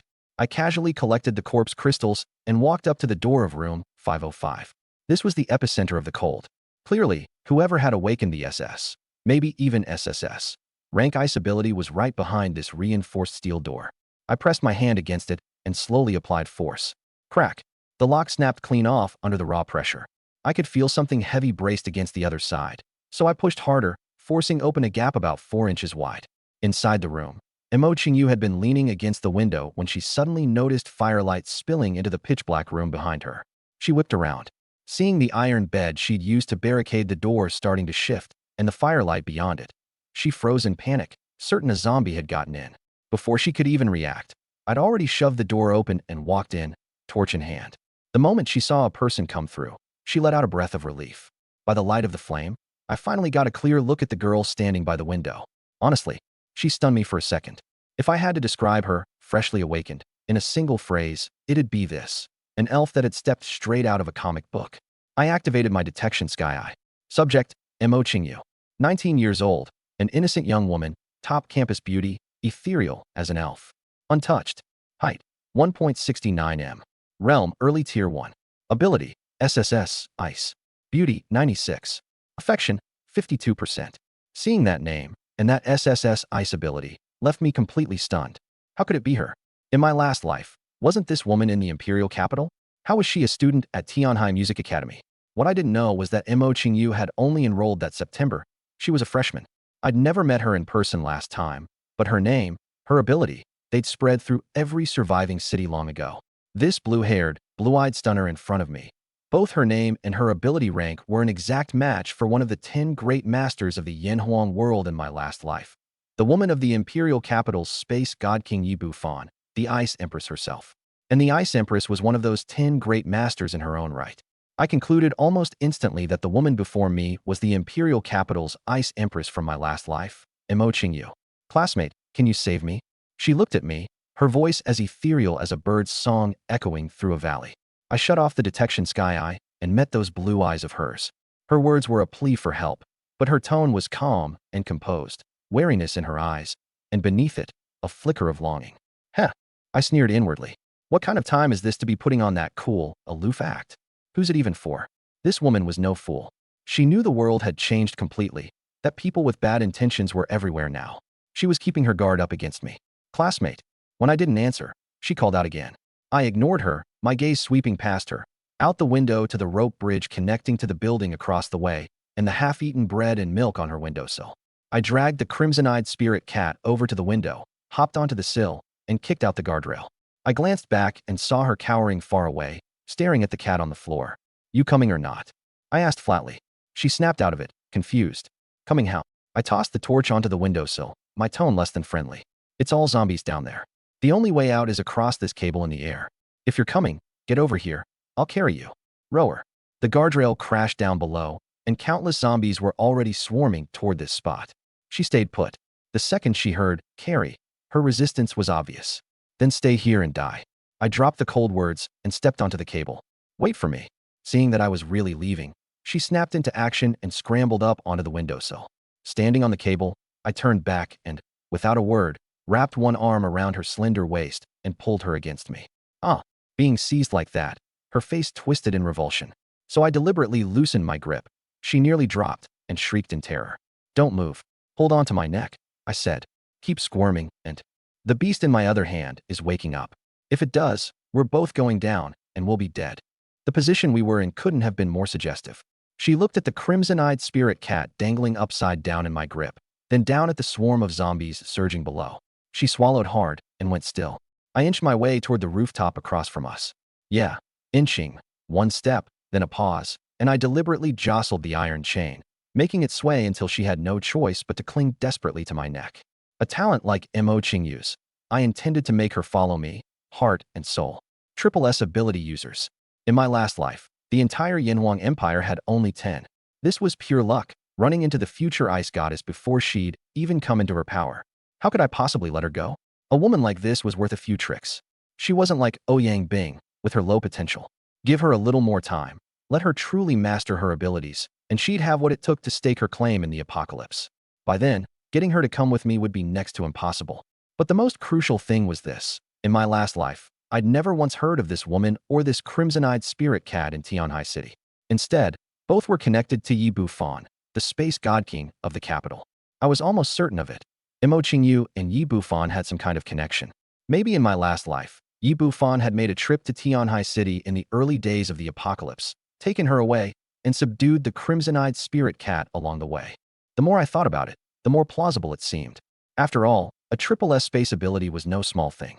Just look at that ice wall she'd conjured after awakening. It had nearly injured even my hardened body. This triple S ability was far more terrifying than I'd imagined. I'd been overconfident.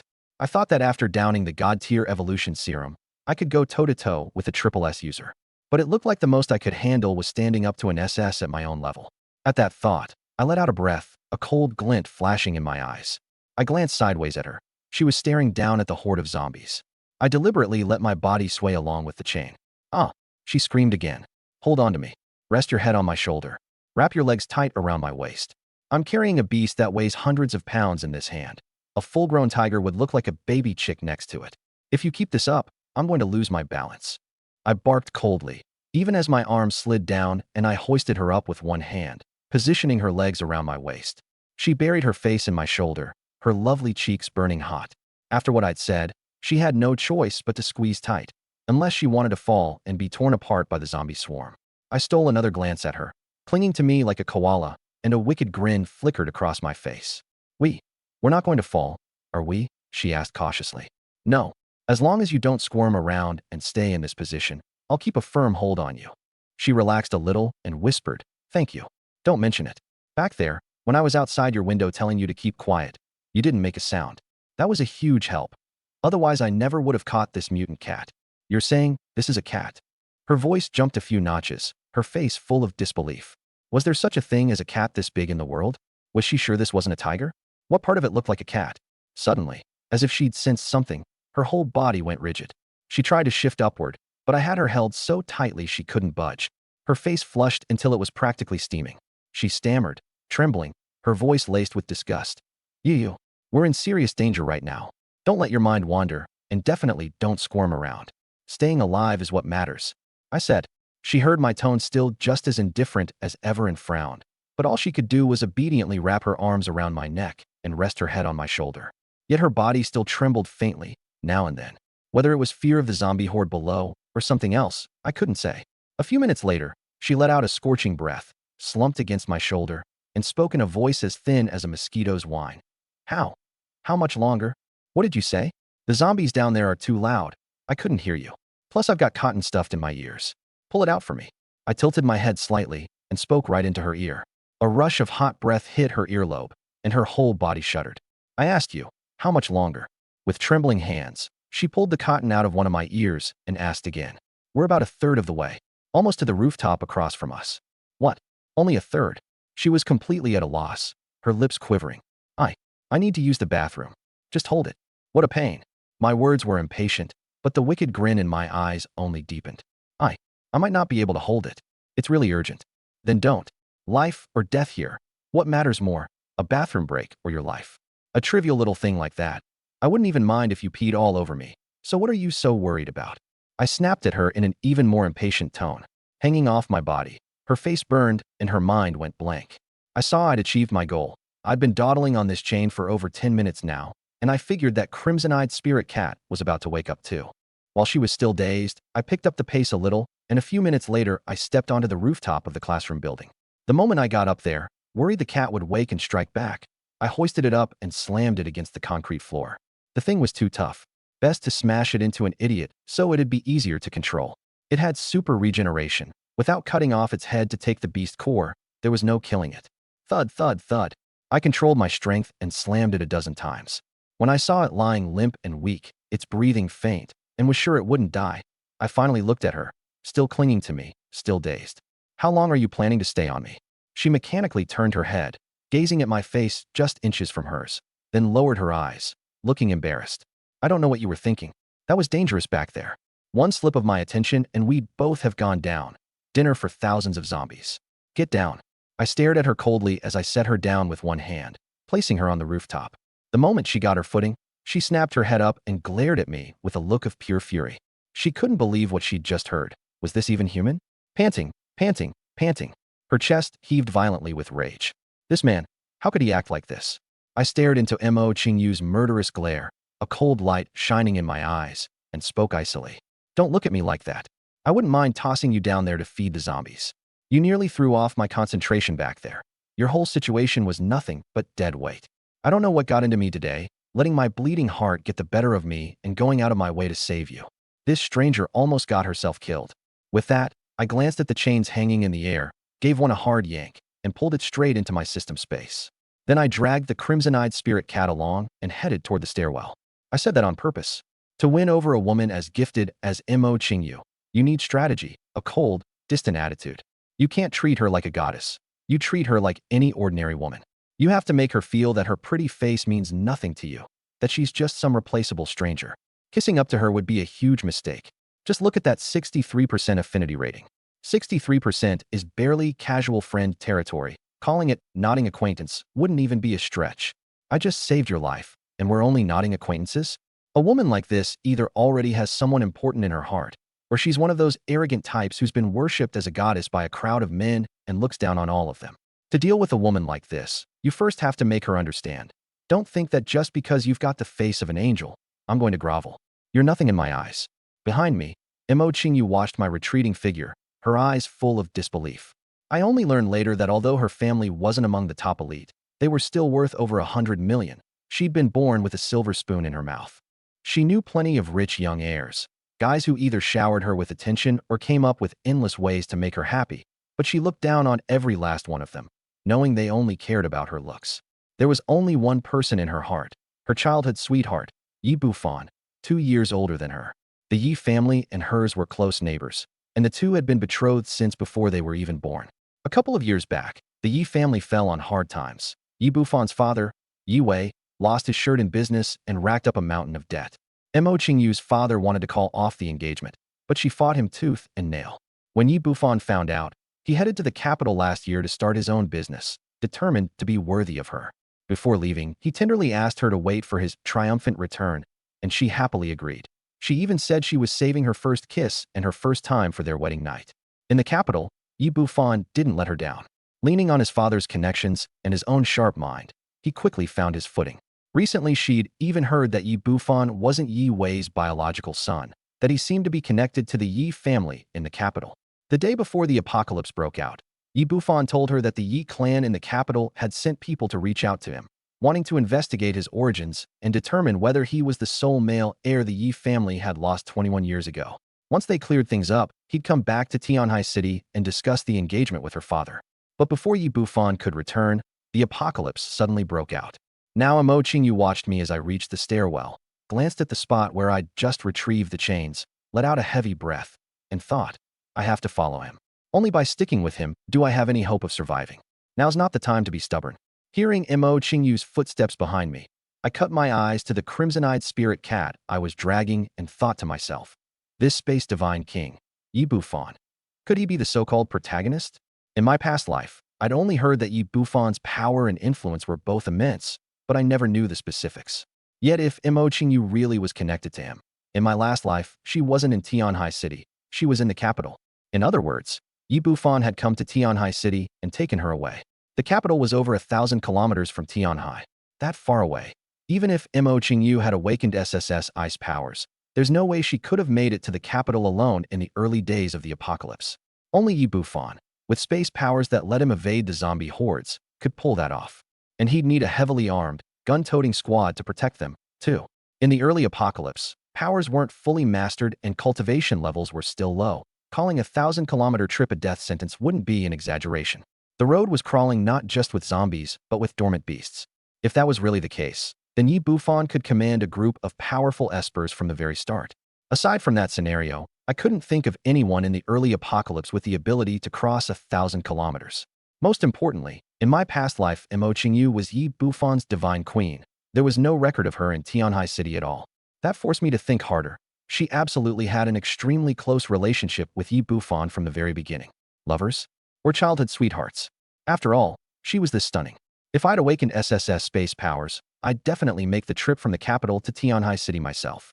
And then there's this crimson-eyed spirit cat with such terrifying potential. There's no record of it in Tianhai City either, whereas Yi Bufan in the capital had a ridiculously powerful pet cat. If the apocalypse hadn't broken out, and I came to campus every year hunting for fresh freshman girls, someone with Mo Qingyu's looks would definitely have caught my eye. But with her affinity toward me today, I'm nothing in her eyes. Down the line, would I end up making an enemy of Yi Bufan? Would I be like some minor villain in a novel, getting shown up, humiliated, and stomped on by him at every turn? My corporation collapsing, me reduced to a stray dog, Sophie taken into his harem, and in the end, not even getting to be a stray dog, instead landing in prison, or even getting killed off. If Yi Bufan really is the scion of some major figure or powerful family in the capital, and the apocalypse hadn't broken out, all of that could genuinely happen. Damn it. The more I think about it, the more this Yi Bufan seems born to be the protagonist. Looks like I'd better get out of here soon. If I really run into a Yi Bufan with SSS space powers, even if I'm 2 full realms above him, I wouldn't be confident I could definitely kill him. SSS space powers are no joke. Forget killing him. If he wanted to leave, probably no one could stop him. Even worse, if I do run into him and Mo Qingyu leaves with him, I'll have nowhere to even cry about it. My S-metal element power is still just too weak. For now, I don't want to openly make an enemy this strong. Since I've decided to win over Mo Qingyu, I'm not about to leave myself a landmine this big. I don't care what powers you've awakened. I don't care how important Yi Bufan's space powers are to humanity. I don't care what kind of status you hold in the capital. From the moment I set my sights on Mo Qingyu and guessed her relationship with Yi Bufan wasn't simple, Yi Bufan was destined to be my enemy. And enemies deserve to die. The capital, huh? I'll go see that city that later generations called the capital of humanity's destiny, and make contact with the major powers that would launch the Great Migration 5 years into the apocalypse. But right now, I need to grow stronger.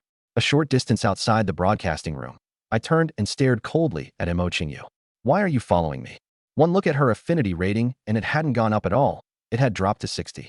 Forcing down the urge to execute her right there on the spot, I warned myself inwardly. Here's the English translation. To myself, hold it in.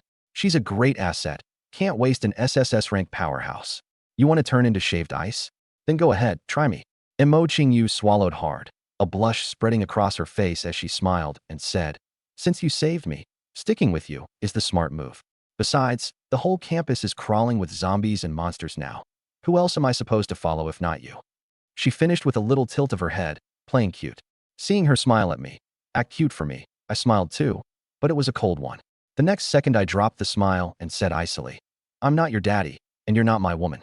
I saved your life and now you're clinging to me. There are plenty of empty classrooms here. Take your pick. Don't want to stay? Go jump off and feed yourself to the zombies. With that I turned and walked off, afraid that if I stayed any longer, I wouldn't be able to resist killing her. This woman wasn't simple. She wanted to use me as a temporary shield. You could tell just from that affinity rating that dropped by 3 points.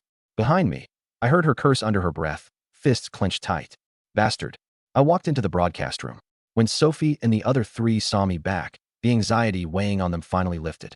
But when they saw the red-eyed spirit cat I was dragging in my hand, and heard me say it was a cat, all 4 of them could hardly believe their eyes. Sophie glanced at the unconscious cat, then looked up to see me installing an iron hook in the ceiling and tying the thing up tight with an iron chain. She asked uncertainly, Junimo, is this really a cat? Yeah, nothing strange about it. It's a mutated beast. Even rats can grow this big now, no big deal. All the old livestock and animals are going to mutate. You'll run into them eventually, I explained as I bound it. Once the red-eyed spirit cat was tied up so tight it couldn't break free even after waking, I hung it up and dumped a few basins of cold water on it before it finally came to. Proof it had taken quite a beating. The moment it woke, it thrashed desperately, but couldn't muster any strength. Its limbs were bound, its tail and both ears yanked back and pulled taut, held tight from behind with rope, and its mouth was wrapped in 5 centimeters of tape. I narrowed my eyes and studied it. Seeing the terror in its eyes, I pulled out my dagger and toyed with it, a doting anti-smile on my face. I turned to check Ouyang Bing's affinity. It had actually hit 85%. My mood lifted. Another high-affinity subordinate. After these few days together, plus the time she got ambushed by the cat's mental attack, her opinion of me had improved by more than a little. Teacher Ouyang. Ouyang Bing looked much better. Hearing me call her, she remembered how she'd clung to me earlier like some helpless little girl, and her face flushed crimson in an instant. She lowered her head and said softly, "WH, what is it, Junimo?" I reached out and tucked the loose strands of hair on either side of her face back into place, throwing her into complete fluster. "From now on, I'll protect you. You know what I mean by that?" I asked earnestly. She lifted her head to look at me, an undisguised heat in her eyes, unsure for a moment how to respond. A few breaths later, she spoke. "I'm 31. The Chancellor is my idol," I replied. Her lips twitched. Speechless, she quietly nodded. Done teasing Ouyang Bing, I turned back to the hanging red-eyed spirit cat, waving my dagger in front of its egg-sized blood-red eyes until it squeezed them shut in terror. I forced its eyelids open, pressed the dagger against its eye, and said coldly, "I know you understand a bit of human speech. Submit to me as your master, and I'll let the whole hurting my teacher thing slide. Otherwise, I'll rip your beast core out by force." It stared at me, clearly seeing me as a demon. Ever since being captured, it had done nothing but take a beating, and now with the dagger less than a centimeter from its eye, it was so scared its whole body went rigid, not daring to move. After hearing my words, its eyes filled with confusion, dazed and clueless, clearly not understanding what I wanted. But then it spotted Ouyang Bing. It remembered that just after nightfall it had tried to kill her at the doorway with its mental power and failed. It had wanted to move in and finish the job, but sensed a powerful enemy inside the broadcast room and simply gave up and ran. Now, seeing Ouyang Bing, its entire feline body trembled. It understood. This man who'd been swinging it around by its tail was here to avenge this woman. Watching it shake like that, I was honestly speechless. I'd have to add timid as a mouse to its list of traits. Not only did it carefully sneak around avoiding zombies, but now it was acting like this. If it ever fell into enemy hands, I seriously doubted this cat could take even 2 lashes of the whip before becoming a full-blown traitor and lackey. I'll ask you one more time. Will you submit to me as your master? The dangling red-eyed spirit cat's eyes were clouded with confusion. It genuinely hadn't understood me. Seeing its dazed look, I frowned slightly, thought for a moment, then peeled the tape off its mouth and pulled out a few corpse crystals, tossing them in when it opened up. The moment the corpse crystals entered its mouth, everyone heard a crunch of chewing. When it finished, it stared at me with eyes lit up. Meow. A sudden cat's cry came from its mouth. I let out a cold laugh and tossed in a few more crystals. Submit to me, and you'll never run short of crystals like these. It finished eating and still gazed at me in confusion. I rubbed my temples. This cross-species communication really wasn't easy. In my past life, I'd never tamed a fierce beast, nor had I ever heard of any method for it. Just as I was pondering how to communicate, a wave of mental power came rushing at me. I immediately blocked it with my own mental power, looking at it coldly, thinking it was launching a sneak attack. But this time the mental power it sent held no malice. It was expressing something. It wanted more of those little crystals from before. Receiving its meaning, I was suddenly overjoyed and responded with my own mental power. You can actually communicate through mental power? Getting my message, it nodded blankly. Ha ha ha. I actually laughed out loud. I never expected this cat, only at the first tier, could communicate through mental power. I quickly used mental power to convey my meaning. This time it understood. This man wanted to be its master. Having received the message, the red-eyed spirit cat fell deep into thought. I watched the red-eyed spirit cat lost in thought, then fished out another dozen corpse crystals and tossed them over. It immediately opened its mouth to catch them, chewing away with a look of pure enjoyment. After finishing, the hanging cat lifted its head slightly, glanced at me, thought for 2 seconds, then suddenly opened its mouth and spat out a golden bead, about the size of an adult's thumb. Holy shit, I blurted out a curse on the spot. This cat could freely control the beast core inside its body at just the first tier? You have to understand, whether it's zombies, fierce beasts, or all kinds of mutated creatures, only upon reaching the king realm, after undergoing the baptism of thunder and awakening full intelligence, can they freely control the beast core within their bodies. Dan, these beast cores are the source of their power. They can be used against enemies, or detonated in a suicidal last stand to take the enemy down with them. What's more, these creatures feed on human blood, so taming one as a pet is next to impossible. They'd rather die than submit. Only a handful have ever been subdued by the strongest humans. Yet this crimson-eyed spirit cat, at this very rank, actually spat its beast core right out. I was floored. But what did it mean by that? Was it giving it to me? No, that couldn't be right. If it lost its beast core, it wouldn't die instantly, but it wouldn't be far off. While I stood there baffled, another telepathic message came into my mind. I narrowed my eyes and sized it up, then glanced at the floating beast core. A thought clicked in my head, and I immediately channeled my mental energy into that core.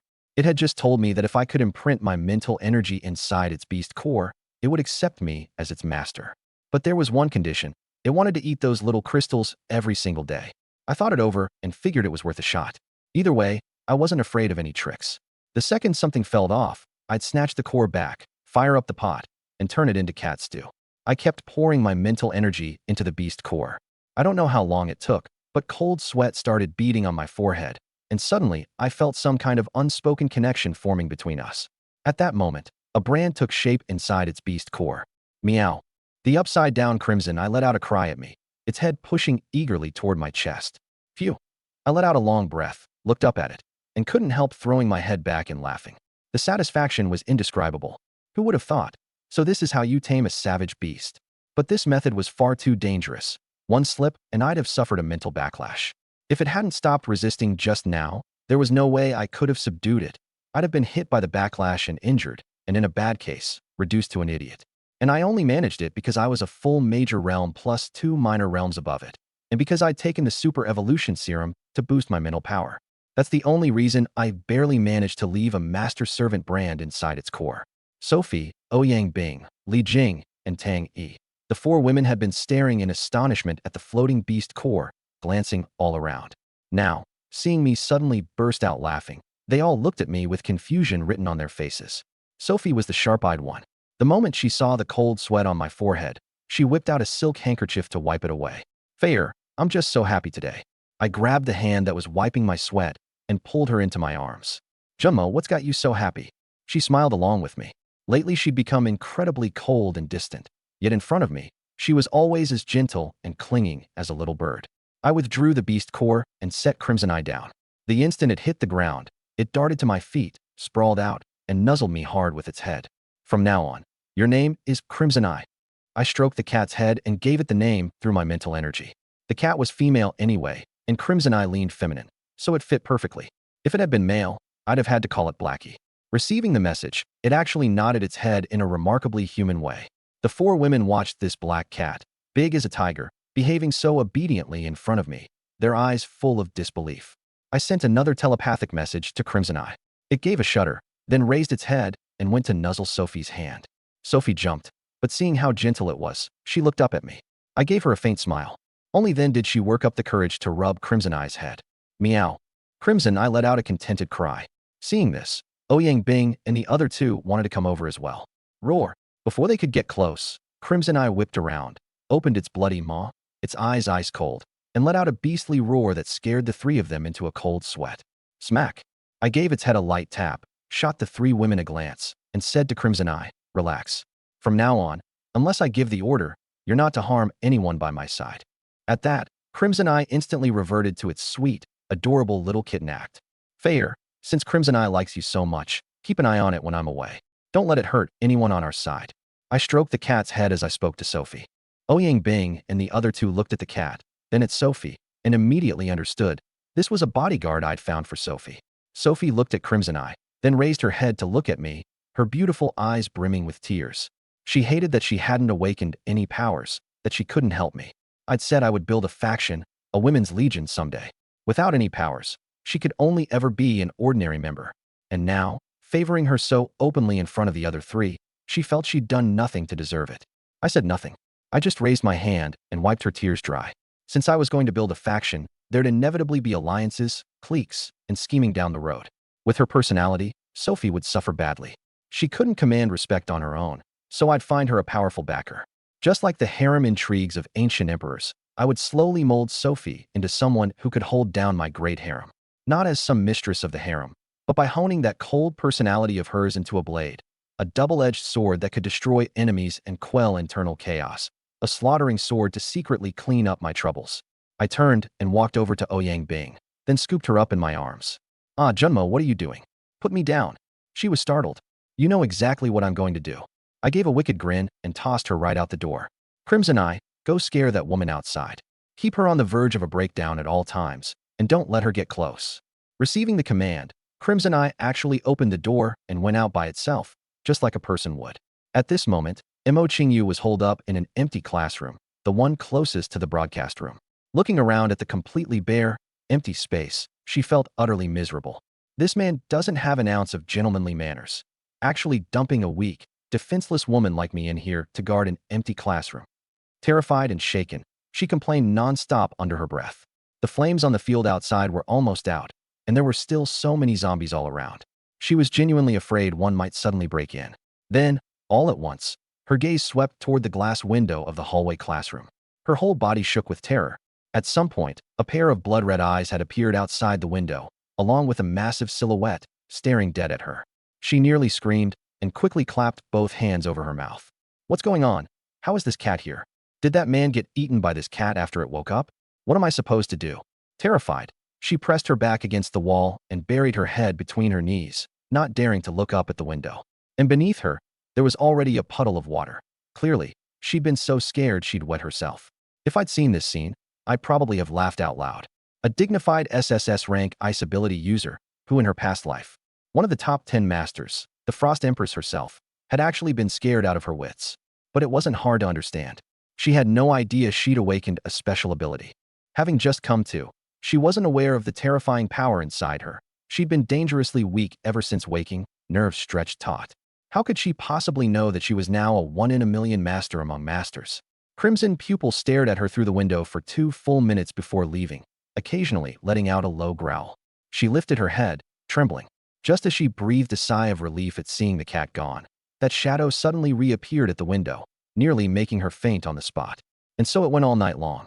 Crimson Pupil passed by the window from time to time, growling low, fixing those cold, blood-red eyes on her through the glass. By the time night gave way to dawn, Missouri Qingyu had 2 enormous dark circles under her eyes, her once bright blue eyes now bloodshot, her mind on the verge of collapse. As the sky began to lighten, the rampaging zombie finally quieted down. Inside the classroom, her eyes were glazed, her head throbbing, feeling like she might black out at any second, muttering deliriously. Somewhere in her subconscious, she warned herself she couldn't pass out. Passing out would make her that cat's next meal. As dawn approached, I got up, washed up, and left the broadcast room. The moment Crimson Pupil, sprawled by the classroom window, saw me come out, it came bounding over, all eager and giddy. I patted its head, then turned to look at Imo Qingyu inside the classroom, slumped on the floor, utterly exhausted, babbling nonsense. I smiled satisfied. I listened carefully to her ramblings, something like, "Buffon, I miss you so much. I'm so scared. How are you doing in the capital?" My eyes narrowed. Just as I'd suspected, this woman and Yi Buffon were lovers. I gave her another glance. As weak as she was now, even if she discovered that special energy inside her, it wouldn't do her any good. In my previous life, she'd probably noticed something was off with her body, left the dorm to find food, and survived, waiting all the way until Yi Buffon came, then heading to the capital with him. But this time, I was going to grind her down to nothing, keep her half dead, barely clinging to life. Only that way would she never be able to make waves. I tossed Crimson Pupil a dozen or so corpse crystals and told it to keep guard, to make sure Imo Qingyu didn't leave the classroom. She wasn't going to die anytime soon anyway. If she passed out, all the better. Crimson Pupil, go down 1 floor and kill all those zombies with your claws, I ordered from atop its back. Crimson Pupil shook its head hard. You big dummy, you've got all this talent and you're scared of a few zombies? Go. My tone turned cold. It turned to look at me, its eyes full of grievance. But the moment it met my icy stare, it wilted like a sulking child.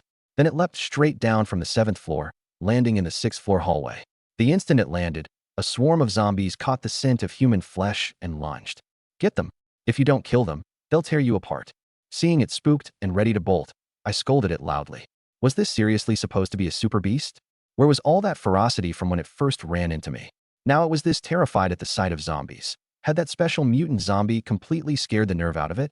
ROAR. Crimson Pupil let out an ear-splitting beastly roar at the charging zombies. Scared as it was, with me perched on its back glaring viciously, it had no choice but to fight, no matter how frightened. A black blur streaked down the hallway, cold flashes of light slicing across zombie necks, countless heads tumbling to the floor. That speed. I couldn't stop grinning. In an open space, who could ever catch it? And these zombies only attacked me, never it. Probably because Crimson Pupil had inherited that special mutant zombie's venom.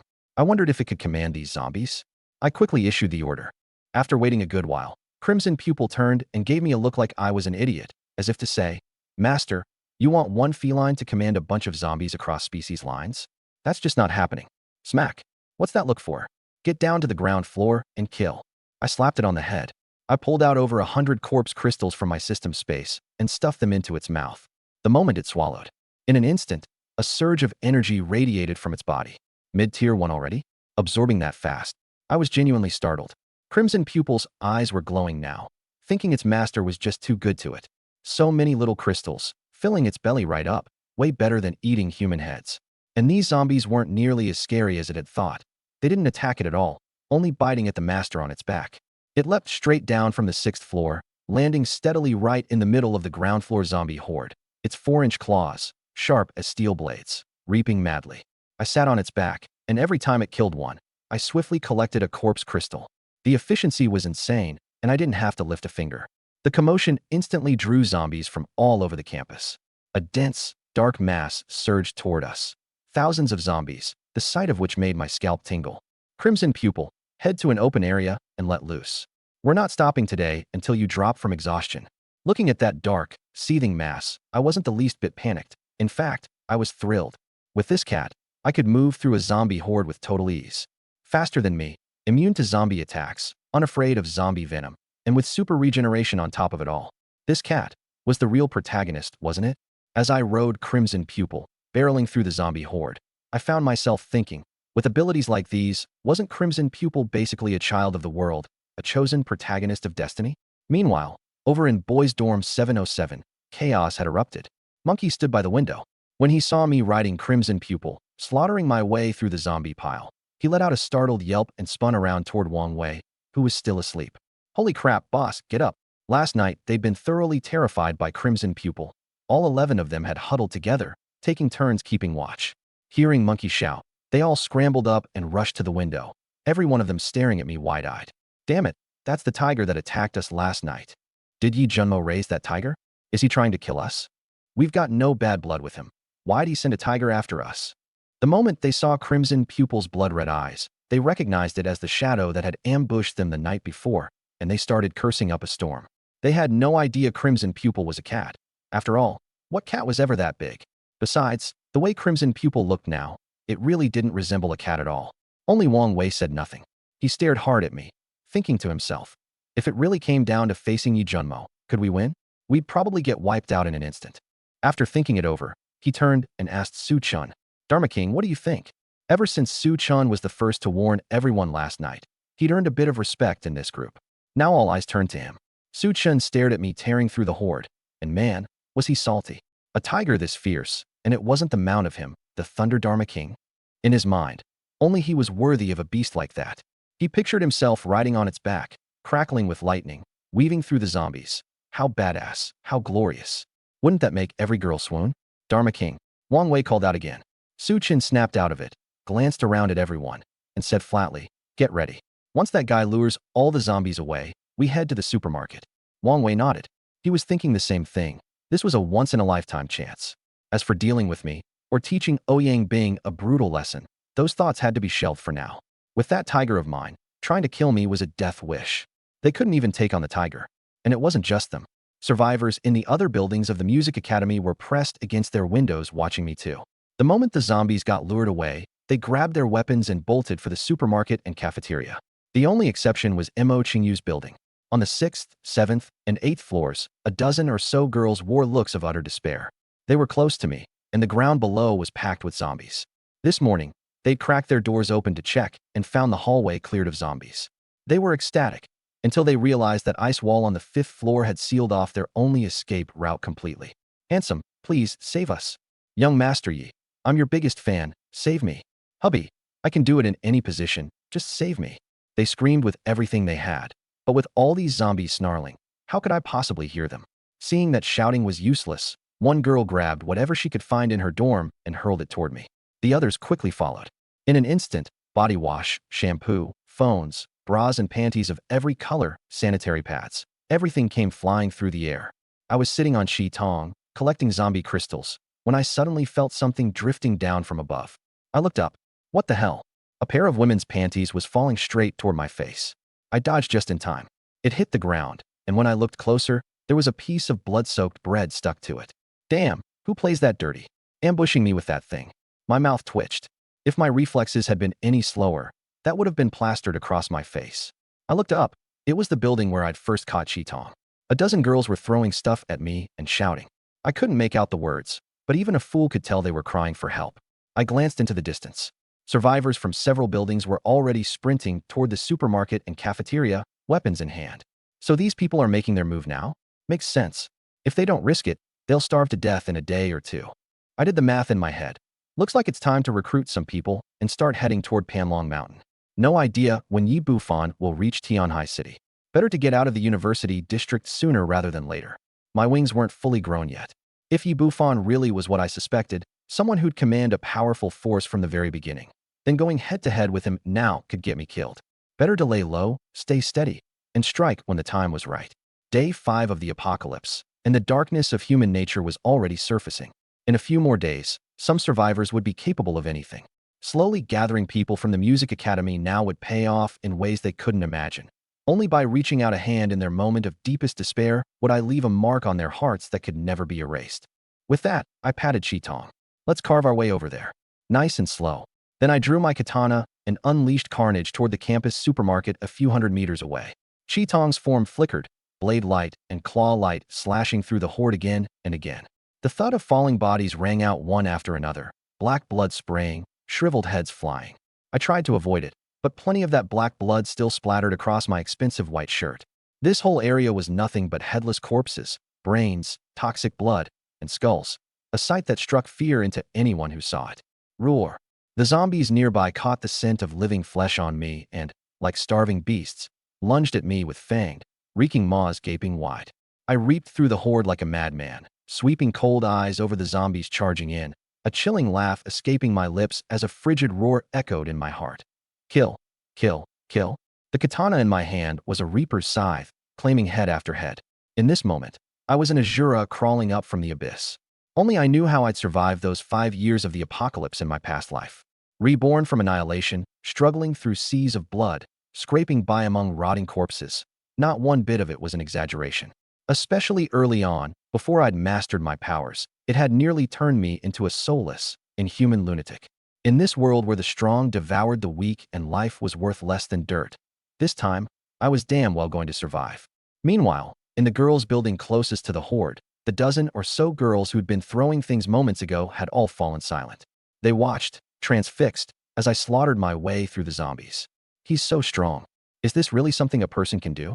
In the apocalypse, following someone this powerful is the only way to have a future. Will he come save me?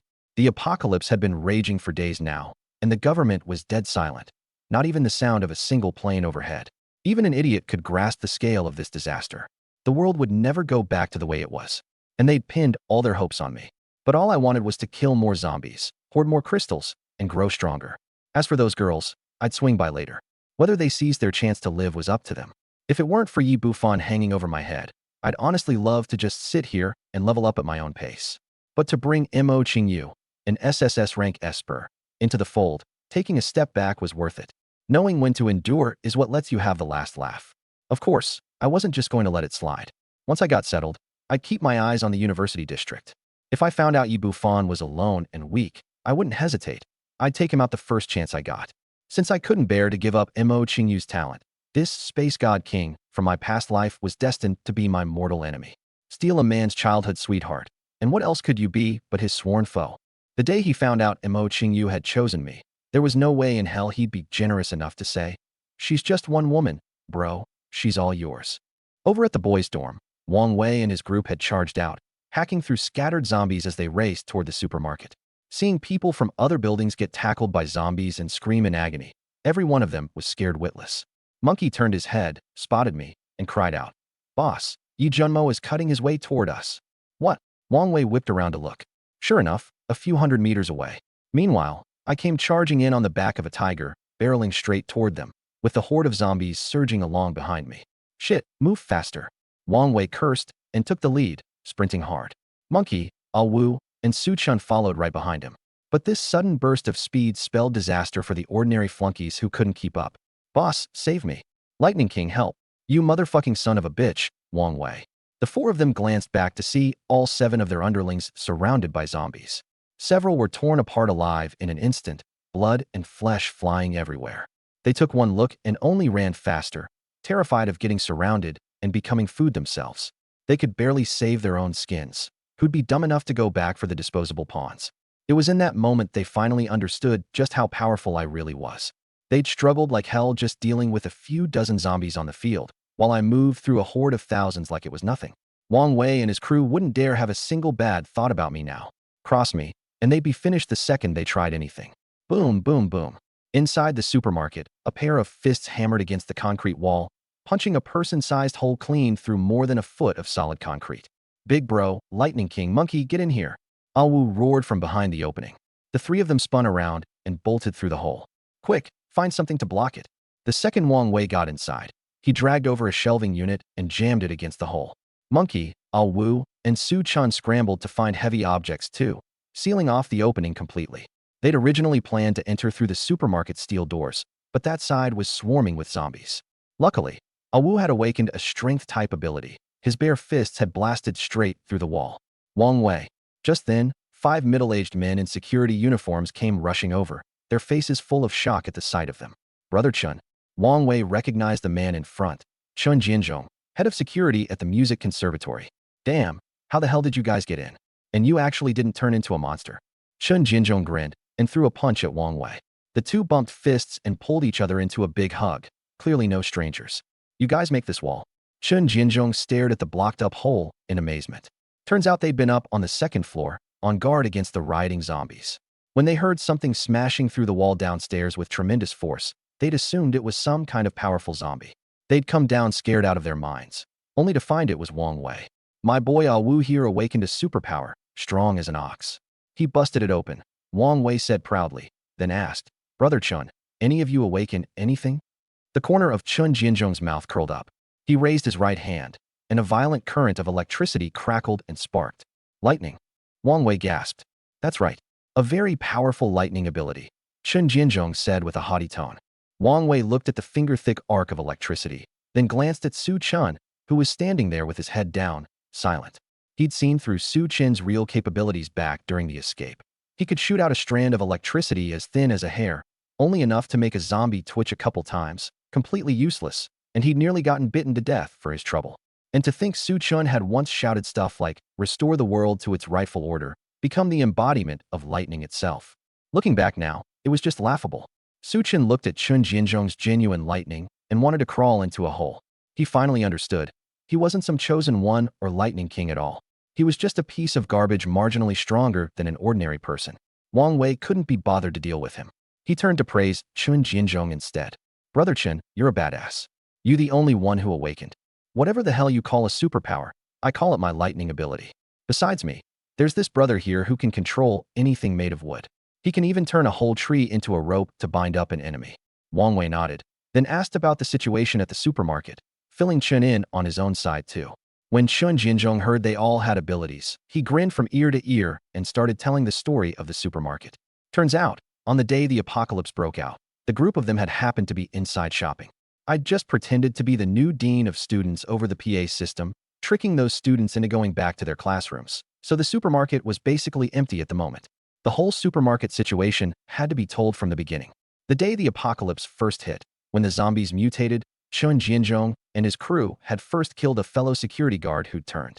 Then, watching countless people across the school transform into zombies, some students had come running into the supermarket.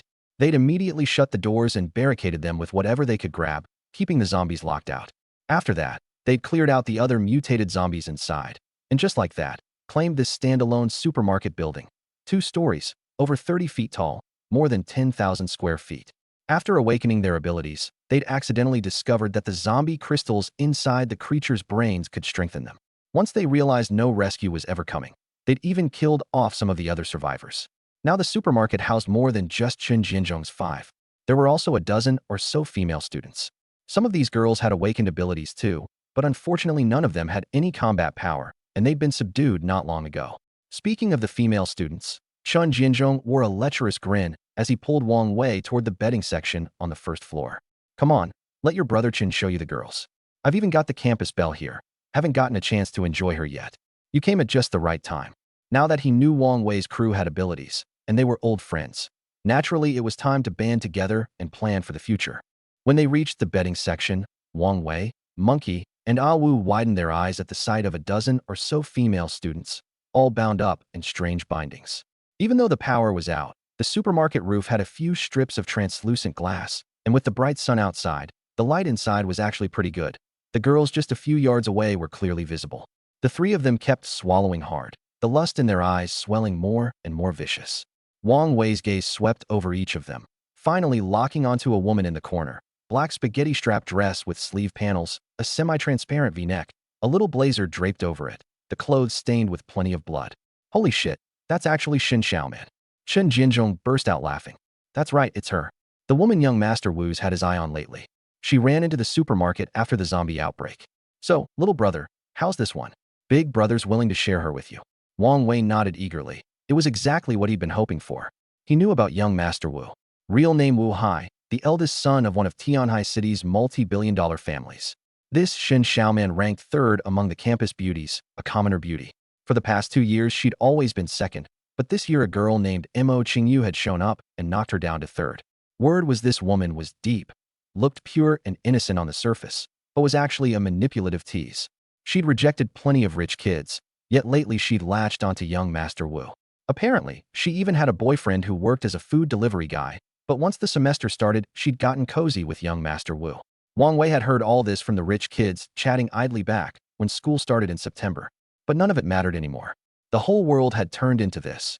Young Master Wu, young Master Zhang. All of it was ancient history now. A beauty like this. Today, he absolutely had to let loose. The beast in there. The tied-up Shin Xiaoman had spotted them the moment they walked in. When she saw one of the men in particular, her eyes flooded with tears and her body wouldn't stop trembling. That man was Su Chun, an E-rank esper, nicknamed the Lightning Sorcerer. Right now his eyes were misted over, his hands clenched into tight fists, and he was staring dead at the woman in the corner, his gaze filled with both fury and grim satisfaction. As for me, my name is Yi Junmo. Back in the horde of zombies on the athletic field, I'd seen that Wang Wei and his 3 companions all had powers. They'd even chiseled a big hole in the wall to retreat into the supermarket. I took a quick look around. The whole area surrounding the supermarket was crawling with zombies, and quite a few from the streets had been drawn in too. The crimson pupil I was riding on was panting hard. I'd beaten it up last night, and then it had stood guard over Mo Qingyu all night without rest, so its stamina was nearly spent. I patted its head and had it use the zombies as stepping stones to leap up onto the supermarket rooftop. Once on the roof, I climbed down and took a look at the zombie horde swarming around below. Glancing down at the black blood on my clothes, I turned and led Crimson Pupil to silently push open the rooftop's iron door and slip into the second floor. Down on the first floor, Shin Xiaoman was staring at Su Chun, sobbing as she called out in a shaky voice, Su. Su Chun. Seeing him, it was like seeing hope. At the sound, Wang Wei and the others all turned their eyes towards Su Chun. The fury that had covered Su Chen's face slowly settled at the sound of her voice, and his eyes filled with mockery. You bitch. So you've got a day like this coming too. Shin Xiaoman froze, her beautiful eyes going wide, unable to believe it. The first thing Su Chen did upon seeing her like this wasn't to rescue her, wasn't to show concern, but to curse at her. Su Chen sneered, grinding his teeth. You piece of trash. Did you really think I didn't know about you and Wuhai? I busted my ass delivering takeout, bought you bags, clothes, makeup, and in the end you go running off to screw around with some other man? I was blind back then, I really was. I'd just come down to the second floor when I heard all this cursing. I raised an eyebrow and made my way slowly toward the first floor. Su Chun was getting more worked up by the second, veins bulging, spit flying. From senior year of high school until now, I've been with you for over 3 years, and I never saw you for the fake little slut you are. I gave you my heart, and you go fooling around with Wu Hai. Is that any way to treat me? Freshman year, we were at the mall and you saw a dress that cost over 3 grand, but couldn't bring yourself to buy it. So I delivered takeout and bought it for you. And not only did you cuss me out, you went and sold it for half price. Did you ever once think about how I felt? Sophomore year, some rich kid gave you thousands of dollars worth of makeup and asked you out. I scrimped and saved, delivered takeout for a whole month to buy you the same set. And you not only chewed me out for not being frugal, you dragged me back to return it at a loss, and then ignored me for half a month. This July, over summer break, I didn't even go home. I ran takeout under the blazing sun for 2 solid months, wanting to get you a new phone and a new laptop for your birthday on September 2nd. When I went excitedly to the girls' dorm to find you, your roommate said the great young Master Wu was in your room. There were even bodyguards blocking me, and when I went up to interrupt your little party, I got the crap beaten out of me. You think I don't know you hooked up with that bastard? Right then I wanted to charge in and kill you both. And now you've got the nerve to look at me like this? You want me to save you? You even said you were saving your first time for our wedding night. What a load of fake, innocent bullshit. How did I not realize all along that you're a whore? As Chun Jianzhong, Wang Wei, and the others listened, a peculiar look came into their eyes. Wang Wei in particular wore a smug, gossipy grin. He'd never expected that Shun Xiaoman's takeout delivery boyfriend would be right here. This was too good. The whole group watched Su Chun with keen interest, like they were enjoying a good show. By now Shin Xiaoman's eyes were vacant. Slowly, a cold, desolate smile crept over her panicked face. Her mind was flooded with every moment she and Su Chun had shared since senior year. She and Su Chun were from the same small county town.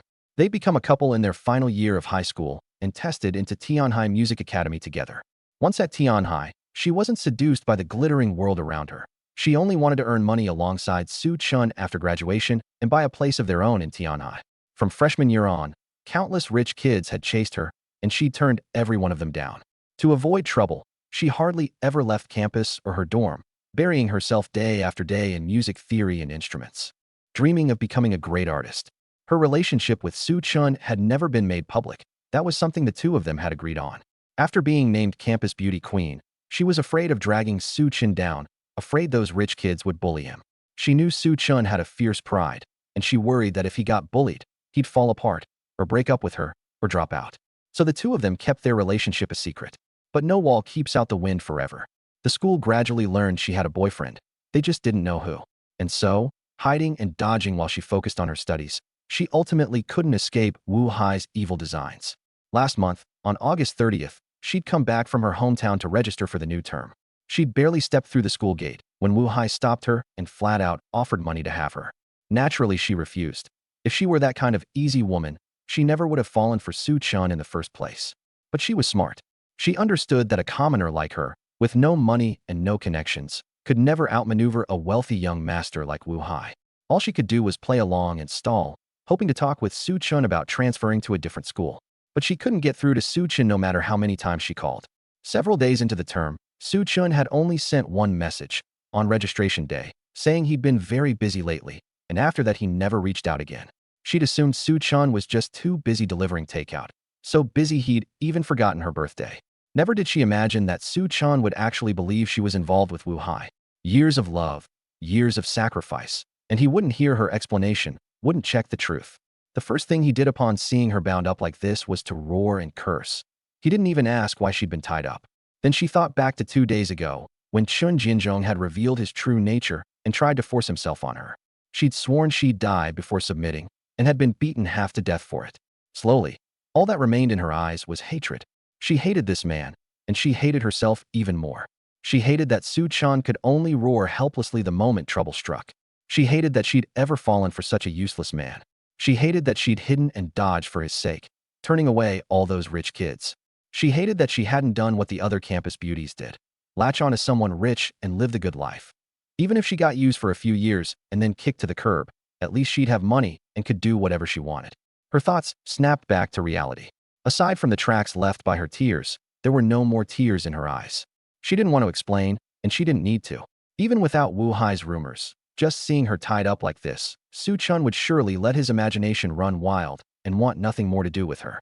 Her genuine love for Su Chun had already been defeated by reality. Now all she wanted was to survive, to live well for herself, in this drastically changed world. Are you done cursing? If you're done, shut your mouth, you useless piece of garbage. The instant Su Chun heard, useless piece of garbage, his stream of curses came to an abrupt stop, his eyes filling with rage as his face began to twist into something monstrous. Shen Xiaoman looked at his ugly expression and felt like a complete fool. How could she ever have fallen for a man like this? She stopped looking at Su Chun and turned her gaze toward Chen Jinzhou. Meanwhile, I was standing behind a shelf not far from the bedding section, wiping zombie blood off my hands with a damp towel. Qitong lay quietly by my feet. The moment Su Chun started cursing, I brought her down from the second floor and hidden behind the shelves, activating my detection eye to scan this group's info. Wang Wei. Tier 1 Early Stage. Ability A+ Fire. Favorability -10%. Hostile. Chun Jinzhong. Tier 1 Mid Stage. Ability A+ Lightning. Favorability 50%. Stranger. Oh, Wang Wei hates me. A Tier 1 Mid-Stage Lightning user. I raised an eyebrow. Looks like this Chun Jinzhong already figured out what corpse crystals do. No wonder all those zombie corpses on the second floor had their skulls scooped out. 1A+ Fire, 1A+ Lightning, 1A Wind, 1A Strength, 1D Wood, and 1E Lightning, Dharma King. These 6 had solid abilities. Stick together in the early apocalypse, and as long as they didn't get completely swarmed by zombies, they'd definitely live comfortably. I shifted my gaze to the dozen or so women bound in that peculiar way, dressed in barely anything. I scanned them one by one, not a single awakened ability among them, until I locked onto the woman in the black stockings and bandage dress, and my eyes lit up. Shen Xiaoman, age 20. Bewitchingly beautiful, a rare gem among women, pure and innocent. Height 1.69 m. Tier 1 Early Stage. Ability, SS, Healing. Skills, Cure, Restore Mental Energy. Appearance 94. Favorability 50%, Stranger. Special ability O Angel's Kiss. Cures/removes corpse poison 1 major tier higher than her own. along with any toxin, Emperor Corpse Poison effect halved. Special ability E-Regeneration. Similar to hyperspeed regeneration, after taking any damage, the body automatically consumes ability energy to heal itself. An SS rank healer, a super medic. Seeing Shun Xiaoman's info, a flash of light crossed my eyes. This woman, I'd actually heard about her back at school. Her class started freshman year 2.5 years ago. Back then I'd just taken over the corporate group, running around with no time to breathe. I had no interest in the school, and even less in women. Later I only saw her photo. Heard she had a boyfriend and had turned down a whole crowd of rich playboys chasing her. My company had me swamped, so I never gave it much thought. Once the company was running smoothly, I made a few trips back to the school, mostly targeting freshmen. Tianhai Music Academy was crawling with rich kids. My few billion in net worth honestly didn't count for much in there. But even though I like beautiful women, I'm the type who throws money around openly. If someone really won't accept, I just switch targets. It's just each getting what they want. Not like some of those rich playboys who resort to threats when bribery fails, and finally just take what they want by force. The reason I was able to take Sophie away from that school back then came down to character. Sophie was smart. Once she understood how things worked at the school, she realized that with a face like hers, if she didn't stick with me, she'd never escape those playboys' hands sooner or later. Plus, I wasn't bad looking myself, so she chose me. Come to think of it, I really was a decent guy back then. As for now, I looked at Shun Xiaoman's special ability, Angel's Kiss. This ability was incredible. Not only could it neutralize corpse poison at her own level, it could cure corpse poison one major tier above her. For instance, if she reached tier 1 mid-stage, she could cure tier 2 mid-stage corpse poison. The higher a zombie's tier, the stronger its poison, yet she could even neutralize half of Emperor tier poison. And not just corpse poison, she could cure any toxin. On top of that, she had cure, restore mental energy, and self-regeneration. As long as her tier was high enough and her mental energy sufficient, even if you had one breath left, she could bring you back to life. This is a super medic, all right. I glanced over her figure, definitely a super medic in every sense. No wonder the system rated her a rare gem among women. With a body like that plus a 94 appearance score, it'd be hard not to be one. And if I wasn't mistaken, this Shin Xiaoman was very likely the mysterious woman who could cure 100 poisons. The one under Wu Tianhuang, City Lord of Tianhuang City, the strongest power in Tianhai City in my previous life. Back then, when major factions across the region heard Wu Tianhuang had someone like this at his side, they all came rushing to beg for help. Who knows how many cultivation resources Wu Tianhuang raked in? His tier and power skyrocketed. As for how she ended up becoming his woman in the end, that had nothing to do with me. Never thought the Music Academy would net me not just an SSS rank Mo Qingyu and the Qitong Spirit Cat, but now a top-grade super medic too. Interesting. Shin Xiaoman, getting called a gold-digging tramp and a slut by that worthless boyfriend of hers. After reading her info, especially the system's rating of pure and innocent, I knew there had to be some misunderstanding here. It was a completely different story from what Su Qin was saying. But messy love drama between men and women was none of my business. I let out a wicked chuckle and switched off the detection eye. Su Chun was over there roaring impotently. I couldn't be bothered to listen. Just then I heard Shun Xiaoman shout, "Useless man," at Su Chun. Through the gap in the shelves, I watched her with interest. Over on the other side, Wang Wei and the others were doubled over laughing at her words. Su Chun clenched both fists white-knuckle tight, eyes bloodshot, face twisted, looking like he wanted to charge over and strangle her. Shin Xiaoman ignored him. She took a deep breath, as if psyching herself up. Then she twisted her body with difficulty, put on a sweet, coquettish tone, and looked at Chun Jianzhong, cooing. "Brother Chun, I want to be with you for real. As long as you'll protect me from now on, I'm willing to be your woman, and I'll cooperate nicely." "Oh." Chun Jianzhong stared at her, an ill-intentioned smile spreading across his face. "You'll really cooperate nicely? You have to understand. 2 days ago, when he'd tried to take this woman, he'd nearly been kicked into infertility. She hadn't cooperated one bit back then. If she had, he'd have claimed her long ago. Now, hearing her volunteer to cooperate, Chun Jinzhong's interest was piqued. As long as you'll protect me, I'll willingly do anything you ask." After she finished, Shin Xiaoman closed her despairing eyes, her body trembling nonstop. The dozen or so bound women beside her heard this, and not one of them thought she was wrong, much less thought she was a slut, because their own situations were even worse than hers. Chun Jinzhong was a pervert. Whether you agreed or not, he tied you all up, and sometimes he'd even beat them to death. "Bitch, I'll fucking kill you." Su Chen finally snapped, watching Shun Xiaoman brazenly flirt with Chun Jinzhong right in front of him, and then say something like that. He lost it completely and lunged at her. Whoa, brother Su Lightning King, what are you doing?"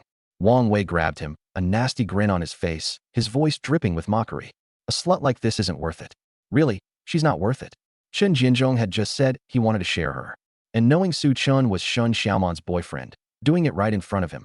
Heh, just the thought was a thrill. Su Chun turned to look at Wang Wei holding him back, feeling the grip on his shoulder, his fists clenched so hard the knuckles cracked. He knew he was no match for these people. If he really tried anything, he might get beaten to death on the spot. And with Wang Wei and the others there, actually killing Shen Xiaoman was a pipe dream. A whore like this doesn't deserve me, Su Chun. She deserves to be abused. Throwing my life away for her isn't worth it.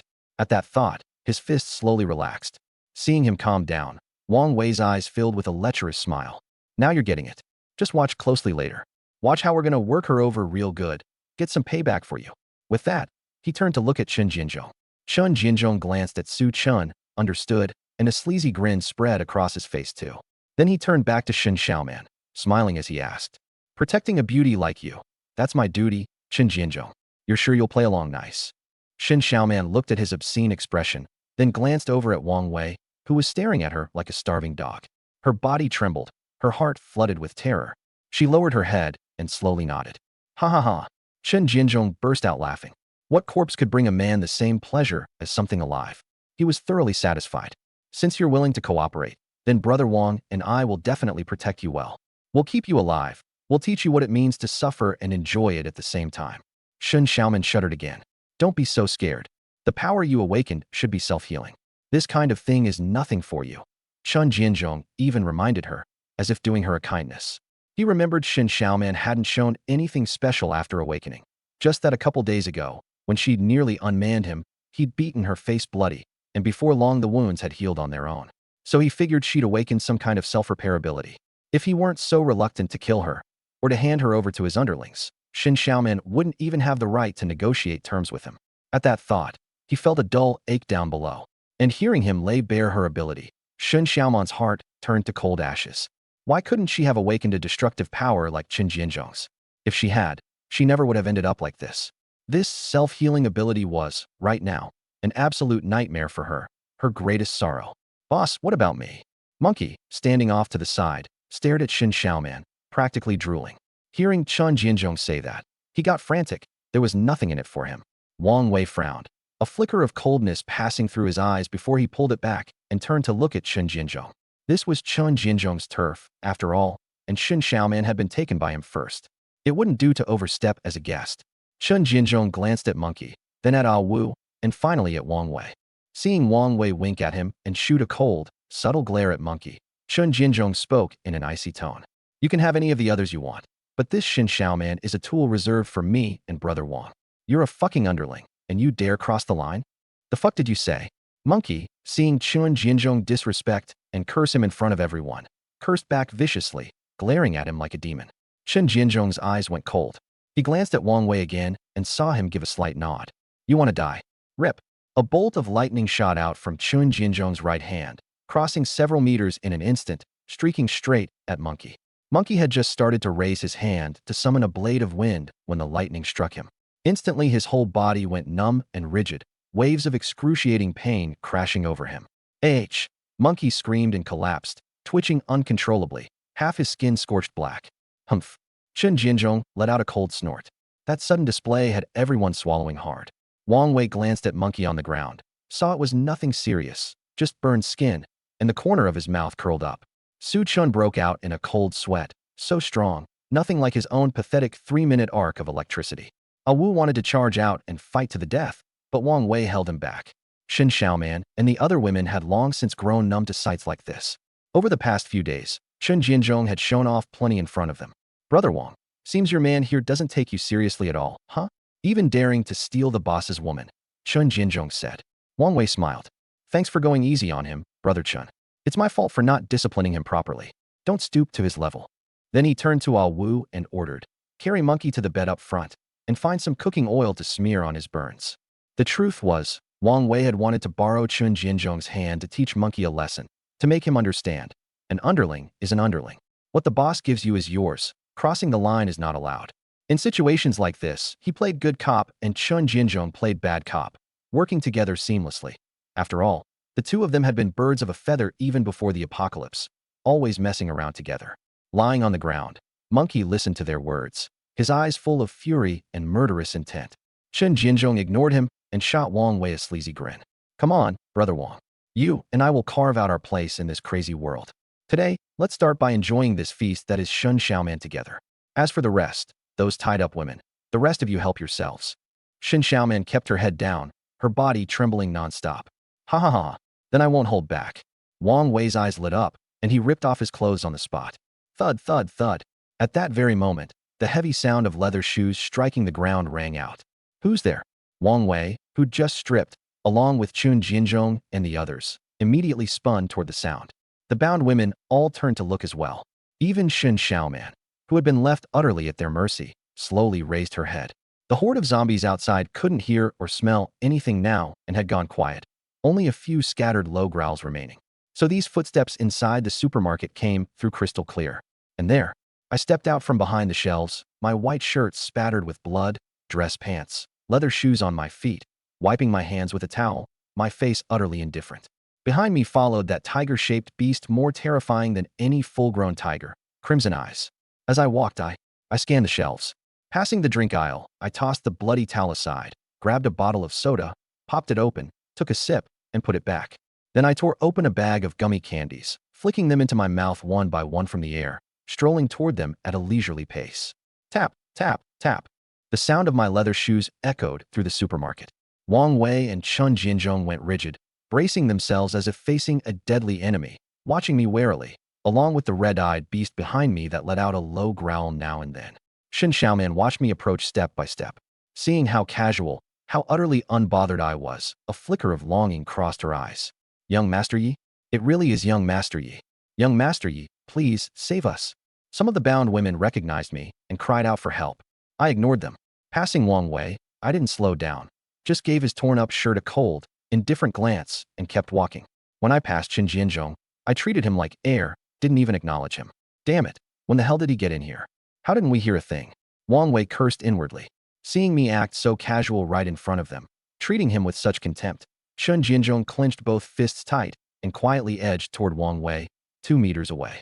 Chun Jinzhong and the others knew me too well. Ever since he awakened his powers, he'd head up to the rooftop from time to survey the whole campus. And from one corner of the supermarket's rooftop, you could see exactly the teaching building I was in. Shin Xiaoman and the girls had no idea how insane I was out on campus. But Chun Jinzhong and his crew had watched me tear through a horde of zombies with their own eyes. So now, with me appearing before them without a sound, if they claimed they weren't afraid, they'd be lying. Chun Jinzhong prided himself on his lightning powers, but deep down he knew he could never do what I did, never dared charge into a swarm of zombies and cut them all down. And he could sense that the black tiger at my side was just as terrifyingly strong. That was why he didn't dare make the first move. All he could do was inch toward Wang Wei and wait to see how things played out. I walked to the bed in the corner and looked down at Shin Xiaoman, who was gazing up at me. Her hands and feet were bound tight, her clothes soaked in blood. I asked flatly, "Can you move?" A trace of confusion flashed in her eyes, but she quickly nodded. Fwip, fwip, fwip. A cold flash streaked through the air, and the hemp ropes binding her hands and feet snapped apart. I pulled a suit out of the system, tossed it onto the clean part of the bed, and spread my arms. Undress me. She stared blankly at the severed ropes, then looked up and saw me standing beside the bed with my arms open. She turned and stole a glance at Chun Jinzhong and Wang Wei, the two of them furious, yet on edge like they were facing a mortal threat. She immediately climbed off the bed. She'd been tied up so long that her arms and legs had gone numb, and she nearly toppled over, but she reacted fast and caught herself on the edge of the bed. Once steady, she walked up to me and began undoing my buttons one by one. She didn't understand what I was after, but seeing Chun Jinzhong and his crew seething yet not daring to speak, she understood. This man in front of her had the kind of power that made them wary. Everyone watched as she slowly unbuttoned my shirt. Chun Jinzhong moved to act several times, only to be held back by Wang Wei each time. Wang Wei alone understood that I wasn't to be underestimated. That black tiger alone was frighteningly strong. Your name's Shin Xiaoman? I looked down at her, my tone like a boss questioning a subordinate. Hello, young Master Yi. She looked up and forced a small smile, trying her best to seem calm. I could tell she wanted to come across as different from the other women in front of me. She was calculating. Only by catching my attention would she have a chance to leave this place with me. Once she got out, she could use her looks to find stronger espers and kill Qin Jinzhong and his men. But she still wasn't sure how strong I was. whether I could really wipe out Chen Jianzhong's whole crew. We'd only just met, and she didn't dare gamble. If she lost that bet, what awaited her would be Chen Jianzhong and the others' fury. She might even be toyed with until she died. She had to hold on to her life and live for herself. Ever since Su Chun died, Shen Xiaoman had changed completely. All she wanted was to live better than everyone else, to simply survive. Looking down at her, I saw hatred in her eyes, and rage, and coldness. But above all, that look of someone who'd do anything to stay alive. That look I knew all too well, because I was exactly that kind of person myself. "Look me in the eyes," I said suddenly. She looked up, and our eyes met. A moment later, a flicker of panic surfaced in her gaze, as if I'd seen straight through her. And in my eyes, she saw the same thing she carried, along with something she couldn't quite name. I spoke calmly. "The person you used to be, maybe I don't know, but the person you are now, no one understands you better than I do. Because we're the same kind of people. From this day on, you belong to me. As long as I'm alive, nothing will happen to you." She stared at me in disbelief. "Yi Junmo, aren't you underestimating us just a little too much?" Chen Jianzhong finally couldn't hold back. His eyes were ice cold, his voice full of fury. Did I really think they were afraid of him? Saying something like that was clearly declaring war on them for Shen Xiaoman's sake. Hearing his voice, Shen Xiaoman's body gave a slight shudder. I ignored Chen Jianzhong. Watching her tremble, my gaze hardened, and I gave the red-eyed beast a command. "Cut off his legs. Bring him here." Swish. An afterimage, a gust of cold wind. The beast vanished in an instant and reappeared behind Chen Jianzhong. "Look out." Wang Wei's pupils shrank violently, but before he could finish the warning, a scream tore out of Chen Jianzhong's throat. The beast's steel-blade claws sliced clean through both his legs. The severed legs still stood in place, blood spraying wildly. Chen Jianzhong's upper body pitched into the pool of blood, both hands clamping desperately over the stumps, eyes bulging and bloodshot as he howled in agony. Everyone was stunned, staring at Chen Jianzhong wailing in the blood. The beast scooped him up with one paw and dragged him over to me. I stomped down and shattered his teeth, grinding my foot viciously into his blood-gushing mouth. "You still haven't answered me," I said, not even looking at Chen Jianzhong beneath my foot, speaking only to Shen Xiaoman. She looked at the wretched state Chen Jianzhong was in, her heart pounding with excitement. She never imagined I'd be this strong, that even the black tiger at my side could take him out in a single strike. Forcing down the urge to kill Chen Jianzhong herself, she looked up at me and asked, as calmly as she could, "Why? Everyone says I'm damaged goods. Even my ex-boyfriend called me a whore. Why would you? You think I'd fall for a schemer like me? I just said it. I won't let anything happen to her before I die." What does that mean? It means I'm willing to risk my life for her. And right now, she's already been captivated by this cold, handsome face of mine. We just met for the first time, so why on earth is this happening? Shen Xiaoman couldn't figure out why I'd say something like that to her. She was stunningly beautiful, but in this world, being beautiful without any power was the most pitiful thing of all. A capable man like me, what kind of beauty couldn't I have? If I were really drawn to her looks, with my abilities I could take her anytime I wanted. Why bother saying, "Nothing will happen to you before I die"? She wanted to figure out whether I had some other motive. And I was watching the emotions churning in her eyes, along with her ever-shifting favorability rating. This woman, still digging for answers at a time like this. Kind of interesting. A sly smile flickered deep in my eyes. Within the span of 2 breaths, I decided to play a little game. I said calmly, "Because in my eyes, we were always meant to be. Not long after you started college, I got my hands on your file right away, and I've been watching you ever since. It's just that back then I'd only just taken over the company, so I didn't have time to pursue you. Later I heard you got a boyfriend, turned down a bunch of rich second-generation guys, and kept to yourself.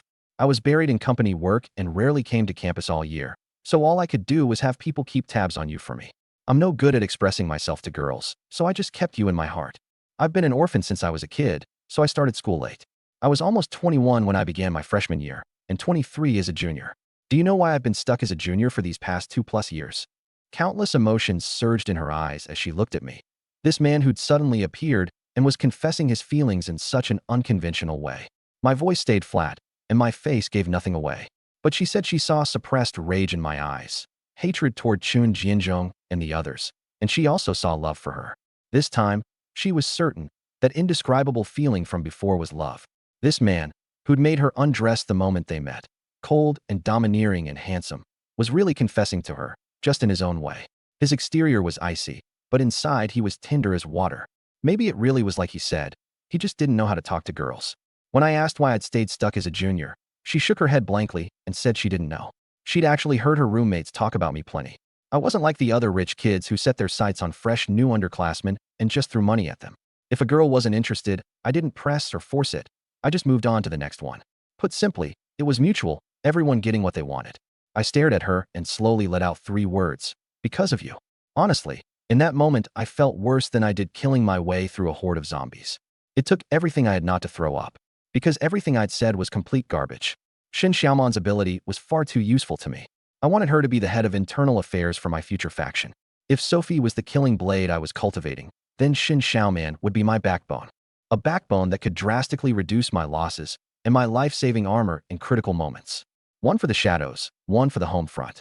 With her abilities, plus the personality she'd have after being baptized by Su Chun, she was the best possible candidate to run things internally. So even if it meant summoning more patience and swallowing these nauseating lines, I had to make her follow me heart and soul. After all, the people you recruit in the early days of the apocalypse are the cornerstone of your future power. What? She was completely stunned to hear me say that because of you was why I'd stayed a junior all this time. He was waiting for me, but he had so many women. Why would he still wait for me? Didn't everyone at school say he flunked classes just to chase freshmen? I watched the confusion in her eyes, slowly exhaled, and pressed down the urge to gag. Can't blow it at the crucial moment. Then continued. It really was because of you that I never graduated from the music college. I wanted to wait for you, to graduate together with you. And when your internship year came, I was going to use my connections to have the professors place you at my company. I admit I have a lot of women, but what I feel for you is different. I won't deny I'm a womanizer. To me, love and lust between men and women is perfectly normal. But with you, I can't even describe the feeling. I want you, but I'm afraid of hurting you. That's why I held back from pursuing you on campus and only dared to have people watch over you. After all, my whole persona at school is that of a playboy. I also knew that if I really pursued you on campus, I'd probably end up like those other rich kids, a failure. I wanted to wait until you graduated and entered the real world, then slowly get closer to you. But before that day ever came, the world changed. On the night of September 10th, I heard the rumors about you and Wu Hai, and I was so furious I wanted to rush to campus right then and ask if you were really with him. Early on the 11th, I came the first chance I got, hoping to find a moment to ask you straight. But before I could even find you, the whole city had fallen into a nation of zombies. After I escaped the horde and suddenly came into power, I went on a killing spree across campus just to find you. I didn't want you turning into one of those disgusting, hideous zombies. I wanted you alive, so I searched for your figure among thousands of them, walking through every corner of campus with my life on the line, just to find you. As for you calling yourself damaged goods, Yi Junmo, couldn't care less about that. Even in peacetime, are damaged goods rare? And how many people are truly pure? How many men spend hundreds of thousands to marry a woman who's damaged goods anyway? And how many men can't even manage to marry damaged goods? The words damaged goods don't even exist in my worldview. You know what? The moment I walked into that supermarket and saw you were still alive, I was so overjoyed I wanted to laugh at the heavens. But then I saw these people bullying you, and I wanted to eat their flesh and drink their blood. I forced myself to calm down, and only then did I walk up to you so composed. I wanted you to see that I'm not the kind of useless man who just flies into helpless rage the moment something goes wrong. I wanted you to know that from now on, as long as I'm here, no one can bully you, unless I'm dead. As long as you're alive, that's the best outcome. I don't care about your past. All I want is for us to survive, together. That useless guy called Su Chin just now, he doesn't deserve you at all. If the world hadn't changed like this, I probably never would have said this. These words. I don't care whether you agree or not. You can only be mine. You have to be mine. I finished spitting out the entire story I'd concocted in my head, all in one breath. If I kept going, I was afraid I'd slap myself across the face. I kept reminding myself, this whole devoted lover routine could only be used once in a lifetime. From now on, no matter how gifted a woman I ran into, I could never pull this again. Seriously, by the end, I nearly threw up on the spot. I quietly activated my detection eye and locked onto Shin Xiaoman. Her affection rating for me was shooting up like a rocket, climbing higher and higher. It didn't stop until it hit 94%. I almost laughed out loud. I forced it down, pulled out a cigarette, and lit it. Steady. Don't blow it now. Once affection crosses 95%, the odds of betrayal drop to almost nothing. Bottom line, as long as I don't personally kill her parents or keep stabbing her in the heart, this rating basically won't fall. I'd just gone from 50% to 94% with a few sweet lines. How could I not be thrilled? Just to bring this super healer home, it was totally worth it. Right now, Shin Xiaoman had her hand over her mouth, eyes brimming with tears, staring at me like she couldn't believe a word she'd heard. In her eyes, Yi Junmo was the school's acknowledged cold-blooded CO type. Good-looking, rich family, a massive horde of brainless fans. And yet here I was, confessing my feelings to her. The woman the whole school had branded a slut. She'd resigned herself to it, believed she really was a slut. She'd thought that way ever since the day she agreed to Chen Jinzhong's demands. And after the semester started, the whole campus was buzzing about how she'd latched onto Wu Hai. She couldn't understand what she'd done to deserve the affection of a man like this. Especially now, in the apocalypse, morality had collapsed, order was gone, only the strong survived. I was this powerful. There was no reason for me to deceive a helpless, defenseless woman like her.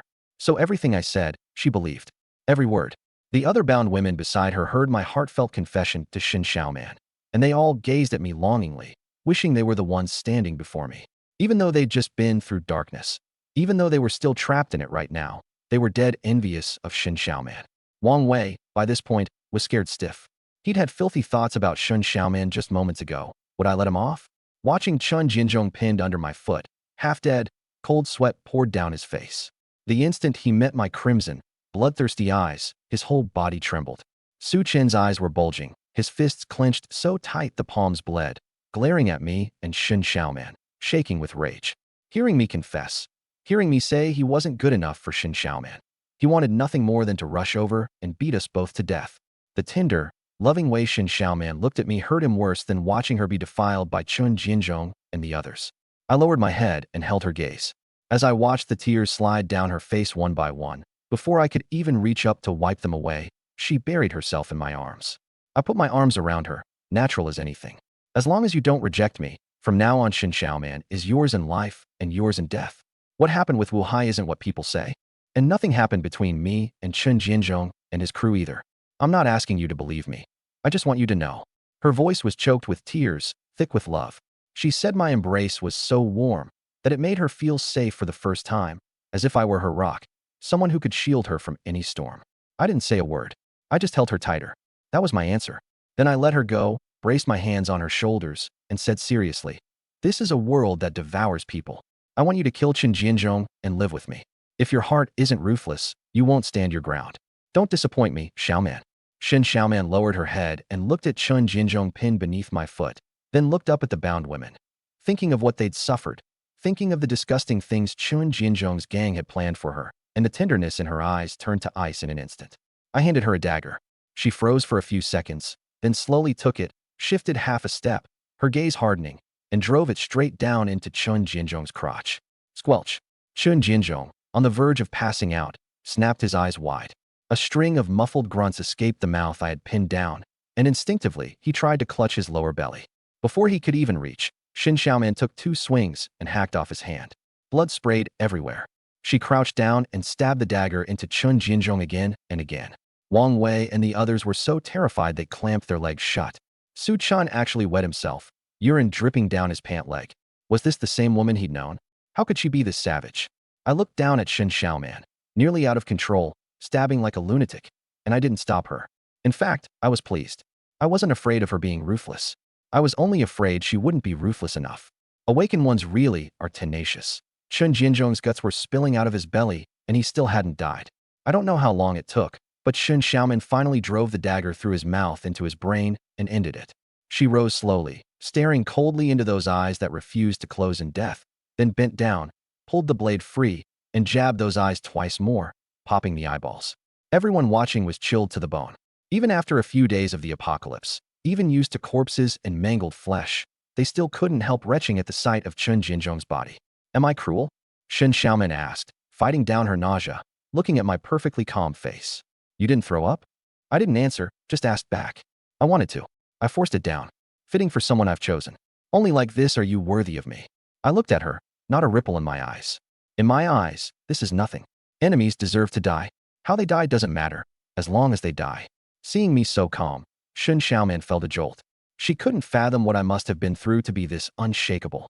Time to deal with the rest, I said flatly, killing intent flooding my eyes in an instant. The murderous aura of 5 years in the apocalypse radiated off me, and everyone in the supermarket shuddered. In that moment, there wasn't a trace of the domineering CO left in me. Those eyes glinted with a soul-piercing cold, downright terrifying. Yi, young Master Yi, I've never crossed you, and I didn't do anything to your lady just now. Wang Wei stammered. The world's like this now. We should stick together. I awakened fire powers. Let me go, and I, Wang Wei, will be your underling. Meeting my eyes, he felt like he was nothing, a speck of dust, unable to even summon the will to resist. I swept my gaze across. He glanced at him, then looked over at Ah Wu, the monkey-faced guy scorched by lightning, and that wood element security guard. Pointing at all four of them, he said, I'll give you a way out. Jump off the roof, kill 400 zombies, and I'll take you on as my man. Of course, you can also run. If you make it out, that's your skill, and I won't chase you. What? The four of them couldn't believe it. Jumping off the roof meant landing right in the middle of a zombie horde. How could anyone survive that? My patience has limits.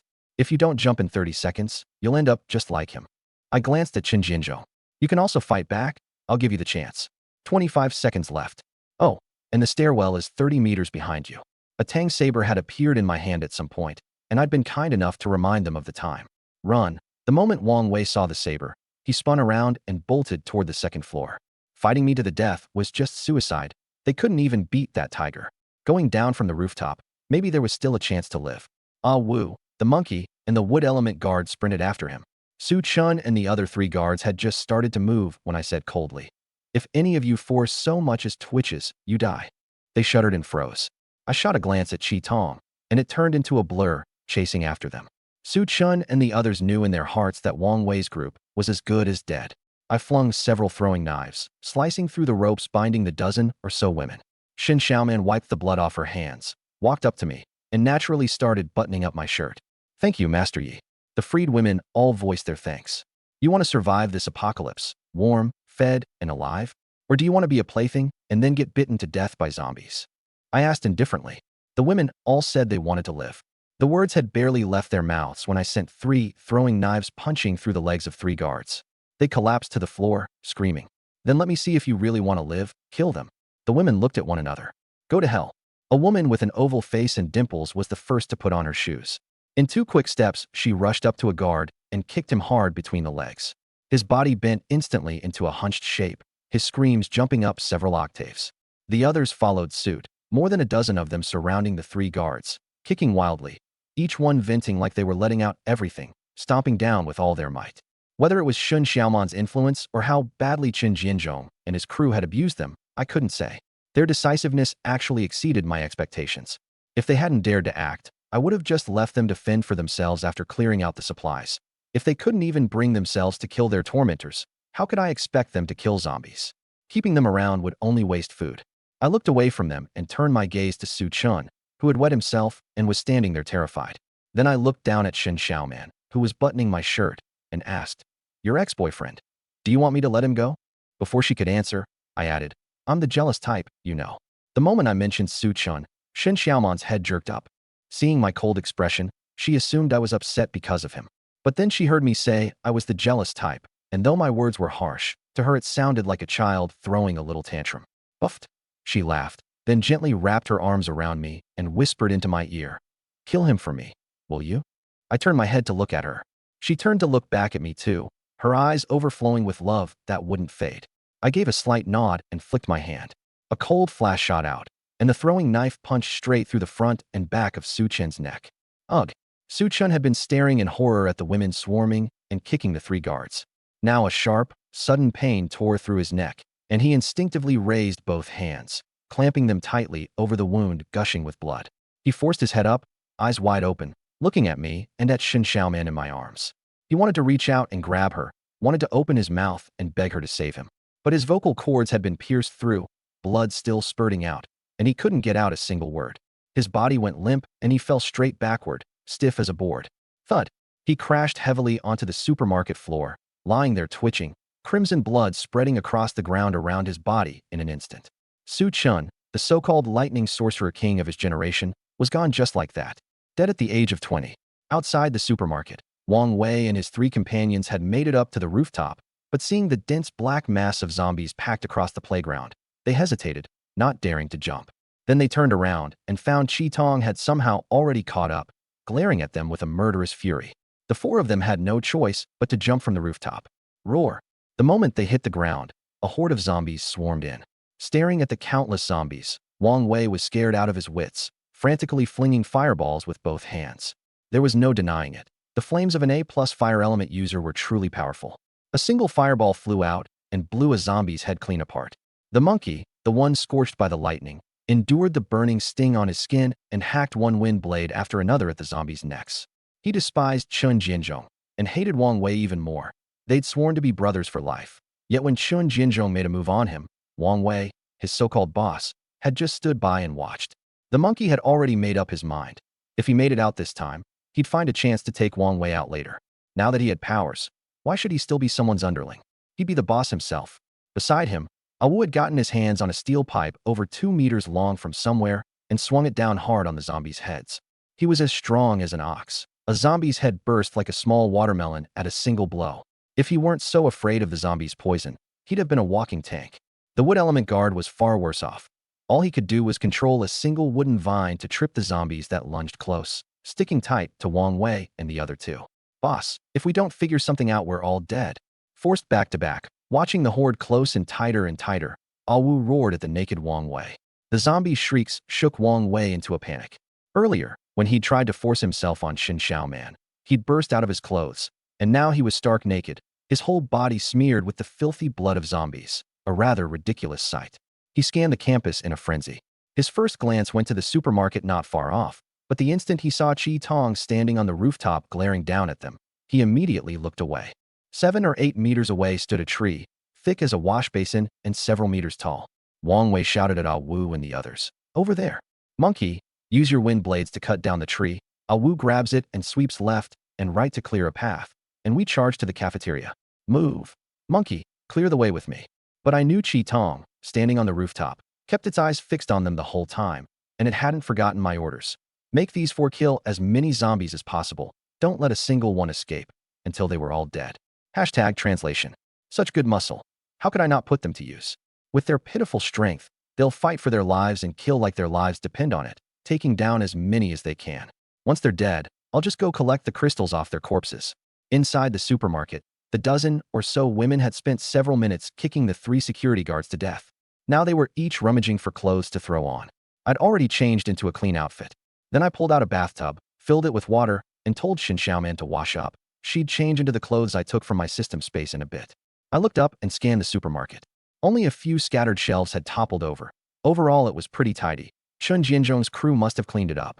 Looking at all these supplies, then glancing at the dozen women beside me whose eyes were gleaming as they watched me, a plan started forming in my mind. I wanted to bring Sophie, Ouyang Bing, Li Jing, and Tang Yi over. Once I'd cleared out the supermarket and freed up some space, I'd have them train these women. As for Mo Qingyu, I'd leave her alone in the classroom building and bring her over once she'd passed out.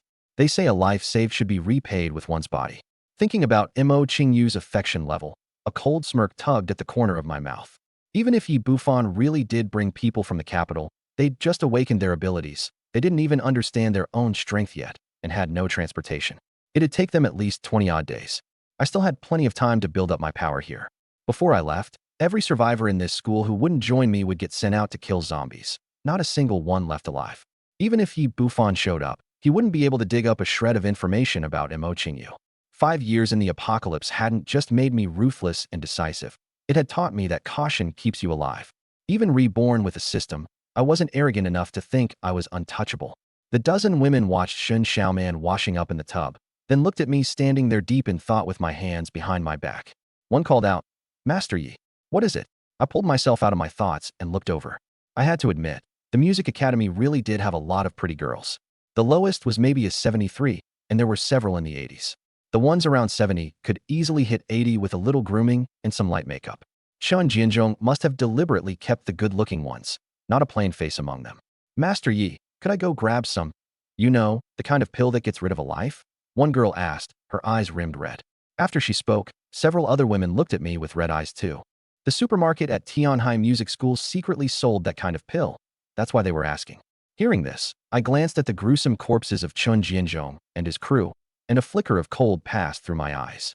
Those who don't need the pills, carry their bodies upstairs and throw them down to feed the zombies. Those who need the pills, go find them yourselves. Then I looked down at Xin Xiaoman in the tub. "What about you?" At the words, "find the pills," Xin Xiaoman's hands clenched tight. Now, hearing my question, she raised her head. She could tell the coldness in my eyes wasn't directed at her, but at Chun Jianzhong and his men. She looked at me earnestly and said, I never slept with any of them, whether you believe me or not. I nodded. Seeing her still staring at me, I gave a faint smile. I told you, the words damaged goods don't exist in my vocabulary. Truthfully, I'd already known she was untouched. I just asked on purpose. With that, I headed straight for the rooftop. The zombie snarls kept drifting up from outside. I wanted to see how many of them Wang Wei and his 4 tools had actually killed. On my way up to the roof, I watched the women who declined the pills carrying Chun Jianzhong's corpse ahead of me, and I felt a real surge of anger. The supermarket had condoms in every flavor just sitting there unused. Chun Jianzhong and his people really didn't die unjustly. And these people were the ones I'd originally planned to recruit. If one day a whole group of them ended up walking around with big bellies, what the hell zombies would we be killing then? Looks like I need to recruit an OBGYN too. For external wounds, internal injuries, and toxins, I had Shin Xiaoman. But women's health needed a professional gynecologist. Otherwise, one pregnancy, and there'd be no damn faction left to build. I had no intention of having offspring anyway. Isn't a group of beautiful women enough? I was already too busy killing zombies and growing stronger every day. What was the point of adding a kid? Even if one of my women accidentally got pregnant down the line, I'd wipe it out without hesitation. For all I knew, the thing in her belly might be some poor bastard from the apocalypse getting reincarnated. And if it somehow came with its memories intact and happened to be someone I'd killed, well, that'd be sacrifice your parents, gain limitless power. I'd be creating my own protagonist out of nowhere, basically volunteering for Ultra Hell mode. So as for offspring, forget strangling it in the cradle. I'd make it vanish at the tadpole stage. When I reached the rooftop, the women carrying the corpses looked out toward the sports field in the distance. Wang Wei and the others were being swarmed by dense hordes of zombies as they charged toward the cafeteria. The sight frightened the women so badly they gulped. Watching so many zombies, hearing those horrific snarls, they couldn't help wondering in their hearts, could they really survive this? Throw the bodies down, I said, hands behind my back. Then head downstairs and sort out every usable supply in the supermarket except the beds. Move all the shelves over to barricade the iron doors. Don't touch anything in the storeroom. The women glanced at Wang Wei and his group once more, then dropped the corpse and hurried downstairs to start hauling supplies. Once they were gone, I saw Ao clearing a path by swinging that thick tree trunk left and right. They were almost at the cafeteria now. I couldn't help but sigh. This power-type ability, once it matures, it's incredible. What a pity, though. Chi Tong. Whoosh. Chi Tong received my mental signal and leaped down from the rooftop. Faster than a cheetah, it bounded across the zombies' heads as if walking on flat ground, reaching the cafeteria 100 meters away in the span of 2 breaths. Chi Tong sprang onto a tree branch and let out a beastly roar at the 4 charging figures of Wang Wei and his men. Rower. Wang Wei and the others had been staring at the cafeteria right in front of them, their eyes full of joy. They'd made it out. They could live. But before that happiness could settle in, Chi Tong's roar snapped their heads around in unison. Seeing its bloodthirsty gaze and its massive body poised to pounce at any moment, they finally understood. I had never intended to let them go. In the moment they froze, the wood-type guard trailing at the back was tackled to the ground by the zombies and torn into savagely. The zombies bit into him as if it were even more satisfying than devouring an ordinary person. Palm-sized chunks of bloody flesh were ripped off one after another and swallowed whole. The guard screamed in agony. It sent chills down your spine just listening to it. I knew that to zombies, the flesh and blood of the awakened was the real feast. These 4, Wang Wei and his crew, probably wouldn't have enough left to make bones, let alone turn into zombies. Yi Junmo, you son of a bitch. Wang Wei watched the wood-type security guard get bitten while screaming his lungs out, flung a few fireballs at the zombies charging in, and cursed out loud. Then he raised his hands and sent 2 fireballs straight at Red Pupil. Their stamina was nearly gone, and their spirits were growing more and more exhausted. With Red Pupil blocking the way, Wang Wei and his crew had no choice but to fight for their lives. Bam bam. Red Pupil lifted its massive cat paw and, in the blink of an eye, swatted both fireballs into ash. Then it leaped down from the tree, cutting off all 3 of them. You beast, die. Awu's eyes went wild as he swung the 5 or 6 meter tree trunk down with everything he had. Boom. Red Pupil slapped the trunk with one paw. Awu felt a tremendous force surge from the other end. Before he could even react, he and the trunk were both lifted clean off the ground and sent flying straight into the horde of zombies. Ah, get off. Get the hell off me. Yi Junmo, I'll haunt you even in death. Before Awu could get back up, the zombies swarmed him. In just a few breaths, his rough, gravelly cursing grew fainter and fainter until it was completely drowned out by the zombies' snarls. Suddenly, the monkey beside Wang Wei slashed a wind blade across Wang Wei's leg and, without a word, bolted off in the other direction. Wang Wei had been about to deal with Red Pupil and hadn't guarded against the monkey at all. A piercing pain shot through his right leg, and his body collapsed uncontrollably. He stared in horror at his severed right leg, his eyes instantly bloodshot, and whipped his head around to glare at the monkey sprinting away. He never expected the monkey would dare to turn on him. He roared, "You goddamn monkey, you're dying with me." A fireball chased after the monkey's back. The monkey, only a few meters out, was blasted several meters through the air, and before it could get up, it was swallowed by the zombies. Standing on the rooftop with my hands behind my back, I watched all of this, a smile creeping into my eyes. Interesting. Didn't expect to catch a show of paper-thin brothers turning on each other. Once Wang Wei was completely surrounded by zombies too. I surveyed the campus. These four had really killed quite a lot of zombies. I lifted my head and scanned the buildings, one by one. After a full sweep, the only signs of life were in that dorm near the broadcast room. The same floor where someone had chucked a bloody piece of bread at me earlier. The cafeteria's main doors were sealed shut, so there seemed to be survivors there too. Everywhere else, I couldn't find a single soul. Looks like almost everyone in this school is dead. I waited on the rooftop a while longer. Red Pupil came bounding back, cheeks stuffed full, its eyes brimming with longing and a hint of a pitiful, pleading look. I smiled and patted Red Pupil on the head. It opened its mouth and spat out a huge pile of corpse crystals. Not bad, 258. I put the crystals away, tossed 8 of them back to it, then swung myself onto its back and rode toward the girls' dorm. The one where someone had thrown a bloody piece of bread to signal for help. Up on the rooftop, a dozen or so women, their faces gaunt and worn, stared at me with shining eyes full of adoration. Exactly like fans catching sight of their idol. "Young Master Yi, are you here to save us?" "Young Master Yi, save me and I'll do anything."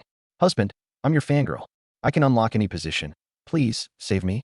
Listening to these pleas, my eyes didn't stir in the slightest. Still, the one calling me husband, dressed in a nurse's outfit, made me turn to look. 88.8 points. This woman was a gem. Not because of her looks, but because of her nerve and her ruthlessness. A promising prospect. I waved my hand, and more than a dozen assorted blades appeared on the rooftop. Beside me, Red Pupil immediately turned and leaped down. These past few days they'd watched me pull corpses out of thin air from their windows every day, so they were long past being shocked. But seeing me produce blades now, they seemed a little confused. Before they could react, Red Pupil came bounding back onto the rooftop with a snarling zombie in its jaws, using the iron window bars to spring up twice. At the sight of the zombie, the girls all grabbed weapons, faces full of fear. 2 to a team. Whoever survives comes with me from now on. I gestured for Red Pupil to set the zombie down. The moment it hit the ground, it lunged at me. A cold flash streaked out. I hacked off one of its feet, then both its hands. The zombie promptly fell flat on its face, and when it got back up it hobbled around, limping, looking utterly ridiculous.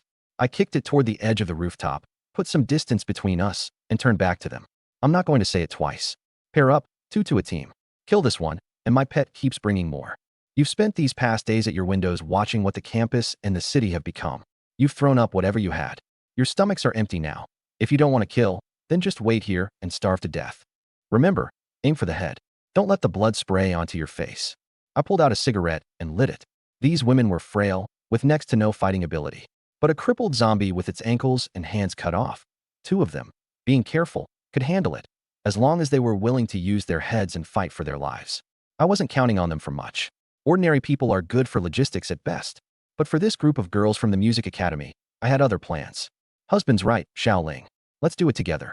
The woman in the nurse's outfit spoke to her best friend beside her. The two exchanged a glance, forced their weak bodies upright, and took up their blades to face it. A talent indeed. No wonder she can unlock any position. She's got a ruthless streak. I nodded, satisfied. But watching the 2 of them keep their distance from the zombie like they were teasing a dog, raising their blades every so often but never daring to strike, left me speechless.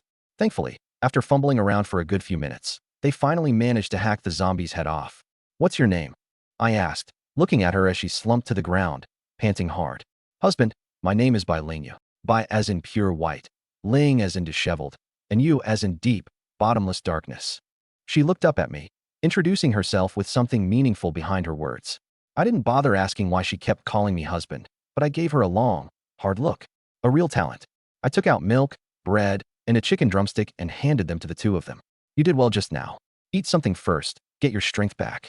Bai Lingyu swallowed hard, tore open the packaging, and gulped it down in huge bites. I looked over at the other women. Every one of them was staring at the food, their stomachs growling. So I had Red Pupil keep hauling zombies up, and I did the same thing, cutting off their ankles and hands. This time, without me even saying a word, one team charged out on their own. That was more like it. It had been several days into the apocalypse. If you didn't even dare kill a crippled zombie, you might as well just jump off the roof. This time was just a test, to see if they had the guts to kill. With me protecting them, no one would die. Once the test was over, I had them eat their fill and recover their strength. Then, in pairs, they climbed onto Red Pupil, and with its speed weaving back and forth through the zombie horde, it ferried a dozen or so people up to the supermarket rooftop. Then it brought Sophie, Ouyang Bing, Li Jing, and Tang Yi to the supermarket too. I took a quiet look at Mo Qingyu, still not passed out, from inside the classroom building, then left. I had Red Pupil search floor by floor. Any living person it found, it drove out. It went to the cafeteria and forced the people hiding there out too, making them kill zombies to toughen up. What's the point of hiding?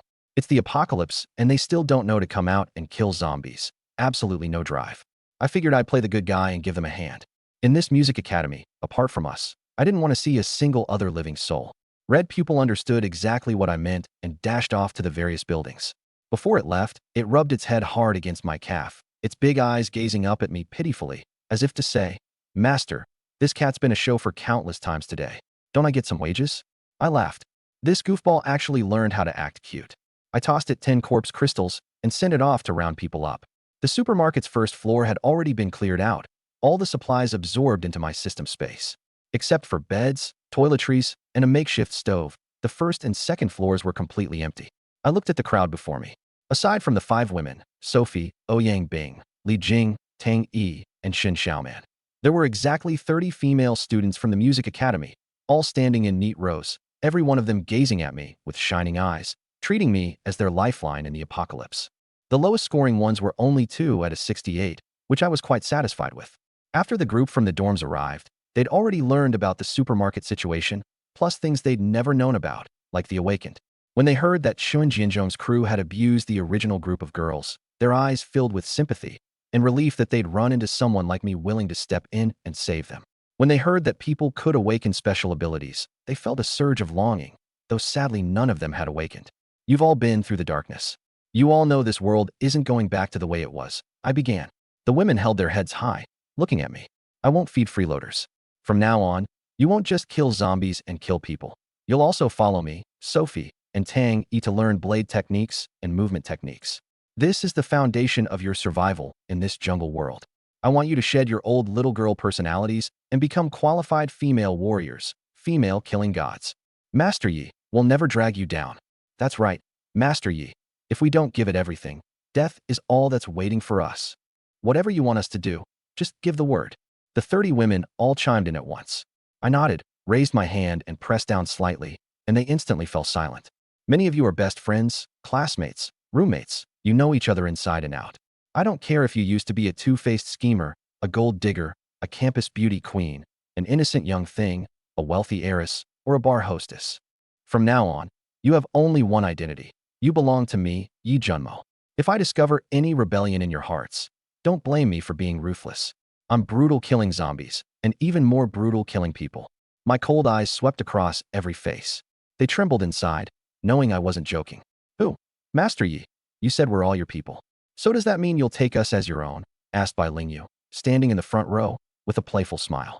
She'd meant to call me husband, but seeing the murderous glare from Sophie behind me, she changed her words on the spot. A moment ago, that one word, husband, had nearly gotten her split in two by Sophie's blade. She was so scared, she almost wet herself. She knew, of course, that last year's campus beauty queen had rarely come to school after I took an interest in her, staying by my side ever since. She'd assumed Sophie was just one step ahead of everyone else. It was the apocalypse, and I had so many beauties around me. Sophie was taking herself too seriously. But when she saw me flash a genuine smile now and then while talking with Sophie, it dawned on her. Sophie was different in my heart. The women all turned to look at me in unison, waiting for the answer. I glanced at Bai Lingyu, who was throwing me flirtatious looks, and spoke. In times of peace, the rich control the economy and the officials control power. No era has ever had equality. Ancient emperors had 3,000 beauties in their harems. My ambition, Yi Junmo's ambition, only exceeds that of an emperor.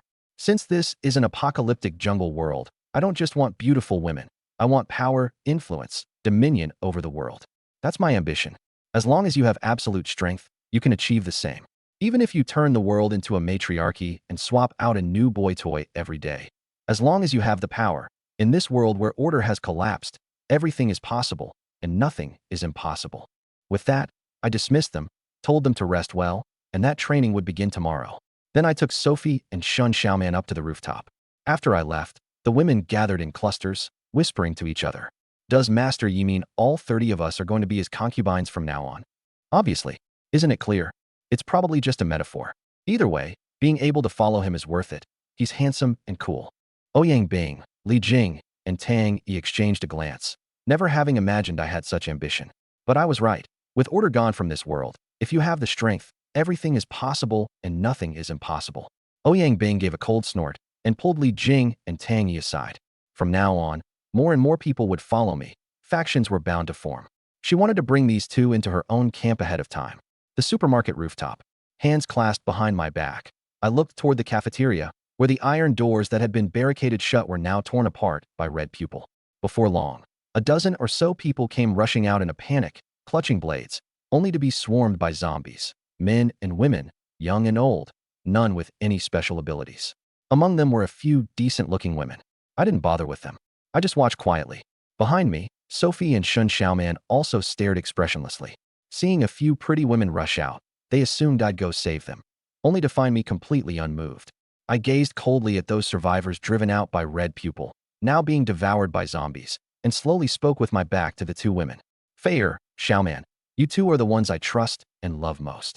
From now on, there can't be the slightest rift between you. I treat you both equally. Feier, from now on you'll lead those 30 below, including Tang Yi. Develop them in secret and mold them into our absolute inner circle. If you find anyone harboring rebellion, once it's confirmed, no need to report it. Kill them directly. I'll train you too with everything I have. Don't think you're weak just because you have no abilities. As long as you work hard, with me here, you won't be any lesser than those superpowered ones. Sophie gripped her blade. Her hand tightened slightly, and a soft escaped from her nose. Xiaoman, I still don't know exactly what your ability is, but from now on you'll be in charge of internal affairs. Ouyang Bing and Li Jing will assist you. Don't let the fact that we've only got a few dozen people right now fool you. Once I leave campus, I'll be recruiting the whole way and setting up a base at Panlong Mountain. By then, our numbers will only keep growing. Junmo, I won't let you down. Shin Xiaoman stared at my back, her hands clenched tight, and answered without a shred of hesitation. I turned my head to glance at Shin Xiaoman and gave a slight nod.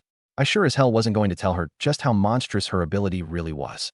The soft glove approach I was taking with Ouyang Bing, Shin Xiaoman, and that half-dead Mo Qingyu, it all served one purpose: to lock down my own inner circle while the apocalypse was still in its early days. I didn't want them harboring any resentment toward me from the start. As long as this group was of one mind with me, my faction wouldn't fall into turmoil later on. Once the foundation was solid, I could throw my weight around as I pleased as my strength grew. Think about it. If my inner circle wasn't solid, then down the line I'd not only have to guard against zombies, mutant beasts, and rival factions, but my own people too. How exhausting would that be? I couldn't exactly keep my detection eye running 24 hours a day, scanning my own people one by one, could I? That'd just be torturing myself. Later, when there are thousands, tens of thousands of people, if I scanned each one, no amount of mental energy would be enough to waste. The detection eye burns through quite a bit. In the apocalypse, you've got to keep some mental and physical energy in reserve. Who knows what'll happen the next second? You always need to hold on to enough to save your own skin and make an escape. But thinking of Mo Qingyu, my gaze turned cold. This woman, once I leave here, I'll use some tricks to bring her under my control. Either that, or I'll wait until I hit the 3rd tier, when I won't have to worry about being frozen into ice shards, and find the chance to conquer her directly. She saved my life. After all, the proper way to repay that is with my own body. Honestly, if it weren't for that SSS rank talent of hers, with a face that only scores a 96, I'd have pounced on her long ago. On the 2nd floor of the supermarket, Shin Xiaoman wore a red bodycon dress that hugged her full figure, showing off every exquisite curve. Alluring and captivating, with a pair of almond eyes, her long legs wrapped in red fishnet stockings, she walked toward me in high heels, swaying her hips. You really are enchanting, seductive beyond compare. I stood up and pulled her in. She gazed at me with her beautiful eyes half closed, ripples of a strange something swimming in them. Afterward, I lit a cigarette and looked down at Shin Xiaoman, fast asleep. I opened my detection eye and scanned through her information, Then the corner of my mouth curled up. I got up and headed for the rooftop. Up on the roof, Sophie was practicing with her blade under the moonlight. Her movements were soft. I knew she was afraid of alerting the zombies below and disturbing everyone's sleep. Tong, standing guard beside her, was full of energy. I'd given it an order. Hand over 1,500 corpse crystals every day, no sneaking bites. I'd hand out its rewards all at once, otherwise it'd get strung up and beaten. Tong looked at me with its big eyes, all aggrieved, but I ignored it. With its stamina, killing 1,000 zombies a day was easier for it than for me. Those zombies didn't even attack it, they just let it slaughter them at will. I figured if it burned through all its physical and mental energy, it could kill 2,000 in a day. The reason I didn't let it sneak bites was mainly to keep its cultivation level in check. If its level ever surpassed mine, and the mental brand I'd planted in its beast core got wiped out, it could rebel against me. Now that would be a real crisis. With a cross-species creature like this, who's to say it wouldn't turn on its master once the brand was gone? Tong shot me another pitiful look, and seeing that I still ignored it, its cat face took on an utterly defeated expression. Helplessly, it leapt off the building to go kill zombies. It didn't understand what 1,500 meant, but I told it. Each time its mouth was full, 6 times in a row, that was its daily quota. It could fit over 250 in a single mouthful, so 6 times was no problem. Watching it forego sleep in the middle of the night just to earn corpse crystals, I felt pretty pleased. Taking this cat as a pet was an absolute steal. This cat is really the true protagonist of the apocalypse, I mused, shaking my head. I just wondered whether, once the zombies evolved and developed intelligence, they'd still stand there like idiots letting it hack them apart. I called Sophie over. In my past life, because she never awakened an ability, she was afraid she couldn't even keep up with my back, and in the end, she threw her life away to save me. In my heart, all those women could serve as tools. Sophie alone was different. She wasn't just my lover, she was my only family. That's why I'd ordered Tong. Aside from me and Sophie, no one was allowed near it without my permission. Anyone who dared approach, it would bare its fangs and scare off. I wanted Tong to become a presence everyone in the faction avoided, to serve as a deterrent. I'd also ordered it to protect Sophie. If anything happened to her, it could forget about living, too. Husband. Sophie, in my arms, suddenly called out to me. I let go of her and saw the light in her eyes. It seemed like when Bai Ling Yu called me hubby, it hadn't sat well with her, and that's why she was calling me husband now. I gave the tip of her nose a little flick. Fayer, what I told you today, do you fully understand it now? She held my gaze for a second, then swept her eyes toward the second floor and said flatly, anyone. I nodded, satisfied, then turned to gaze at the full moon in the sky and murmured softly. Fayer, once people lose rules and order, they're no different from bloodthirsty beasts. The blade in your hand, that's the rules. That's the order. Your bodies have already been enhanced once. The you standing here now is nothing like the weak, helpless women you used to be. You have to learn to conserve your stamina, to kill with a single strike. Aim for the zombie's eyes, and drive your weapon in hard. On the supermarket rooftop, 30 women held spears made of iron frames and pipes, standing at the edge of the roof, thrusting fiercely down at the snarling zombies below. I taught from the side, teaching them to save their strength, find the target, and kill in one strike. No mindless flailing that just wastes energy and doesn't kill anything. Killing zombies in the morning, practicing blade techniques and footwork with me in the afternoon. I taught them hands-on, personally. Once they got the hang of it, I'd hand them over to Sophie and Tangy. In the early stages, I had to train this group well myself. After all, they were the cornerstone of my inner circle. Remember, you have no abilities. You're just ordinary people. If you don't work 100 times harder now, then later you'll be nothing but food for those zombies down there, playthings for the strong. I, Yi Junmo, am not your bodyguard. You have to rely on yourselves. I'm only your temporary safe harbor. The day this harbor collapses, or the day you leave, what awaits you is a storm that could take your life at any moment. Get up and keep killing. Dig out your potential. Collapsing from exhaustion now is still better than dying later with no. Better than a place to die in. The women, who had collapsed on the ground from exhaustion, heard this and crawled back to their feet, picking up their weapons to keep thrusting. No one complained. They all knew I was doing this for their own good. No matter how tired they were, they gritted their teeth and pushed on until I called for them to stop. Over on the other side, Ouyang Bing and Li Jing, who were syncing up their abilities, heard my words, exchanged a glance, and got back up to train too. Sophie and Tang Yi were on the first floor, holding iron rods and sparring up close with 10 zombies chained down. Iron rods instead of blades, because I didn't want them killing the zombies outright, which would defeat the purpose of observation and practice. Red Pupil had already finished its work for the day. One look at the thousands of zombie corpses scattered across the campus made that clear. I hadn't shortchanged it. Either I'd given it over 100 corpse crystals and kept 1,400 for myself. But this time, when Red Pupil took the corpse crystals, the wild ecstasy from before was gone from its cat eyes. Instead, it looked like it wanted to cry but couldn't. I patted its head and told it to rest up, because we'd continue tonight. As its master, I had high hopes for it. Right now it lay less than 2 meters from Sophie, eyes locked onto the two women sparring. The moment they slipped up and were about to get clawed, it had to leap in and save them. Otherwise it'd get a beating tonight. As for Xin Xiaoman, she was on the second floor absorbing corpse crystals and getting familiar with her ability. At first, I didn't tell her outright how powerful her ability was. Instead, I let her use it gradually, run some experiments, watch from the side, and then came to the conclusion and told her, your ability is no ordinary thing. If you're going to put on an act, you commit to the whole thing. If I'd laid all my cards on the table from the start, she might have suspected I'd known about her special nature all along. And then that heartfelt confession I'd scripted and directed myself, the one that made me want to gag, would have been for nothing. The moment Xin Xiaoman heard her ability was extraordinary, she was practically over the moon. I put on an incredulous expression too and told her she'd be my lifeline someday. She was thrilled beyond words. By now, everyone had something to do each day, and my little faction was starting to take shape. It had been half a month since the apocalypse broke out. In these 2 weeks, I'd cleared out every last zombie from the entire music conservatory, even collecting all the corpses into my system space. But plenty of zombies still poured into the campus from the streets each day, drawn by the noise. Right now, over 100 had gathered again. I stood on the rooftop, looking down at the zombies snarling and roaring up at me.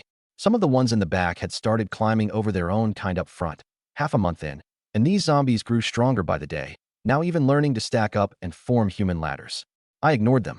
I planned to take everyone and leave after tonight, heading for Panlong Mountain, 30-some kilometers away. I had the vehicle and driver already. The vehicle was the school's bus, and I'd used my metal ability to wrap its exterior in titanium alloy plating. The whole thing was like an iron box, with only a 20-centimeter window left at the windshield for seeing the road. As for the driver, Red Pupil, and the zombies, I'd captured 20 zombies, bound them with iron chains, cut off both their hands, dangled a strip of raw meat in front of them, and had them pull the bus alongside Red Pupil. Once they got going, they'd be plenty fast. Red Pupil's speed was beyond question, but this bus, plus the plating, plus a few dozen people, had to weigh 10 tons. Its small frame could pull it no problem, just a bit slowly. I didn't want to overwork it, so I found it a few dozen zombie brothers to lend a hand. I'd also brought Mo Qingyu to the supermarket. She was unconscious when I picked her up, and I'd carefully examined her body, even brewing some herbal medicine, graciously keeping her clinging to life. Right now, she lay unconscious on the second floor. I planned to find a time to wake her, then use a few tricks to win her over. Just keeping her barely alive wasn't a solution. I needed her conscious. At that thought, I pulled up the system and looked at the 8,000-plus corpse crystals in the space. Over these past few days, Red Pupil and I had been slaughtering zombies like mad. Of these 8,100-plus, 1 or 2,000 came from zombies that had wandered in off the streets. The ones on campus had been wiped out in just a few days. If there'd been more zombies around, I'd have far more than this. System, consume corpse crystals and raise my realm to the early 3rd stage. Ding, raising realm. Congratulations, host, on consuming 1,000 corpse crystals and raising your realm to the peak of the 2nd stage. Congratulations, host, on consuming 2,000 corpse crystals and raising your realm to the early 3rd stage. 5,105 corpse crystals remaining. Continue consuming 5,000 to reach the mid-3rd stage. That's enough. Ding. The system has added an intermediate empty wallet jar. Intermediate empty wallet jar also carries a tiny chance of yielding an item 1 grade higher, and low-grade items will increase the odds of a draw. 100 first stage corpse crystals per draw, 900 for 10 draws. Each stage higher divides the corpse crystal cost by 10, and so on. Hearing that the system had added an intermediate empty wallet jar, I felt nothing. This thing was obviously made for the filthy rich. I did some math on the upgrades. Reaching the 4th stage would take 40,000 corpse crystals, the 5th for 100,000. Going from early 1st stage to early 2nd stage had cost me 400, 2nd to 3rd had cost 4,000. Following that pattern, 3rd to 4th would take 40,000. And then the 5th stage, the 6th, the King Realm. Phew, just thinking about those numbers is terrifying. Of course, that was calculating with 1st stage corpse crystals. 2nd stage crystals would reduce the count, 3rd stage even more, and so on. Feeling my body grow a notch stronger, I clenched my fist. Only by constantly getting stronger did I feel secure. After all, my talent wasn't among the very top tier. Compared to an SSS rank ability user like Imo Qingyu, I was a full major stage behind. In the early days, I could still suppress them with my realm, but once these gifted types fully mastered their abilities and caught up in realm, I'd be at a disadvantage. And the further along the realms went, the wider the gap grew. At that thought, I glanced at Red Pupil sprawled on the rooftop and tossed 105 corpse crystals straight over to it. The moment it saw the crystals flying its way, it sprang up, opened its massive, bloody maw, and caught them all in its mouth, chomping away. Crunch, crunch. After swallowing, an invisible wave of energy radiated out from its enormous body. Early second stage already? My eyes narrowed, and I quickly checked the spiritual imprint buried in its beast core, afraid the imprint might vanish after it advanced. Thankfully, that faint, unspoken master-servant bond was still there, and I let out a breath. Red Pupil was a super assistant. Losing it would be a huge blow. Ever since it followed me, it went out every day to kill zombies and bring back corpse crystals, and I gave a good number back to it too. I hadn't kept exact count, but if not 1,000, then at least 800. Its talent was equivalent to a human's SSS rank, going from first stage to second stage. He used half again as many corpse crystals as me. From that, I figured my S-rank talent plus 10 doses of super evolution fluid barely puts me on par with an SS rank. Red Pupil had leveled up and kept nudging me with its head. I gave its cat head a good scratch and turned to head into the supermarket. Since we were leaving tomorrow, it was about time to boost Li Jing, Ouyang Bing, and Shun Xiaoman's cultivation too. They'd pretty much settled into tier 1 by now. Second floor of the supermarket. I pulled out 300 corpse crystals and handed them to Shin Xiaoman, telling her to start absorbing them. She hadn't absorbed a single one yet, so this was the perfect chance to see how many it took an SS rank Esper to go from tier 1 to tier 2.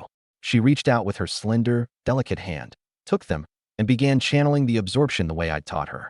Li Jing stood behind me, gently massaging my temples. Down on the first floor, Sophie and Tang Yi were drilling those 30 women in blade techniques and footwork. These people weren't exactly powerhouses yet, but one-on-one against a zombie, they at least wouldn't get insta-killed. That was already pretty good. Zombies now were way tougher than they used to be. Faster, stronger, and venomous. One scratch and you were done. And these women were just ordinary people. Aside from that single boost when the blood mist descended, they'd been stuck in place ever since. Unlike Sophie and Tang Yi, who'd taken evolution fluid. Even the lowest grade evolution fluid was a miracle drug to both ordinary people and espers. The system's low-grade evolution fluid was several times more potent than anything humanity would develop years into the apocalypse. System product, always top quality. I pulled up the broke-as-hell mid-grade jar. I still didn't know what good stuff was inside. So far all I knew was that it held basic evolution fluid. Tapping my fingers on the armrest of the chair, I said in my head, "System, draw the mid-grade jar 10 times. Ding, 900 corpse crystals deducted. 3,700 remaining. Drawing."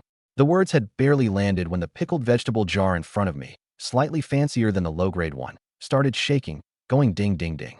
Cracks split across its surface, and light spilled through the fissures. The hell? I was speechless. The low-grade jar never put on this kind of show. 2 seconds later the jar shattered, and 10 orbs of light hovered in a neat row, 5 white, 4 green, 1 blue. Ding. Thanks for your patronage times 5. Obtained. Low-grade evolution fluid times 4. Obtained. Mid-grade evolution fluid times 1. Looking at the 5 bottles of evolution fluid, I fished a cigarette out of my pants pocket and lit it. Even with the system's inventory space, I still liked keeping a pack on me. Flashy, but kind of interesting. Keep going, 10 more. 900 deducted. 2,800 remaining. After the shaking stopped, 3 white, 7 green. Thanks for your patronage times 3. Basic low-grade evolution fluid times 6. Low-grade Esper rank up pill times 1. Note, upon use, raises Esper rank by 1 level. Applies to below A rank excluded. For example, a B rank user rises to A rank. Seeing this, my eyes lit up. Now this was the good stuff. Boosting Esper rank, badass. If there was a low-grade version, there'd be mid-grade and high-grade too, which meant my S-class ability could eventually climb to SS, even SSS. This low-grade one, though, was useless to me. System, 10 more. 900 deducted. 1,900 remaining. Staring at the measly 1,900 left, I blew out a puff of smoke. This stuff's kind of addictive. 2 seconds later, for white, 6 green. Thanks for your patronage times 4. Obtained. Low-grade evolution fluid times 5. Obtained. Low-grade blade technique enlightenment orb times 1. Note, usable by anyone. Grants complete mastery of low-grade blade techniques. I'd been a little annoyed at the pile of green orbs, but I hadn't expected a blade technique enlightenment to drop. That was good stuff too. Give it to Sophie, and her blade work would flow as smoothly as mine did now, boosting her combat power big time. Not bad, not bad. Nothing I can use myself, but I'll take these. I glanced up at Li Jing, still massaging my temples, pinched the rank-up pill between my fingers, and held it to her lips. Li Jing thought it was a piece of candy. Her jade lips parted, and she swallowed it right down. The next second, she felt the pill melt the instant it touched her mouth, and a scorching wave of energy poured down her throat into her belly, surging through every limb and vein. In an instant, she felt her strength climb by a huge margin, and her B-rank water ability underwent a qualitative change. Before, at maximum, she could conjure 100 cubic meters of water when her spiritual power ran dry. Now she could manage at least 500. Overjoyed, she looked down at me. Before she could ask, I said, "That's your reward. Go call Feier up here." Li Jing had no idea what that candy had been. She only knew she was a lot stronger now, not just by a little. She threw her arms around me. Her face lit up with excitement. All right, go get Feier." She nodded and turned to head downstairs. "Ouyang, drink this evolution fluid." I handed a bottle of mid-grade evolution fluid to Ouyang Bing, who just finished absorbing her corpse crystals. Lighting another cigarette, I kept my eyes on the system interface. System, mid-grade jar, another 10 draws. This thing really was addictive, and anyway these few corpse crystals weren't enough for me to break through a realm. Ouyang Bing and the others had just hit tier 2.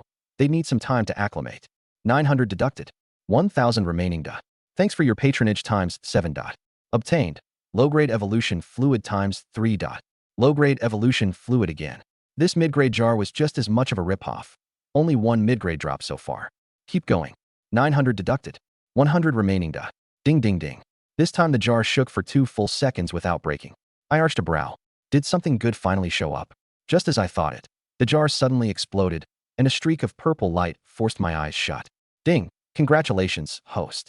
For your first cumulative 50 draws from the mid-grade jar, you receive the jar's guaranteed drop, doubled rewards, and 2 additional special items. Jar guarantee. No. Thanks for your patronage. Obtained. Low-grade evolution fluid times 12. Obtained. Low-grade titanium steel Tang Dao times 2. Note. Can pierce tier 3 zombie defenses. Obtained. Mid-grade evolution fluid times 4. Obtained. High-grade Esper rank up shackle pill times 2. Note. For S-rank Espers only. Upon use, raises S-rank to SS rank. To later reach SSS, taking this again is useless. Only a higher-grade rank-up pill will work. This pill contains boundless energy. Use with caution. Obtained. Special item. Tang Dao Corpse Slayer. Obtained. Special item. Tang Dao Sky Burial. Note. Corpse Slayer and Sky Burial. 1 Yin and 1 Yang. Growth type. Currently tier 6 mortal weapons. Forged from otherworldly netherworld divine iron. Here's the English translation. Forged. It can slice through hair blown against its edge, cut through gold and iron, and split mountains and cleave stone. At this stage, it can wound any creature in the early king realm. My eyes lit up. This crate pull was a jackpot. That advanced shackle-breaking pill especially had me thrilled beyond words. My S-rank metal type ability could finally level up to SS. And then there were those 2 special Tang sabers, both growth type, too. Absolutely insane. The further along you go, the tougher the defenses of zombies and beasts get. My current 100-fold forged steel Tang saber couldn't even cut through a tier 3 zombie, so these 2 couldn't have come at a better time. I suppressed my excitement and pulled out the advanced shackle-breaking pill right away. This milky white pill, round, plump, no bigger than my pinky, and covered in intricate patterns. I swallowed it in one gulp without a second thought. Instantly, waves of violent energy surged through my limbs and bones, my organs and viscera. But this energy brought no pain whatsoever. In fact, it felt so good that I slowly closed my eyes, nearly letting out a groan. Why does it feel like some of that energy is leaking out? I frowned. A few breaths later, the energy fully merged into my body. I opened my eyes, and a flash of light shot across them. This time, not only did my ability level up to SS, but I also gained 2 new effects, Imbue and Unbreakable. Metal-type abilities are inherently about slaughter. Before, I only had control and metallization defense. Now, with these 2 new additions, it was like adding wings to a tiger. Imbue. I could infuse my metal-type ability into any object, no longer limited to just my own body. Unbreakable. When my ability is applied to a weapon, it undergoes a qualitative change. For example, take that tier 6 Corpse Slayer Tang Saber I just got. Combined with my ability, it could wound a creature in the mid-king realm. At first glance, These two seemed like the same effect. But if I only had Imbue without Unbreakable, Imbue would at most make my defense a little stronger. So they were actually two distinct functions. Host Yi Junmo. Realm Early Tier 3. Looks 9-6. Ability SS Metal Type. Powers Control, Metallization Defense. Imbue, Unbreakable.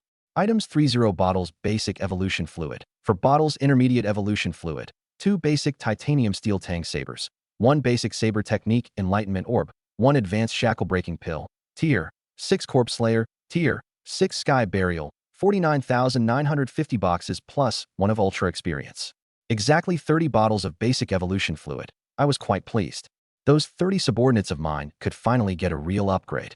When I first recruited them, it was because I had my eye on the system's evolution fluid and other items I didn't fully understand yet. Now that I had a saber technique to pass on, these 30 women without abilities would become the sharpest blades in my hand. Junmo, I've finished absorbing. Sitting on the sofa in a red spaghetti-strap dress, Shen Xiaoman opened her beautiful eyes and called out to me. Oh, I activated my detection sky eye and looked. She had only reached the peak of Tier 1, not even Tier 2. Then I checked the system and saw only 100 corpse crystals left. My lips twitched. At least there's still 100. I gave her all the remaining ones to keep absorbing. It seemed that for an SS rank to go from Tier 1 to Tier 2, it really did take 400 Tier 1 corpse crystals. Good thing ability users start from Tier 1 after awakening, not from 0, otherwise it would have cost even more corpse crystals. The reason it doesn't start from Tier 0 is probably because when I first awakened, I felt a surge of energy pour into my body, saturating it completely and meeting the awakening conditions. That's why everyone jumped straight to Tier 1 after awakening. Suddenly, something occurred to me. My ability level had already been raised to SS rank. So from now on, would advancing my realm require even more corpse crystals? I quickly closed my eyes and sensed my own body. When I felt the energy within me, I discovered it was a full 2-fold stronger than before. In other words, to advance my realm now, I'd have to spend at least twice as many Tier 1 corpse crystals. Motherf. My lips twitched violently, and I cursed out loud. If I'd known, I would have held off on the ability level pill and taken it only after raising my realm. Think of how many corpse crystals I could have saved. Going from Tier 3 to Tier 4 originally only took 40,000 Tier 1 corpse crystals. Now, that same jump from Tier 3 to Tier 4 would take at least 100,000. At this rate, once I hit the Emperor realm or Sovereign realm, wiping out every zombie on the planet wouldn't be enough to level me up. Thankfully, the energy for advancing realms doesn't only come from the corpse crystals in zombie heads. Those ferocious beasts and certain ores down the line work just as well. Still, this time I really got screwed over big time. System, this thing of yours has a bug. If I'd waited until I reached the King realm to use this pill, wouldn't I have saved countless corpse crystals? And Li Jing too. If I'd let her advance straight to Tier 5 before taking her ability pill, that would have saved a lot as well. I turned the whole ranking system over in my head. For A rank and A+, rank ability users, if they don't upgrade their ability level, they can forget about ever reaching the King realm in this lifetime. The King realm is a massive threshold. The same goes for anyone below A rank. Take Li Jing, who was originally B rank. If she hadn't been raised to A rank, she'd never have reached Tier 6 in this life. Put simply, S rank can cultivate to the King realm, SS rank can reach the Sovereign realm, and only SSS rank has a shot at touching the Emperor realm. And the Emperor realm isn't just about talent, it's about comprehension. You could say that as long as an SSS ability user doesn't lose their way midway, they're guaranteed to reach the peak of the Sovereign realm and get infinitely close to the Emperor realm. That state, stronger than the peak of the Sovereign realm, yet weaker than the Emperor realm, is also called the Quasi-Emperor realm. Just then, the system chimed. Ding! This pill doesn't just raise ability level. It also contains infinite energy within. The stored energy can only be used for replenishment, not for advancing realms. For example, if the host had used this pill after reaching the King realm, it would not only have replenished all the energy needed to go from Tier 1 to the King realm after the upgrade, but also broken through the S rank shackle, elevating the ability level to SS rank. That's why it's called the Advanced Ability Level Shackle Breaking Pill. Its primary function is to break the shackle from S to SS. By taking it at this stage, the host has let much of the stored energy dissipate for nothing. The host was so ecstatic about the ability level upgrade that he failed to read the precautions carefully. The system does not acknowledge the existence of any bug. My lips twitched violently. I raised my hand, took a drag of my cigarette, and exhaled. Change the name. Just call it the S-Shackle Pill. Ding! Renamed to S-Shackle Pill. Function 1. Replenishes energy needed after upgrade. Function 2. Breaks the S-rank shackle. Now that's more like it. Simple and easy to understand. Thanks to this, I'd basically created a problem for myself, strapping a 100,000-pound weight to my back and pressing forward. What a total loss. I rubbed my temples, thoroughly annoyed. But then again, my foundation had grown another layer thicker. Before I can only match up against SS tier espers of the same level now. Only now can I truly go toe-to-toe with an SSS. Once I climb to SSS myself, I'll be able to hold my own even against those revered kings and lords of time and space. It's not that I don't want to crush them. There's a saying, time reigns supreme, space rules all. I'll admit, my SSS metal ability just keeps getting stronger the further along I go, especially now that I've got unstoppable force. I'm basically a killing machine on the battlefield. But a space esper just tosses out a spatial prison, and if you can't break it, you're trapped and done for. Add in spatial slicing and spatial banishment, and it's game over. Time espers are even nastier. Time stop, rewind, acceleration, and there's not a damn thing you can do. So all I can say is that I can hold my own. I'm not selling myself short or hyping up the enemy. These abilities are just that broken. Yi Junmo, want them too. This metal ability of mine is still too weak. Junmo. Sophie came up from the first floor. I shook off my thoughts and waved with a smile. She walked right over to my side, natural as ever. I took out the glowing orb containing my mastery of basic blade techniques and pressed it against her forehead. The orb streaked into her mind like a beam of light. Before she could ask anything, I said, "Close your eyes. Focus and take it in." Sophie quickly shut her eyes. Right now, she was just like I'd been back then. In her mind, a figure wielding a tang blade would appear, constantly shifting through techniques, after images imprinting themselves into her body one by one, all converging in her mind. I knew comprehension varied from person to person, and afterward she'd still need real combat to truly integrate it all. Seeing that she wouldn't wake up anytime soon, I turned to look at Li Jing, who had followed up behind. I pulled 30 bottles of basic evolution serum, 2 bottles of intermediate serum, and 2 basic titanium alloy tang blades from the system and handed them to her. The 30 bottles were for her 30 subordinates, the 2 intermediate ones for her and Tang Yi, and the 2 tang blades, capable of cutting through tier 3 zombies, for Tang Yi and Bai Lingyu. Tang Yi had only had basic evolution serum before, so naturally she should get the extra. She was my little fangirl, after all. As for giving Bai Lingyu a tang blade, I'd always had high hopes for that girl. Li Jing opened the box, and, seeing it packed with evolution serum, her eyes lit up instantly. She knew what this stuff was. Tang Yi had told her after drinking it that her body had gotten at least twice as strong. Even for someone with an ability, a stronger body meant a stronger ability, and even without using the ability, you'd still be formidable. I usually had her and Ouyang Bing practice their mental strength, and in their free time, they'd cling to me to learn blade and movement techniques, occasionally training alongside Sophie and the others. But at the thought of Sophie's training regimen, Li Jing shuddered involuntarily. She wasn't exactly powerful now, but she could at least pull off a strike or two. Li Jing especially. Ever since she'd watched my ghost-like blade and movement work in the broadcast room, she'd been dead set on wielding a blade and hacking away, which was why she kept pestering me to teach her. So seeing all this evolution serum, how could she not be thrilled? No question about it. There was definitely a bottle in there for her. "Go down and hand these out to them," I said, pinching her little cheek and spelling out who each item belonged to. Ouyang Bing, who just finished absorbing her evolution serum, stretched lazily and headed downstairs in her high heels. "I'm gonna go make dinner." I watched her retreating figure with a faint smile, then turned my gaze to Shen Xiaoman, who'd already absorbed 100 corpse crystals and reached tier 2. Just as I thought. For an SS Esper, going from tier 1 to tier 2 takes 400 tier 1 corpse crystals. I glanced at her and had her come over to drink an evolution serum. I'd figured this stuff out by now. Aside from the divine grade serum, none of the others would double the resources needed to level up. Watching Shen Xiaoman's power steadily climb, I nodded silently. My faction was taking shape, and every one of my subordinates was top-notch. It's good to be alive. I want myself a titanium alloy pair of kidneys. Phew. Sophie woke, a breath of fragrance escaping her lips. Seeing her gaze at me, beaming with joy, I flicked her little nose and pulled out Corpse Slayer, placing it in her hands.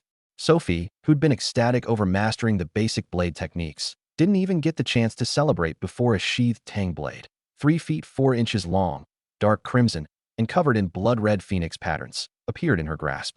She looked down. It was ice-cold to the touch, and the blade seemed to give off a terrifying killing chill now and then, making her shiver involuntarily. She slowly rose, her jade-white hand gripping the hilt, showing. A crisp ring of the blade leaving its sheath echoed through the second floor. The blade was bright as a mirror, glinting with a cold, biting light, and the blood-red phoenix patterns along it made her love it instantly. Having just mastered the blade techniques, she could feel this weapon's extraordinary nature even more clearly, and her breathing quickened. Feyre, this blade is called Corpse Slayer, a Tier 6 mortal weapon. It can wound any creature up to the basic king realm, and it's a match pair with this sky burial in my hand. As I spoke, an identical Tang blade appeared in my hand. Only mine bore blood-red dragon patterns. Hearing it was a Tier 6 weapon that could wound king realm creatures, and seeing that I held one identical in appearance, Sophie was as happy as a child. All right. Don't disturb Xiaoman while she's absorbing her serum. Only then did Sophie sheath her blade. By this point, Shen Xiaoman had woken too. She looked at the Tang blade in Sophie's hands, and I said with a smile, "You're all people I care about. No matter how many treasures I have or how good they are, they're all yours in the end. I'll spread it around evenly." Shen Xiaoman gave a soft hum. She knew Sophie had no ability and walked the path of the blade, so naturally this divine weapon went to her first. She'd only been curious after hearing me say Corpse Slayer and Sky Burial were a pair, nothing more. Seeing not a ripple in her eyes, I nodded with satisfaction and said to Sophie, "No training today. Have Ouyang cook up plenty of beef, stew up lots of rich bone broth, and give everyone a big lobster each. Those girls train every single day. They've got to keep their bodies well fed. Tell them not to worry about their figures after drinking the serum. With training this intense, the nutrition has to keep up. I may be supporting them for free, but they're different from the subordinates I'll take on later. Tell them not to waste my sincerity. Otherwise they'll easily be replaced and become just another face in the crowd. And tell them that tomorrow we leave the school for Panlong Mountain, 38 kilometers away. The road is full of danger, so they'd better be mentally prepared." At that I paused, glancing at Sophie. The image of those 30 girls sprawled half-dead with exhaustion on the first floor flashed through my mind. My mouth twitched, and I went on. "Training still needs a balance of work and rest. That goes for you too. Don't wear yourself out. I've got everything covered." Sophie nodded. She nodded, signaling that she knew how to train. Hearing that they'd head to Panlong Mountain the next day, she gripped the Corpse Slayer tightly in her hand. Watching her retreating figure, I drummed my slender fingers rhythmically on the armrest, lost in thought. I still needed to find a few good cooks. Out of this group of subordinates, only Ouyang Bing, Feyre, and a couple others could actually cook. The rest could manage something, but the taste was nothing to write home about. Not that I was picky. After 5 years of surviving the apocalypse, being able to eat my fill was enough. But now that I had the means, who'd be dumb enough not to enjoy it? Besides, making Feyre and teacher Ouyang do this kind of grunt work just didn't sit right with me. Then there was another important matter: how to break through the physical limits of ordinary bodies like Sophie's. An ordinary human body maxed out at 1,000 pounds of force. Even if they mastered every blade technique and movement art until it all clicked, without a divine weapon like the Corpse Slayer or Sky Burial, something capable of wounding a king realm, they'd only ever be able to kill first dash, second dash, or third tier zombies. And even with a divine weapon, that was an external tool, not their own strength. If you couldn't take down your opponent in one strike, you wouldn't survive a single punch coming your way. Not to mention how long self-training to that level of mastery would take. Feyre especially. I had to get an ability sorted out for her as soon as possible. The Fortune Empty could roll abilities. Even if the odds were slim, I was going to blow corpse crystals on it until I smashed out a halfway decent ability for her. And I needed a stronger ability myself too. Otherwise, how was I supposed to go toe-to-toe with those super powerhouses? Reborn into another life, and the only major fortune I knew about wouldn't show up for a few more years. The thought of it made me sigh a little inside. If it weren't for the system, the best I could do was scrape by with Sophie until that fortune surfaced. Other people get reborn and change this and that, but me? An S-tier metal ability user, without a system. Honestly, even with 5 years of foresight, I wouldn't amount to much. Unless my past life had come with a top-tier talent like SSS Space or SSS Time. But with my S-tier metal, 5 years of foresight wouldn't change jack. An S-tier ability was just cannon fodder. Without the system, I wouldn't have the ambitions I have now. So, system, I love you. Let me ride your coattails forever, and next time I open a can, hand me something absolutely broken like SSS Time, Space, or Strength. Ding. Intermediate cans cap out at S, host. The corner of my mouth twitched. Didn't expect the system to actually talk back. I took a drag of my cigarette and kept mulling things over. Right now, what I needed most was more corpse crystals, so Sophie and I could take off sooner. And recruiting people was the biggest hurdle, especially awakened ones. They were genuinely hard to bring in. I'd have to wait until Wu Tianhuang got a rough settlement built in the East District, and survivors across Tianhai City heard the news and started gathering. Only then would recruiting get easier. I couldn't exactly comb the whole city looking for people. That'd just be pointless busy work. As for Wu Tianhuang, I was going to kill him. Once he got the settlement roughly up and running, I'd figure out a way to take his place. Don't give me that garbage about how he built the settlement and gave survivors shelter. In a world like this, who doesn't want to carve out their own territory? 5 years into the apocalypse, not even the big factions in the imperial capital dared to stand up and preach human coexistence or unifying the world. All they could do was negotiate with each city's power brokers to form a survivor alliance. Anyone who dared invoke some grand cause and call for unification would get eaten alive, right down to the bones. We're all smart people here. With the world order collapsed, who wouldn't want to crown themselves king or emperor? Those SSS ability users, none of them would bow their heads and let someone rule over them. Every one of them wanted to be a local emperor. So I was going to let Wu Tianhuang build up Tianhai City's early settlement for me, thoroughly, and then decide whether to kill him. Even if I didn't kill him, I'd have him completely under my thumb, such a perfect tool. It'd be a waste not to use him. Once I held Tianhai City, I could use the strength of every survivor in the city to gather resources for me. Anyone who dared resist, killed. Every man for himself, or the heavens and earth will strike you down. In the first-floor lobby of the supermarket, 30 young women lay sprawled on the ground, drenched in sweat. Whoa, I feel like my body's gotten so much stronger, and my stamina's fully back. Same here. I never imagined, young master, ye had such a miraculous drug. I'll never have to worry about not having enough strength to kill zombies again. This is way better than before. I can lift 200 or 300 pounds now. Little girl, come here and let me test it on you. Hey, what do you think you're doing, you little minx? Put me down. You guys still got energy left? Let's lie down for a couple seconds while Sister Faye's not around. Yeah, our stamina's back, but let's rest a bit more while Sister Faye's gone. This group of girls, who drunk the low-grade evolution fluid, were all decked out in short shorts, crop tops, and sneakers. Some lay resting, some were ecstatic, and others were roughhousing. Off to the side, Li Jing and Tang Yi had also finished absorbing the intermediate evolution fluid. The two clenched their fists, unable to hide the delight in their eyes. Tang Yi had drunk the low-grade evolution fluid before, but unfortunately, evolution fluids couldn't stack. This is unbelievable. I'm early second tier now, and this punch packs at least 3,000 pounds of force. One hit like this, and I'd have the little ones bawling. Li Jing marveled. She really hadn't expected the intermediate evolution fluid to boost her so much. Before drinking it, her second-tier punches maxed out at 700 or 800 pounds. Now it was a whole different world. Beside her, Tang Yi listened with her mouth twitching, a pang of envy in her heart. The gap between having an ability and not having one was just too vast. Her own force topped out at 400 pounds. If Li Jing's 3,000 pounds could have kids bawling, wouldn't it just blow them to pieces? Still, watching Li Jing's lively, cheerful demeanor, Tang Yi was genuinely happy for her. At least, even now, she still had a best friend by her side. As for family, she had no idea whether any of them were still alive. They'd long since passed the stage of grief and sorrow. These days, aside from wanting to stay alive, who had the heart to think about anything else? Reality had already crushed everything. There was no living forever in sadness. A world this brutal forced you to pull yourself together. Tang Yi looked down at the low-grade titanium steel tang saber that Lord Yi Junmo had had Li Jing bring her, then thought back on the training over the past while. A demonic figure surfaced in her mind, and a shiver ran through her. Nearby, Bai Lingyu was also gripping her tang saber when she suddenly muttered to herself, I, Bai Lingyu, am going to become the second Sophie and take your heart by storm. She balled up her jade white hand into a fist and struck a fighting pose, as if psyching herself up. Whose heart are you planning to take by storm?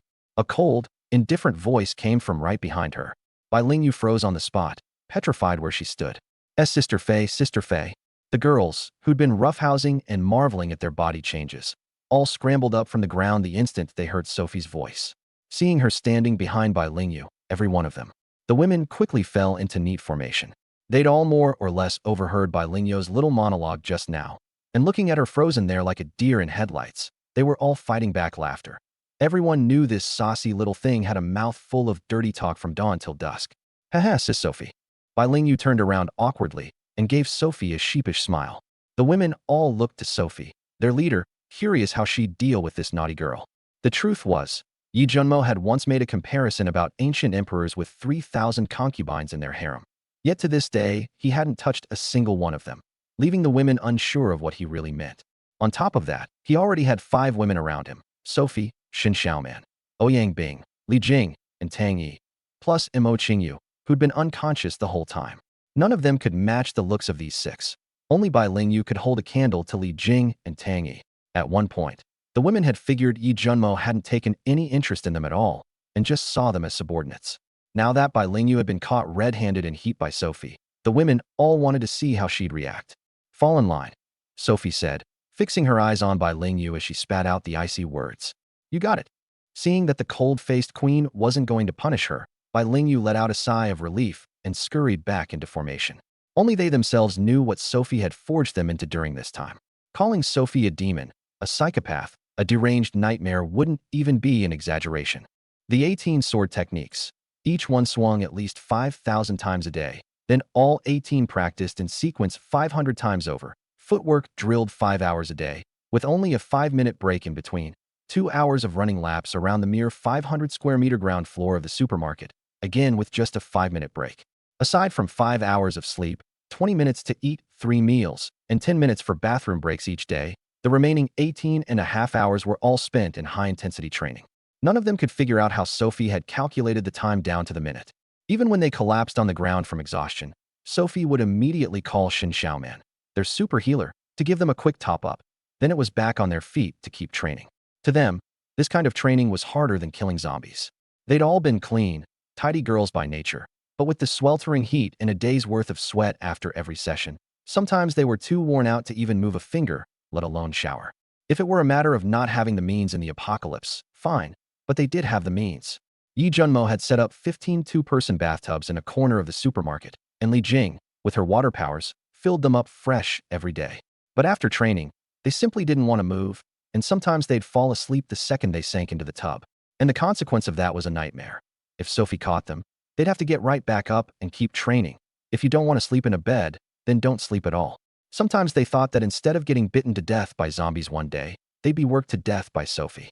Now their only prayer was that Shen Xiaoman, their precious healer, would never leave. So the moment the women laid eyes on Sophie, they were like mice spotting a cat. Instead of training properly, you're all lying around on the ground huddled together, whispering, "What's this about?" Sophie swept a cold gaze over the 30 women before her. Seeing them all hang their heads, not daring to meet her eyes, Sophie turned to look at Li Jing, who stood beside Tang Yi. The instant Li Jing caught Sophie's gaze coming her way, she spun around and bolted, shouting as she ran.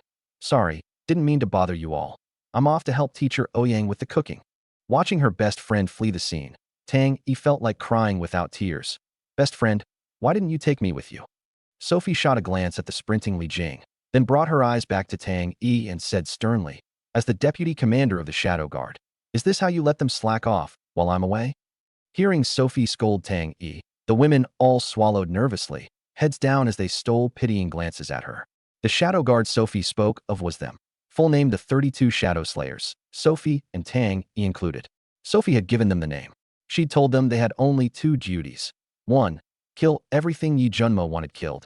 2. Protect Yi Junmo and never let a single thing happen to him. Anyone who didn't want to join could opt out. Sophie wouldn't force them, and those who left could still stay with the group. They just wouldn't count as slayers. But not one person had opted out, which brought Sophie a great deal of satisfaction.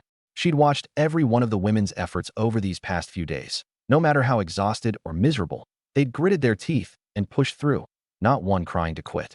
They'd all been through darkness and understood that in this drastically changed world, staying alive was harder than dying. The sisters just took the evolution serum. "I wanted them to get familiar with the power inside their bodies," Tang Yi said, holding her head high and chest out as she faced Sophie, standing ramrod straight like a soldier reporting to a superior officer, about as proper could be. Tang Yi understood why Sophie was so harsh. They were all ordinary people. If they didn't put in 100 times more effort than others, they'd be weeded out sooner or later. And as deputy commander, she had all the more reason to set an example for these girls.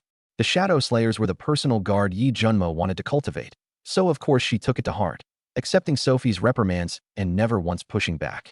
If she, the deputy commander, were the one leading a rebellion, the unit wouldn't be of one mind, and the 32 Shadow Slayers would fall apart sooner or later. Besides, she didn't dare rebel. Sophie was a madwoman, plain and simple. The two of them had once trained together over by the classroom building, so Tang Yi knew exactly what Sophie was made of. What's more, Yi Junmo had personally appointed her as deputy commander, and she didn't want to let him down. If the two commanders really fell out and split into factions, Tang Yi was certain Yi Junmo would be the first to cut her loose.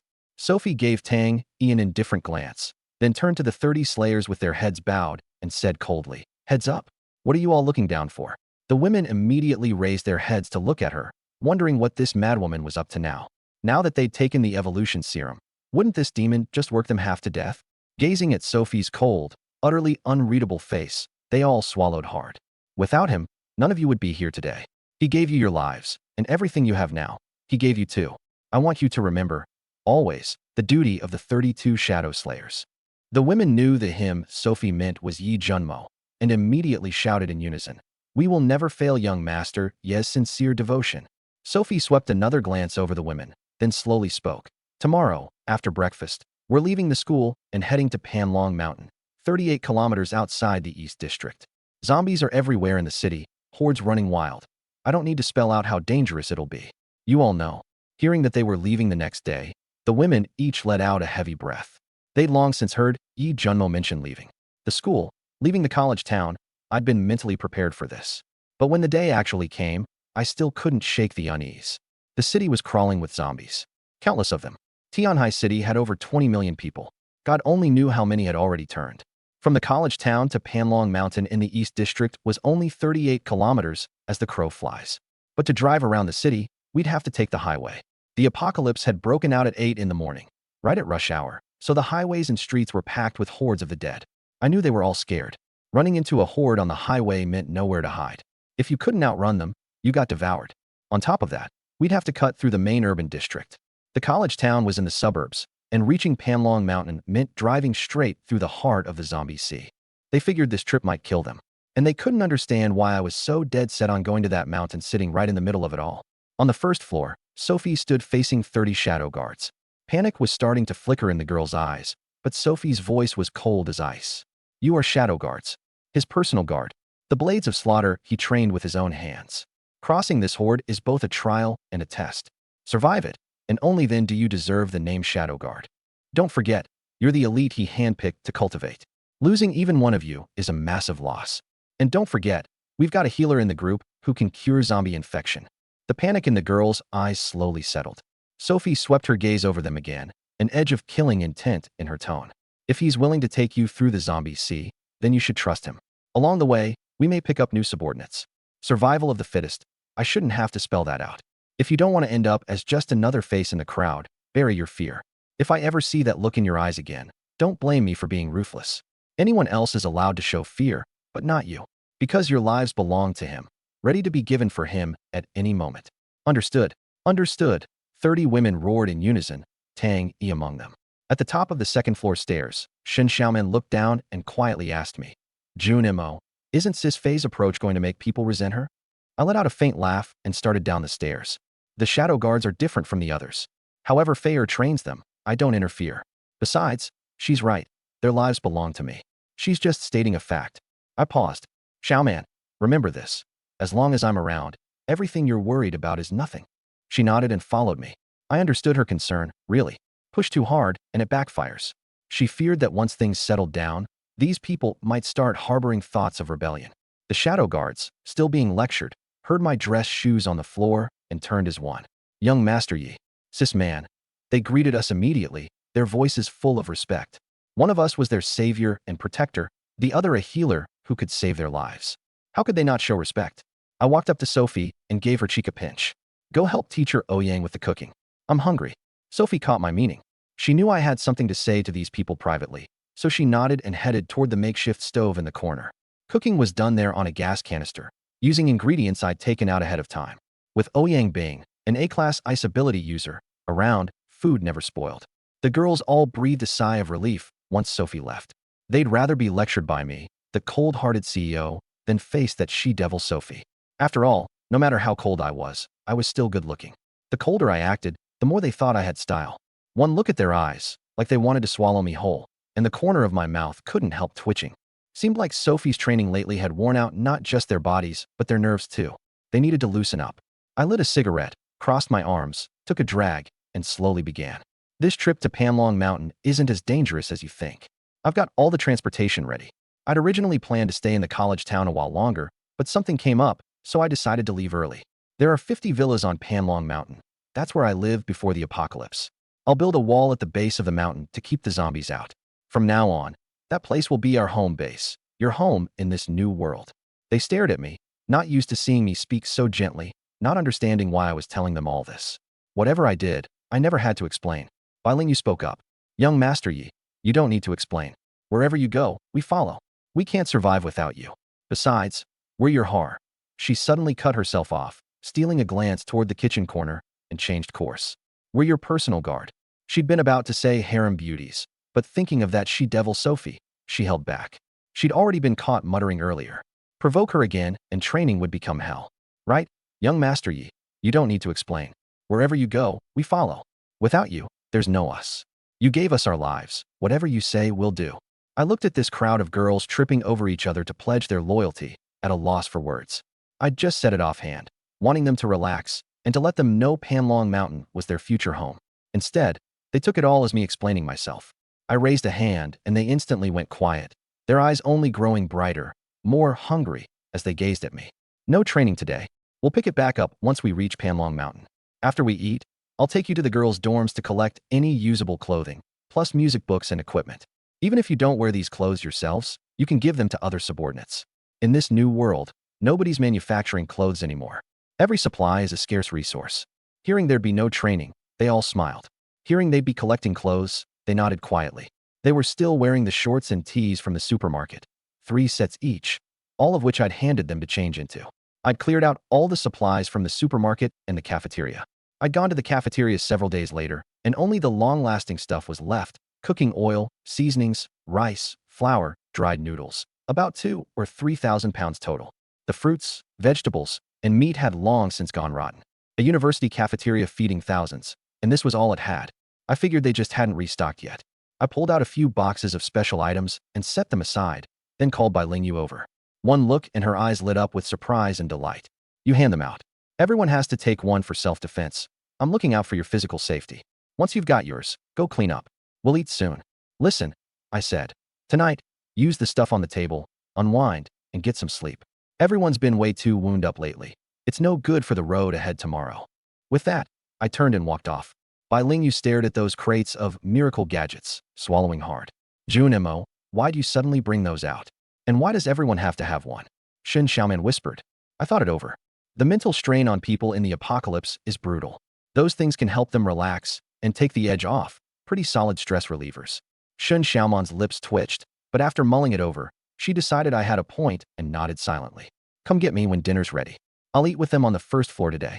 I'm gonna go check on Mo Qingyu." I headed upstairs. On the mattress on the second floor, Mo Qingyu lay with her eyes shut tight, her breathing faint. I crossed my arms and looked down at her, a mocking smile tugging at my lips. Ever since she'd fallen unconscious, I'd only kept her barely clinging to life. Thinking about her pitiful affection level, the cold glint in my eyes deepened. "Dinner's ready. Come and get it." Ouyang Bing, wearing an apron, carried out a huge basin of braised beef and set it on the folding table that could seat 50, calling out to the girls still washing up in the bathtubs. Sophie, Shen Xiaoman, Li Jing, and Tang Yi kept bringing dishes to the table too. The moment the girls soaking and relaxing in the tubs heard, they got up, dried off, slipped on thin dresses, stepped into their sandals, and went to help carry bowls and dishes. So much beef, lobster, and even soup. "There's my favorite braised pork. I love you, Sister Bing." "Whoa, ham. Sister Bing, why is the food so amazing today?" Braised beef, braised pork, golden ham, bone broth, dozens of 1-pound steamed lobsters, blanched okra, stir-fried water spinach, sautéed baby bok choy, 7 dishes, and a soup. The girls were floored. Sure, they usually had veggies and meat, but never anything this extravagant. "Sister Bing, this isn't a last meal, is it? After we eat all this, will there be anything left to cook next time?" They didn't dare goof around in front of Sophie, but around Ouyang Bing and the others they were way more relaxed, even bold enough to crack jokes. And Ouyang Bing and the rest were happy to play along, unlike that ice queen Sophie. Hearing this, Ouyang Bing was speechless. "Last meal, my ass. I wait on you spoiled princess's hand and foot every single day, and you call my cooking a last meal? You asking for a beating?" She set down the lobster and swung her hand toward a petite girl beside her, barely 5 feet tall, with a baby face and a huge chest. The little one dodged in a flash, laughing. "Huh, I'm just kidding, Sister Bing. You're our mama here. How could you bully your own daughters?" The second the word mama came out, Ouyang Bing slapped herself on the forehead. Just because she was a teacher, the oldest of the group, and had been cooking every day lately. Li Jing and Tang, he had started leading the others and calling her mama. It wasn't like she was some brothel madam. What was with the mama? She really couldn't win.